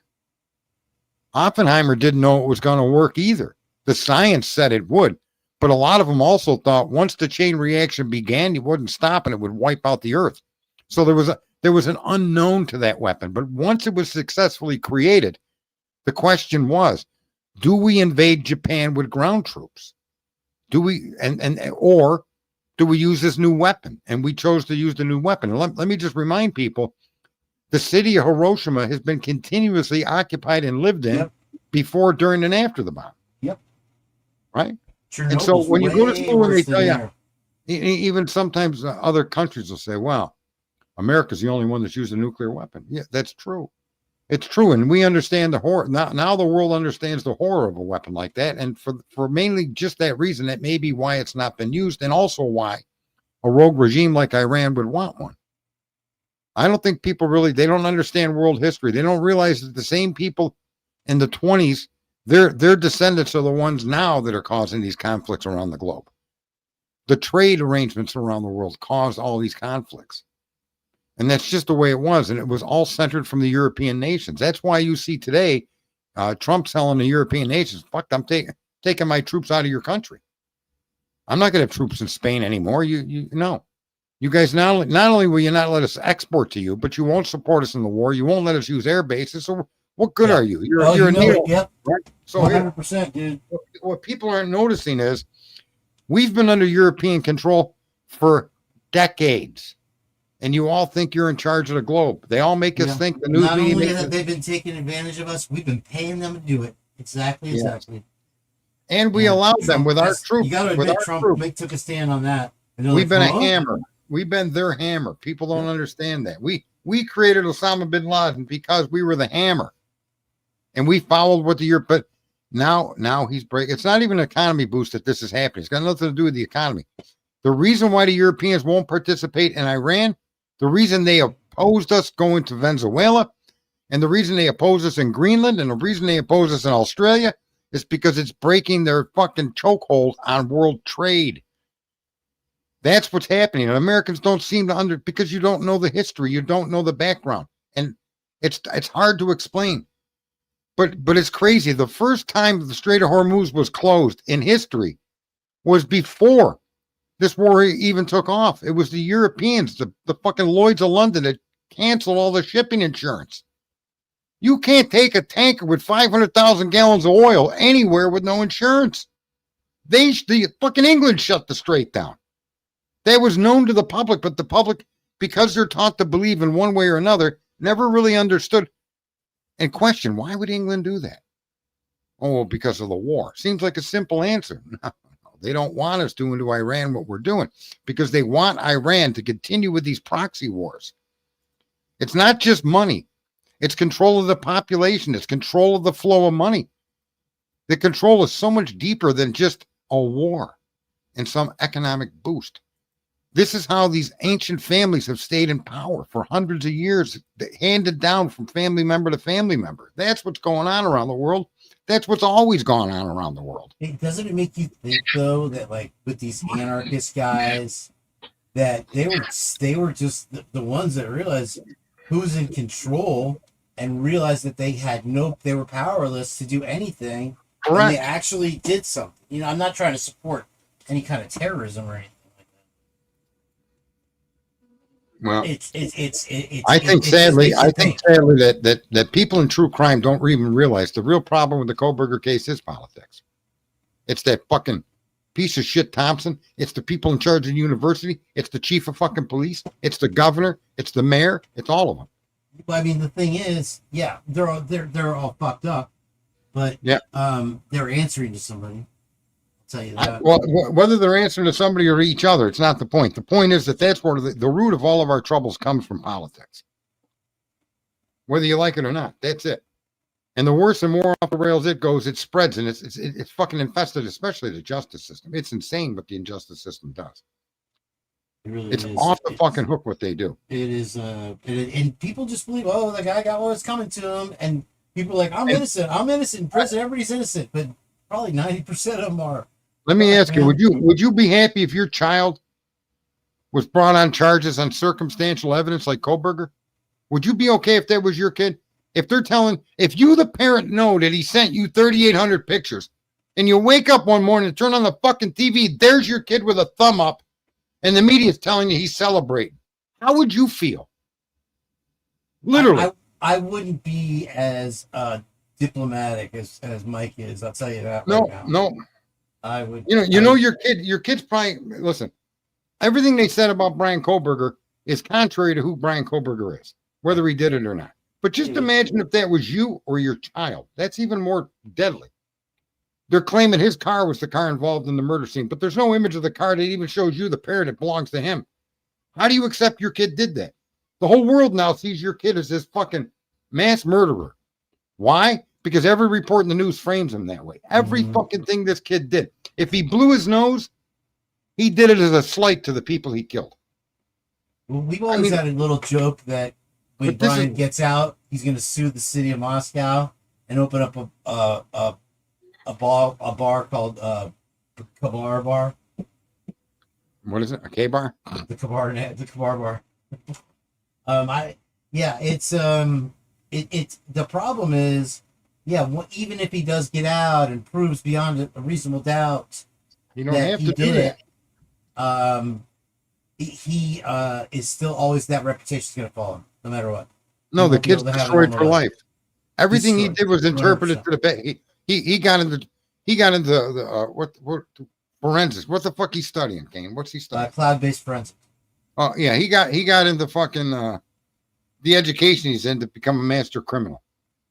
Yeah, it's like, okay, you got a full ride to go to WSU, a job, a potential to be a cop, and you got a recommendation from one of the most respected professors to sales to get there, and then your whole plan is to do these party kits just because. Why?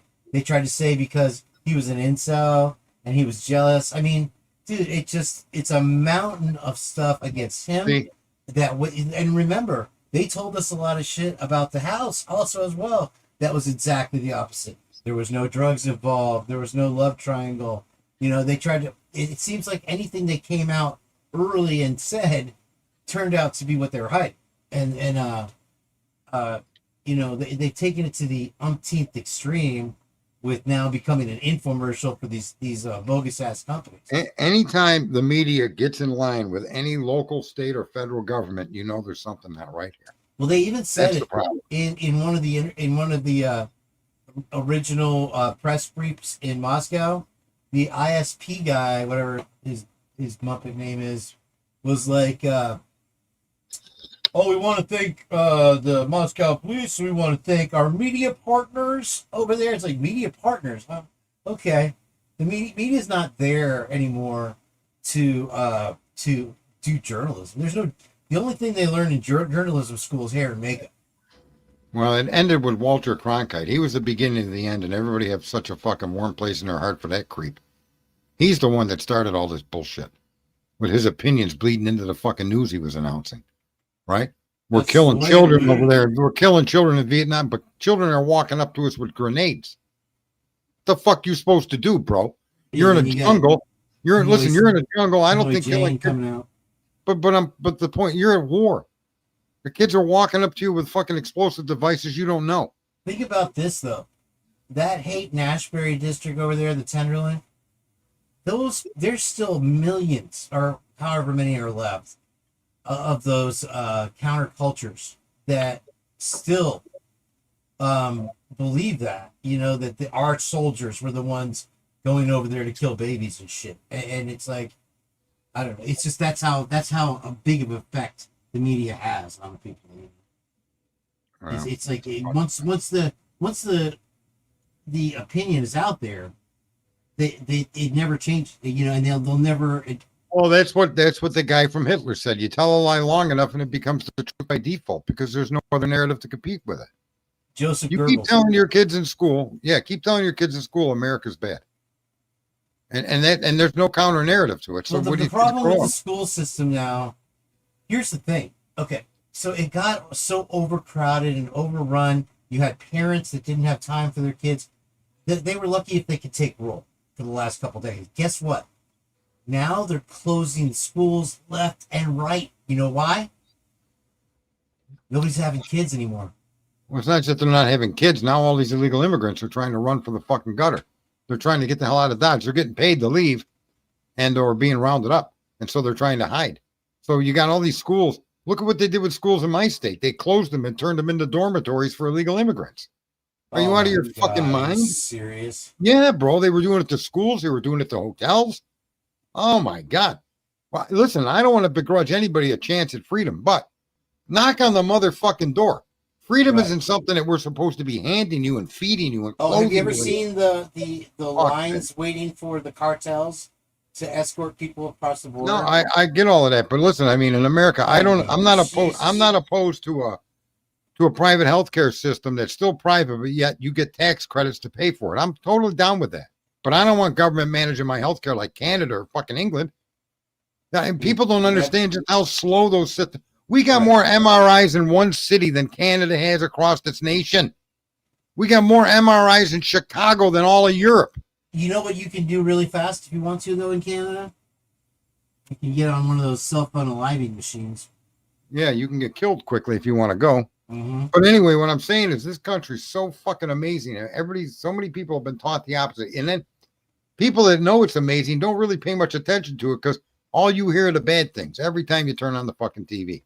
Never anything positive. Nothing. You know what's sad, though? I was watching a clip from the Viper Room, Johnny Depp's club over there in L.A. from back in the 90s, right?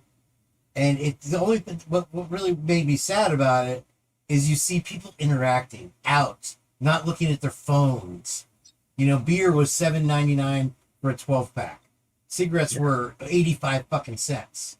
That's my. You know what I mean? And, Yeah. and it's like Publix. I went there the other day. I was like, holy shit! I can't even afford every employee I know that works at Publix can't afford to eat there, to shop there. I see them in their uniforms. Well, how is it that they're not making $15 to $20 an hour? There's only 1% of Americans get the federal minimum wage of $7.35 an hour. I know. 1%. I heard Pennsylvania's $7 still. But listen, only 1% of the population earns that. And what on God's see. green earth makes you think fucking stocking shelves is going to buy you a $250,000 house? It's insane to even have that thought. You're better off buying a house though than renting because the rents. I know, but you're insane. changing the subject. You're changing the subject. No, I'm adjacent. No, you're changing. The point is that the earnings, regardless of how much a loaf of bread is, the earnings at this point in time are commensurate with a lot of the prices you're seeing. I mean, you know that if you listen to people that just get a million Europeans can't go listen to what they say. They can't believe what a fucking $5 will buy them here versus what they pay over there. Well, I think in Florida the minimum wage is almost $15. It will be eventually. It's like 14 now. Well, a lot of companies are giving it not because it's mandated, but because that's what the market's demanding, and their prices are consistent with paying that much money. McDonald's is doing it, Walmart's doing it, Costco's doing it. Amazon was the first one to do it. Yeah. Well, regardless, but my point is that only 1% live on the federal. So to argue that these people make these arguments, if one guy is in charge of making a decision for 2 million employees, can't he make $1 a fucking day off each employee? Yeah, it's a lot of money. I understand that, but what the fuck? What is he supposed to? Isn't he supposed to earn impossible something? as a business to make any money anymore, especially It's in the not. restaurant That's business. not true. That's not true. Well, I mean, I'm talking about the But I'm just trying to regulation say is with that- insurance and it's hard to scratch a dollar out. I ran a business for a long time, and I live in New York, one of the worst states to own a business. And it's not impossible. It literally isn't. The client can afford the product. Your job as a business is to find the clients that fit into your system. That's all. Well, and- you have a high margin in construction. You're spoiled. No. You're don't. skewed in that. It's 30%, 40% at most. The margins aren't what people think they are. You get $20,000 for a roof. The company's going to end up with $6,000, $7,000 of that money to use for the business and pay its owner because I was a sole proprietor. So the insurance, the phones, the vehicle, the gas, the fucking computer, the electric, that comes out. That's deductible. But you can't deduct something you don't spend. So let's say I made $7,000 on a job.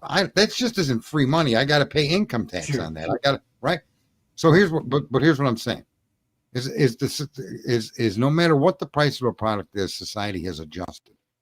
Whether it come to a minimum wage job or it come to a construction job, the prices adjust, and so do the incomes of the people that got to pay the prices.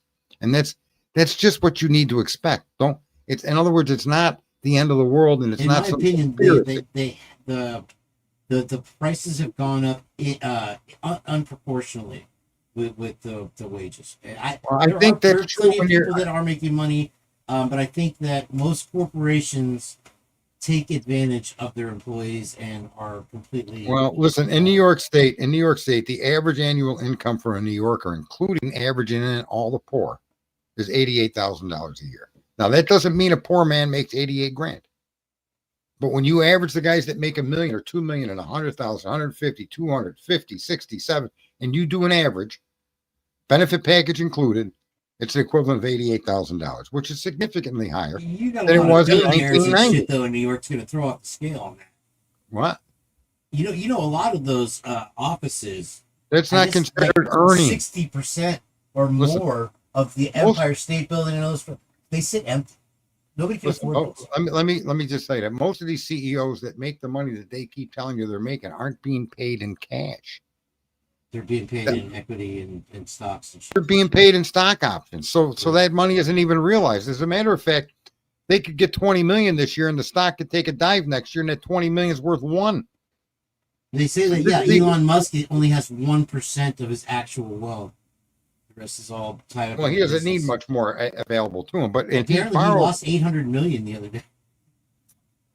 yeah, because of his stock prices, which is true. But here's the thing: what they do that you can't do, and when you get up to around $1 million, what you can do is take your portfolio, you put your portfolio up against a loan for $350,000. Don't spend the money on shit. Go invest in real estate and other things that'll make the 350 grow. And all you're paying for the 350 is interest. You're not paying the loan back. You're paying interest on the loan. So you can collateralize a loan and pay only interest if you have a significant amount of money.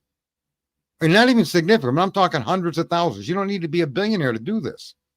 And this is what a lot of the wealthy do. They live off the loan. Some of that money will be used for living expenses. But living expenses, most of that money is going to be used to invest and get more money. So, but listen, this is open up to every American. There's so many stories of guys. Look at that Buffett guy. He didn't start out with anything. Go listen to Warren Buffett's story. He still lives in the same colonial home he bought with his wife in the 50s. But the guy's a billionaire beyond understanding. How'd he do it? And that's what I mean about this country being fucking awesome. Go in Europe and find those stories in fucking Britain. You won't find them. Those stories were for hundreds of years ago. The people with wealth in Britain are the people with wealth that have had it for generations. Over here, that's where all your new millionaires and billionaires are born. We got more millionaires than any nation, probably than all nations combined. I think your chances of becoming a millionaire in this country anymore have dropped. Nah, you don't know what you're talking about. Significantly. You don't know what you're talking about. No, because listen, the real estate market is almost being controlled by this BlackRock. They're buying up, the We Buy Ugly houses, that kind of shit. They're buying entire neighborhoods just to be able to control the rents. Trump just put an end to that, and it's not BlackRock. It's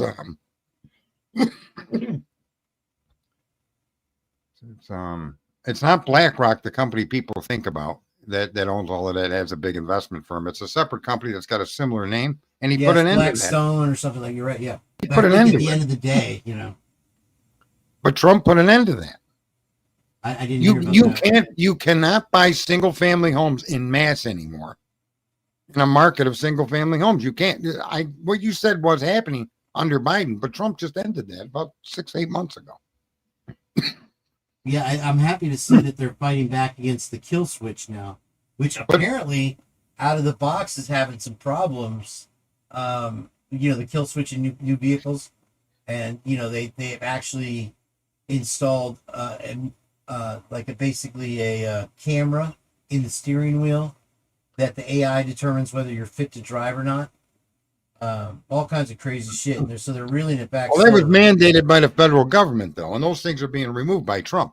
Just like they're trying to eliminate old cars like I got through EPA regulations. Well, that's no longer possible because there is no global warming to tie it to. And so it takes time to recover from the fucking hole we dug.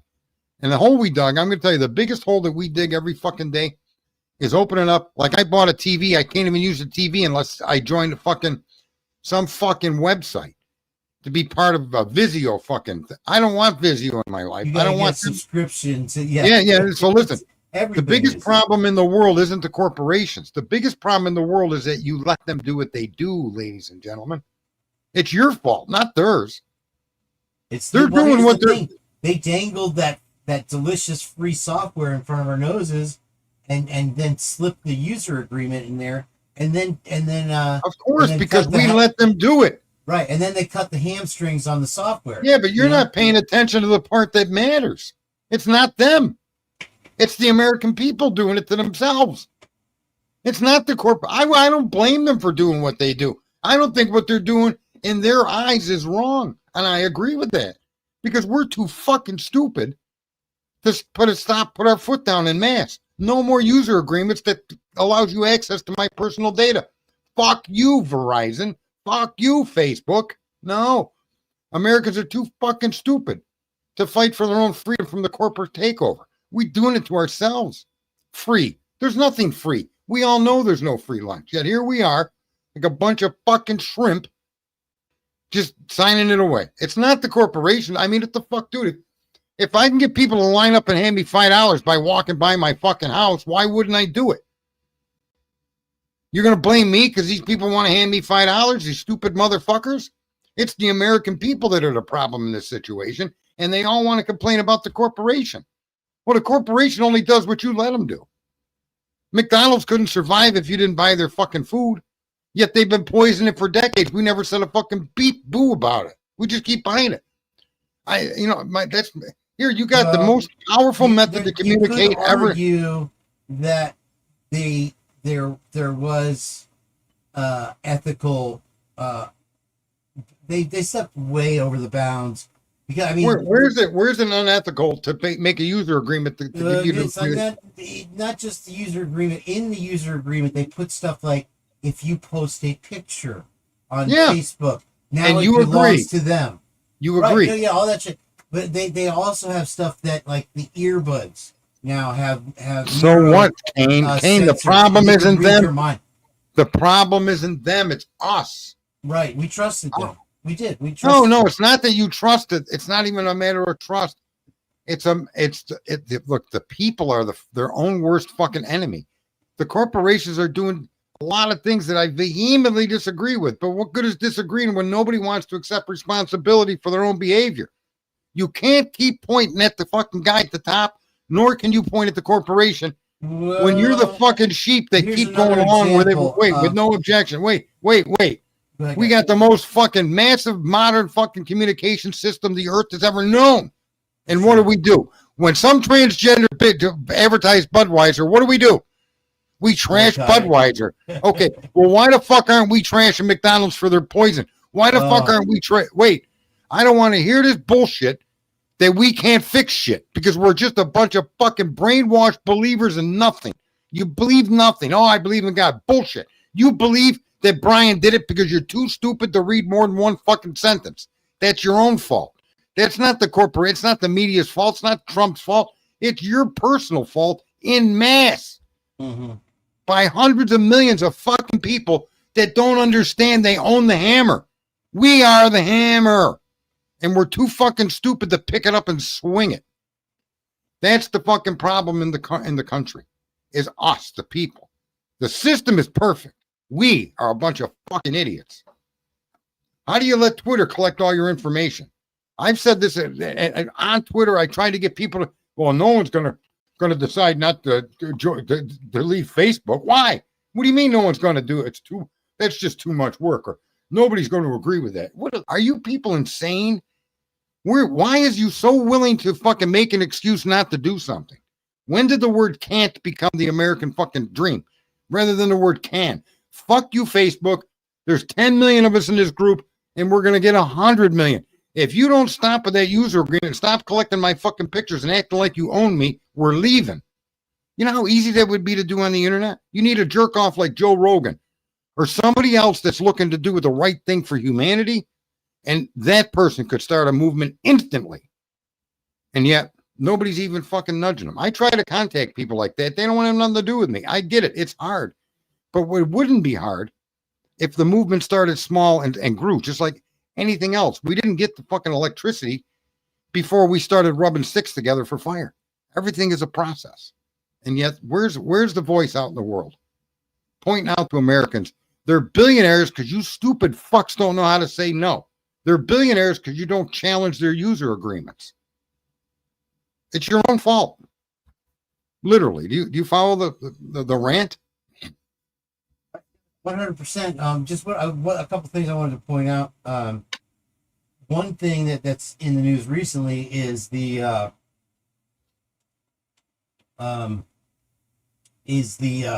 digital price or the dynamic pricing, and then also as well, Publix and Kroger were both found guilty of price gouging during the pandemic. Yeah. Which is reprehensible to me. And the thing is, I believe they keep doing it because they made like billions in profits, and their punishment for price gouging during the pandemic was $15 million, which is Well, like it's look at the price of beef. There's only four people. There's only four corporations that handle the fucking beef when it comes to killing the cow, slicing it up, packaging it, delivering it. The meat packers. There's four of them in the country. Trump just signed an executive order to investigate them. That's why your beef costs so much. The farmer can't sell his meat right to your door. He's got to go to the meat packer. Okay? That's the way these contracts are written. So the farmer could have 50,000 fucking cows. If the meat packer thinks that he don't like the farmer, the fucking cows can rot in your field. The problem with America is Americans. We don't understand as a group just how fucking powerful we are. We like I said with the Budweiser, we have our moments, but they're not the real clear moments that we need to be consistent. I don't care if some fucking transgender drinks Budweiser. Why would that stop you? I even the people that protested, I think, are you people that fucking stupid? Who gives a fuck who drinks a beer like that? Is that more important than your kid being followed around with that fucking electronic device that you're buying because it's going to help you locate them when some pedophile can hack and locate your kid before you even know? right. Right. It's always in this nation more than any other nation on earth. We are our biggest fucking fault. We are our biggest enemy because we do not work together. I'm a Democrat. I'm a Republican. I'm gay. I'm straight. I believe in Christ. I believe in Buddha. Who gives a fuck? You all need to eat. You all need to shit. You all need to drink water. You all need to breathe. That was the reason this nation was founded. It's like we think we're all individual fucking energies or powers or something, rather than understanding the division has kept us the separation has kept us weak for centuries. For sure. That's why they teach people. That's why the argument that I make all the time about believing in data instead of thinking about data. That's how they've been able to corral and control us. Mm-hmm. And these corporations are taking advantage of it. Is that right? Like I said, if you're going to walk by my house and give me fucking $5, me taking advantage of that morally may not be right in a lot of people's opinions. But in my opinion, keep growing the fucking line and keep dropping your $5 off. How am I supposed to say no to that? The opportunity exists, right? And so how can you lay a moral at the feet of opportunity? It's not like I'm killing people like some of these fucking drug companies do, right? Is Facebook killing you by using your information? No. But they're using that, and they've created data centers and massive industries around personal information obtained from American citizens. That to me, in and of itself, should be unconstitutional, but it's not. So why don't we make it so? Why aren't we making it so? Why are they in such a hurry to build them too? It's weird. Yeah. Anyway, that was a good rant. I love that topic, but I've been on here for fucking 4.5 hours, dude. Wow. I'm turning into a cane. You were on 11 hours the other day. What'd you do? Fall asleep and leave the thing on? I fell asleep at the end of it, but I gave a pretty good concert. I don't know if they stopped recording you after 12 hours, so you don't have a replay after 12 hours. Uh-huh. But I picked up the old guitar and started playing a couple tunes and stuff. And then Everything. I sat down in the chair and closed my eyes, and I was like, "That's the end of that." They offer you all these conveniences. Download our fucking McDonald's software and not wait. Download our software and get it cheaper, right? And it never really actually amounted to jack squat, because once they had you, it was like, oh, here's a little pittance, and then with the ones that I cite the most would be the Google products, because everybody jumped on the free Gmail, and I did too. I was like, I had like Juno or whatever. I wasn't around for AOL days, but I had Yahoo and Juno, and then Gmail has all this, and they give you free storage, and then and then oh wait, they're actually, I think it was Microsoft had something too with the cloud storage, and I had a bunch of pictures stored on OneDrive, and I didn't use it for like 6 months, and they just deleted the whole thing. They kept the drive, but for some reason deleted all my pictures, and I was like, why the fuck would you do that? I mean, it's like there's no anyway. All right, I'm kicking myself out of here before you do. Good night, Get the- everybody. I want to address Susan before I go. Susan, you're just trading one thing for another. I think a lot of people that have a problem with debt, or I don't think they understand government debt. I don't think people understand the value and being the world's currency and reserve currency. I think people are they believe the gold standard is the standard we need to return to. There's arguments to support that, but believe it when I tell you that no matter what, there is always going to be something of value to trade for something of value. So if you want to buy a chicken and you use gold, that's no different than using a dollar. And gold, like the dollar, will twizzle sticks fucked up. Gold, like the dollar, will increase as more and more of it's needed. So you would end up with less and less. So let's say an ounce of gold, let's say it's $10,000. I don't know what it is, but let's just say 10,000. That ounce of gold will then become worth 100,000, 500,000. In other words, you're going to need more and more gold to buy the same things as time passes. It's just the way it works. But the advantage of having a nation and living and being part of a nation where the world's reserve currency is the American dollar is powerful. And something people, if they really want to know more about money, research how money is even a thing. How is money even a thing? And you'll find that money is a thing, just like gold is a thing, right? Because you believe in its value. Money didn't become popular until Europe, specifically England, needed to build navies to fight the Spaniards and others. And the king didn't have money. And so the Bank of England was established. And they started lending. And that's where money comes from. It comes from lending. And so a currency is dependent upon, for more currency to exist, more debt needs to be derived. One cannot exist without the other. And the only reason debt can even exist is because of faith and confidence or belief in the system that's there. So you believe the dollar can provide you with a candy bar. You accept the dollar as a means of trading your time for currency so that you could use that currency to feed your family. It's not any different than if it were gold itself. That wouldn't mean this country still wouldn't have a big national debt. But one thing about a debt is that most of the money that's owed is owed to ourselves. Right? And that the Federal Reserve needs to be shut down, and the Federal Reserve needs to become the Bank of America as it was intended to be. The laws of the early 1913s and the 30s need to be removed. Debt is a necessary evil to create more currency. People say you're creating something from nothing, but that would be true even with gold. And the problem with using something like gold is there's a very limited supply of gold. We might have 80 tons of it in a vault, but the world's capacity to have gold above ground and usable is very limited, right? And even though you see people with gold chains and gold fucking things, add up the total amount of gold an average person owns, and you're going to find it not to be that much.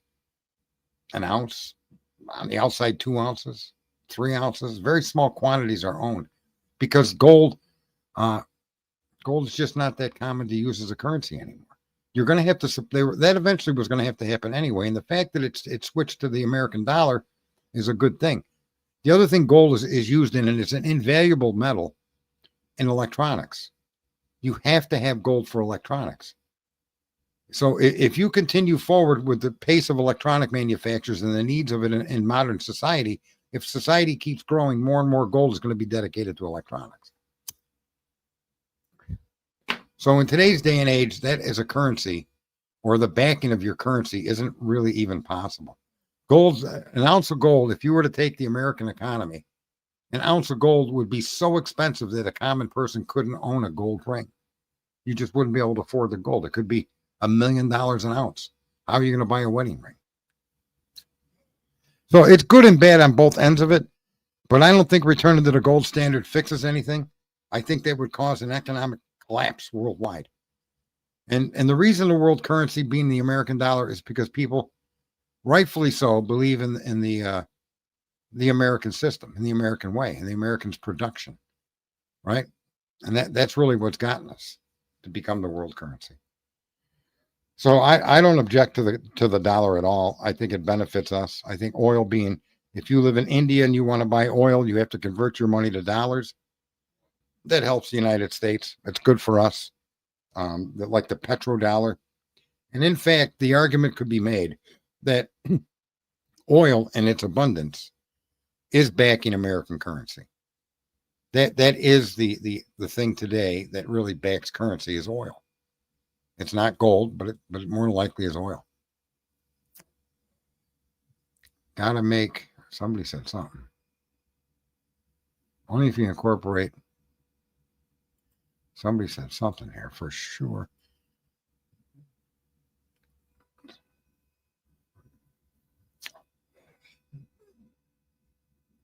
Sorry, I'm reading some of the comments. Pizza Hut sends out raw dough for pizza.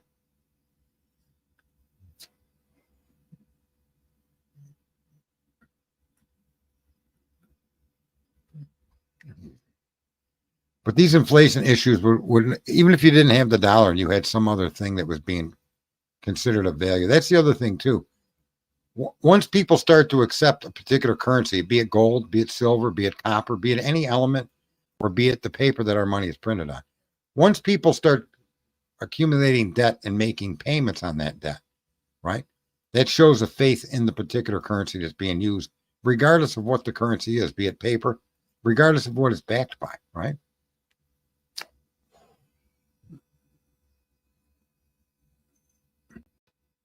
And that's exactly what Trump is fighting against right now. I'm glad you said that, Pedro. That's exactly what's being disassembled right now. And that's exactly why the Europeans will not assist us in the Iran conflict. The Iran conflict and all the shipping that moves through that Strait of Hormuz, okay, in the Persian Gulf, and all those nations that move their oil in that way on those ships insured by the Lloyd of London, that's where the power is. That's why they don't want us going after Iran. Because Iran can shut down the world's oil supply, especially with a nuclear weapon. If they had an arsenal of nuclear weapons, this wouldn't be happening. We'd have to nuke them. And that's one of the main reasons why you see happening in the Middle East, what you see happening now. You see all of the Arab nations agreeing with the conflict in Iran and all of the Western nations disagreeing with it. You see China and Russia keeping their nose out of it. You see Turkey's involved. You see Pakistan's involved. You see Saudi Arabia's involved. Qatar's involved. Dubai's involved.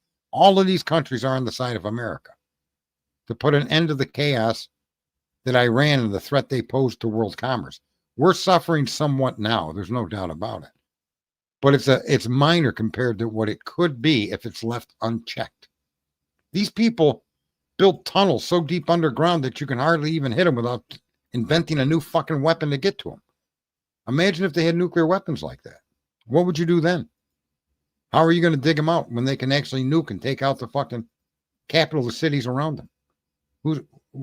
You can't initiate a conflict with a nuclear armed nation. You can, if you're willing to accept casualties with a nuclear exchange of some type. No, I think this conflict sadly had to come to fruition. They hide in the caves in the mountains, blow the mountains up. Well, that's what we've been doing. Our engineers and our mathematicians and all of the people needed to create the weapons are there. But the question I think a lot of Americans don't ask, or there isn't enough play in the media, is the media portrays the Europeans making the right choice. When in fact the Europeans, which we were a part of, let's not be fucking kidding ourselves, of Osama bin Laden, of the Iraq War, of Saddam Hussein even being a leader. We inspired and helped and funded that. And now you have an administration that's trying to change that. trying to get away from doing that, no longer be a part of that bullshit. If you have resources that the world in general could use, then you should be a sovereign nation. Your ships shouldn't be fucking controlled by London, nor should they be controlled by the United States. They're your ships. You do what the fuck you want with them. That's never been a thing. That's what it's shocking how many people don't realize this. That's never really been a thing, especially with this push for one world government under the Bushes or another Republican fucking bullshit family. And what Trump is trying to do is break the back of that system. All your drug cartels.